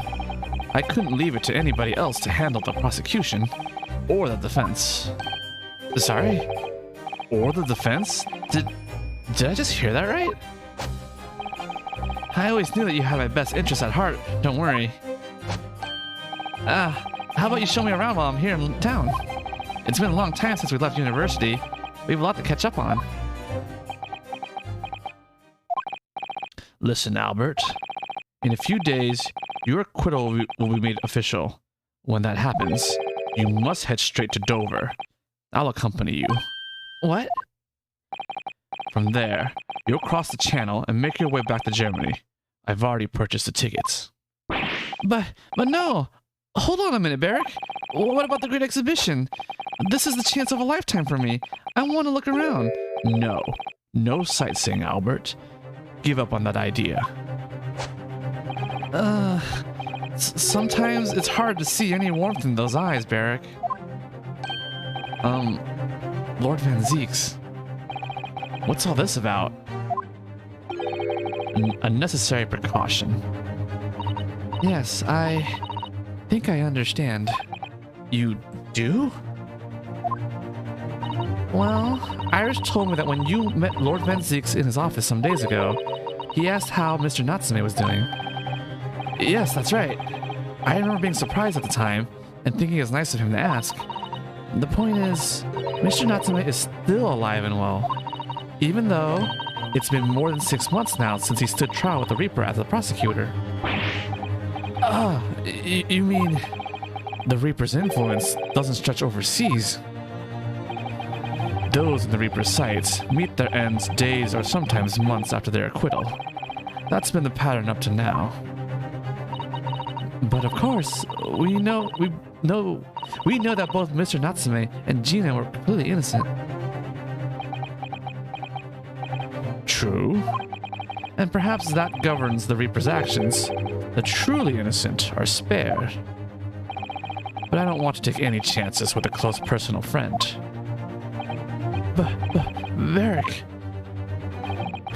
Like the mustached Nipponese, this man should leave the country without delay. That's why I'm packing him off to Germany at once. He told you why he took on the case. It's besides the Reaper stuff. Right. Does your friendship package get any say in it? Goodness, was this your intention all along then, Lord Van Zieks? In court, where people think of him as the Reaper, this man seems absolutely merciless. And yet, sometimes I feel as though I don't understand him at all. It's time to go, Albert. Back to the prison for the time being. Ah, yes, alright. Well then, Mr. Naruhodo. Thank you so much for everything. Not at all, Professor. It was a pleasure getting to know you. Best wishes, Professor Hairbrain. Well, once the dust has settled, you must come and visit me in Germany. Anyway, goodbye for now.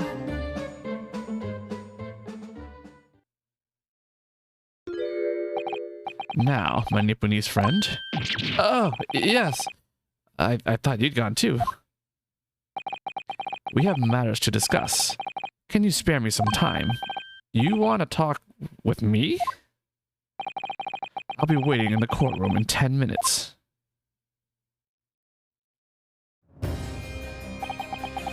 Well, that was strange. For some reason, I didn't get that sense of impending doom as he walked away this time.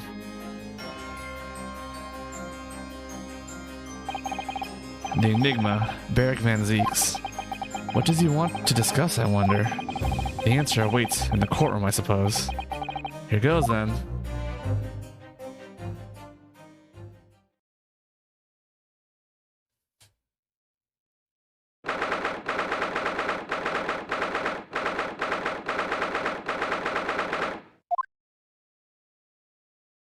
Why are we... Why can't we just sit next to each other like normal people? So, are you satisfied? You saved a guileless scientist from a great injustice. Yes, I think so. I'm relieved, at least, that the man's innocence could be proven. Anyway, I imagine you've been wondering where my animosity towards you Nipponese comes from.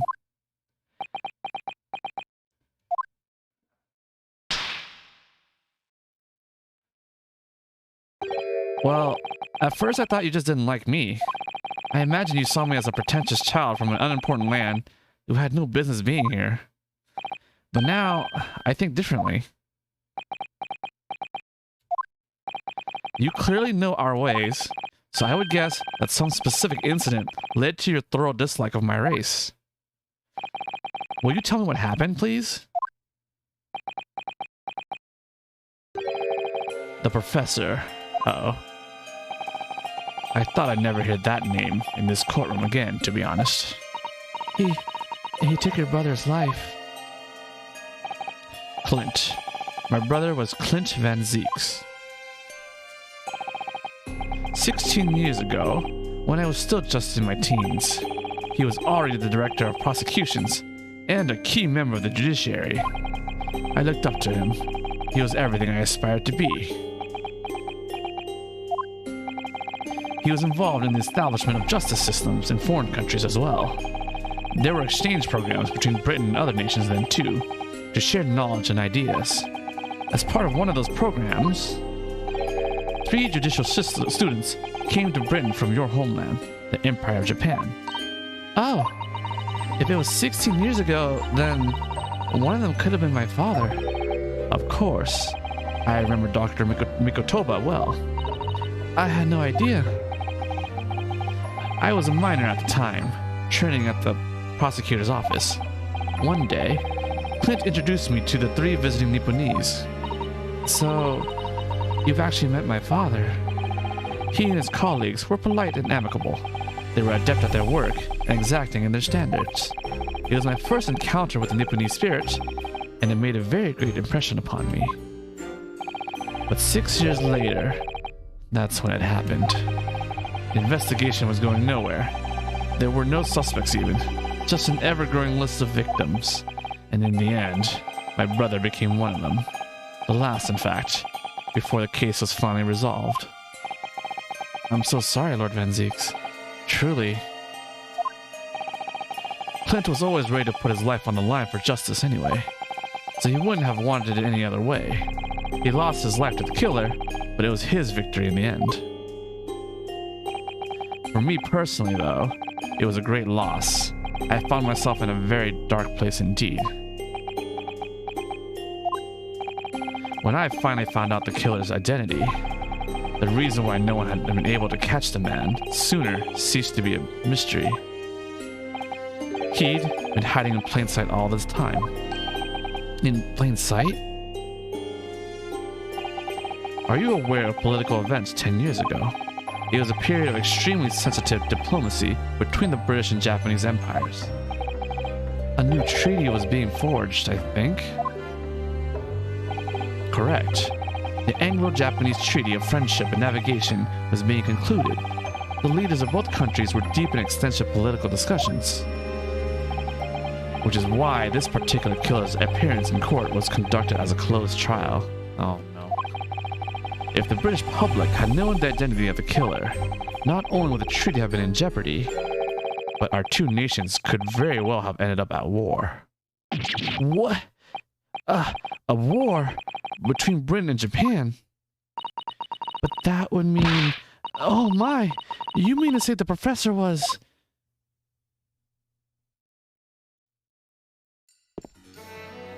When the trial reached its conclusion earlier, I thought to myself, yes, it's time. Time for you to come face to face with this hideous monster. I borrowed the key for the mask from the proprietress of the Waxwork Museum. So see for yourselves now. Confirm it with your own eyes. The truth that's been hidden this past decade.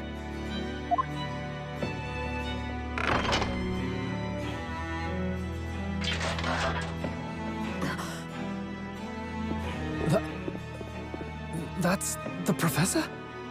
Yes, that's him. Until now, the thought never even crossed my mind. That the mass murderer, whose crimes shook Britain as never before, was Japanese. Wait a minute. That face. I feel as though I've seen it somewhere. It's strangely familiar.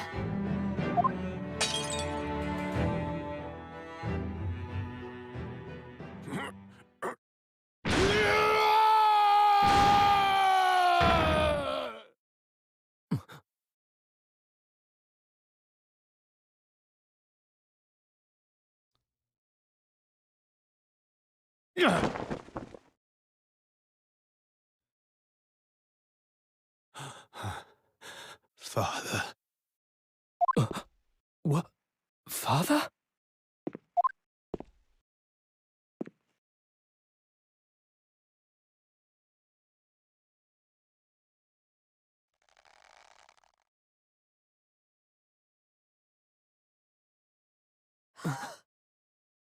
Kazuma!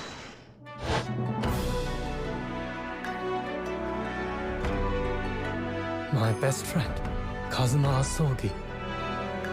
After a whole year, finally his memories returned.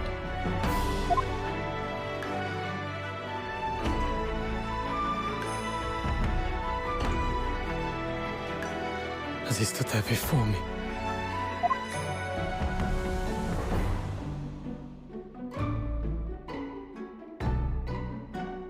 Ryunosuke.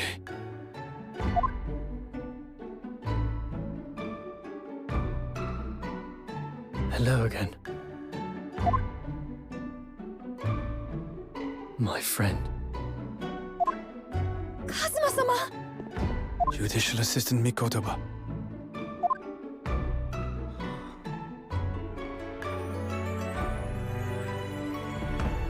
It's been a very long road. Thank you. Thank you for guiding my friend here when I could not. It was an honor.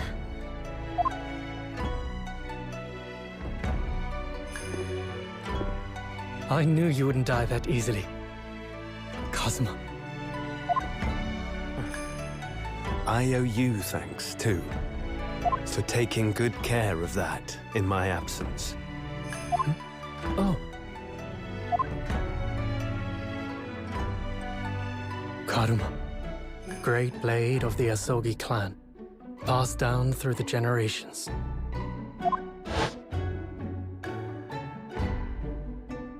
When we left Japan, this sword was at my friend's side. A Japanese man's katana is his soul, and he couldn't be parted from it. But then, when the incident happened, it was Susato-san's wish that I inherit the sword, and I've kept it with me ever since, along with my memories of the friendship we shared.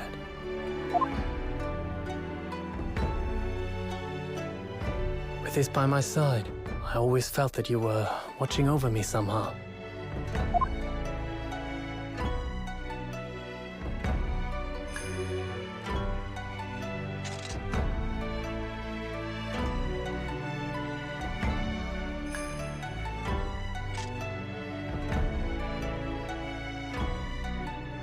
Now we don't have a sword.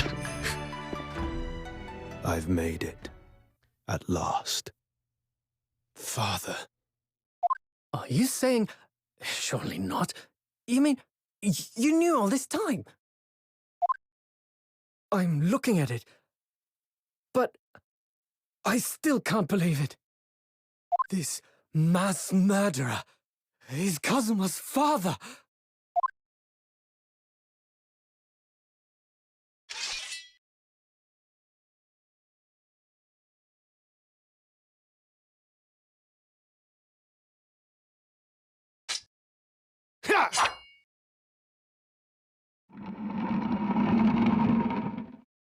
Clean.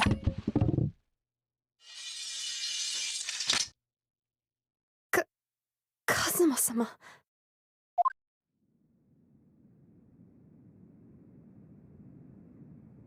Ryunosuke, we have much to talk about, but now is not the time.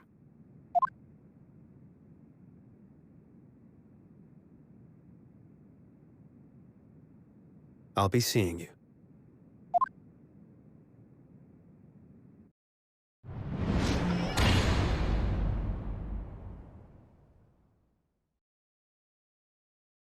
That's all Kazuma said. Before he turned and left us there, in the courtroom.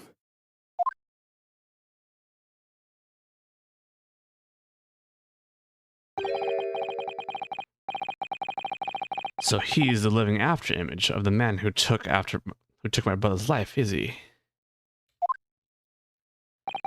Yes, Kazuma Asogi, my best friend. 3 months ago, when Lord Strongheart introduced us, I had an inkling there was something there, some connection. But why did Lord Strongheart do that? Why did he make Kazuma Lord Van Ziek's apprentice? And when he was suffering amnesia too? The man was apprehended, even executed, but his legacy just won't die. That's the sad truth. Anyway, that's all I had to say. I thank you for meeting with me as I asked.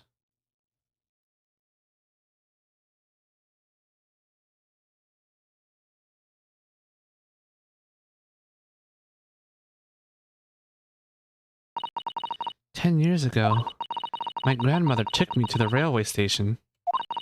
We were there to meet my father from the train. For me, it was the first time I'd ever seen him. Poor Susato-san. All this is tied up with painful memories for her, too. She's never talked about this with me before, though. It took time to adjust to having father around, but just when I was starting to get used to it, he called me into his study one day. He told me that a great friend of his had passed away in London, and that the friend had left behind a son, a boy, 7 years my senior. Father told me the boy had made a promise to his late father, so he was studying to become a defense lawyer. I wanted to help, so I studied to become a qualified judicial assistant. As I'm sure you've worked out, that young man's name was Kazuma Asogi. So you see, that's how he and I met. For a brief moment, my great friend had returned, only to disappear again all too soon. But in that fleeting encounter, something stirred. Something that had been dormant for a long time. As if great wheels had been set in motion. I could almost hear them creaking into life. In some ways, it was the end of a chapter, but in many, it was the start of a new one.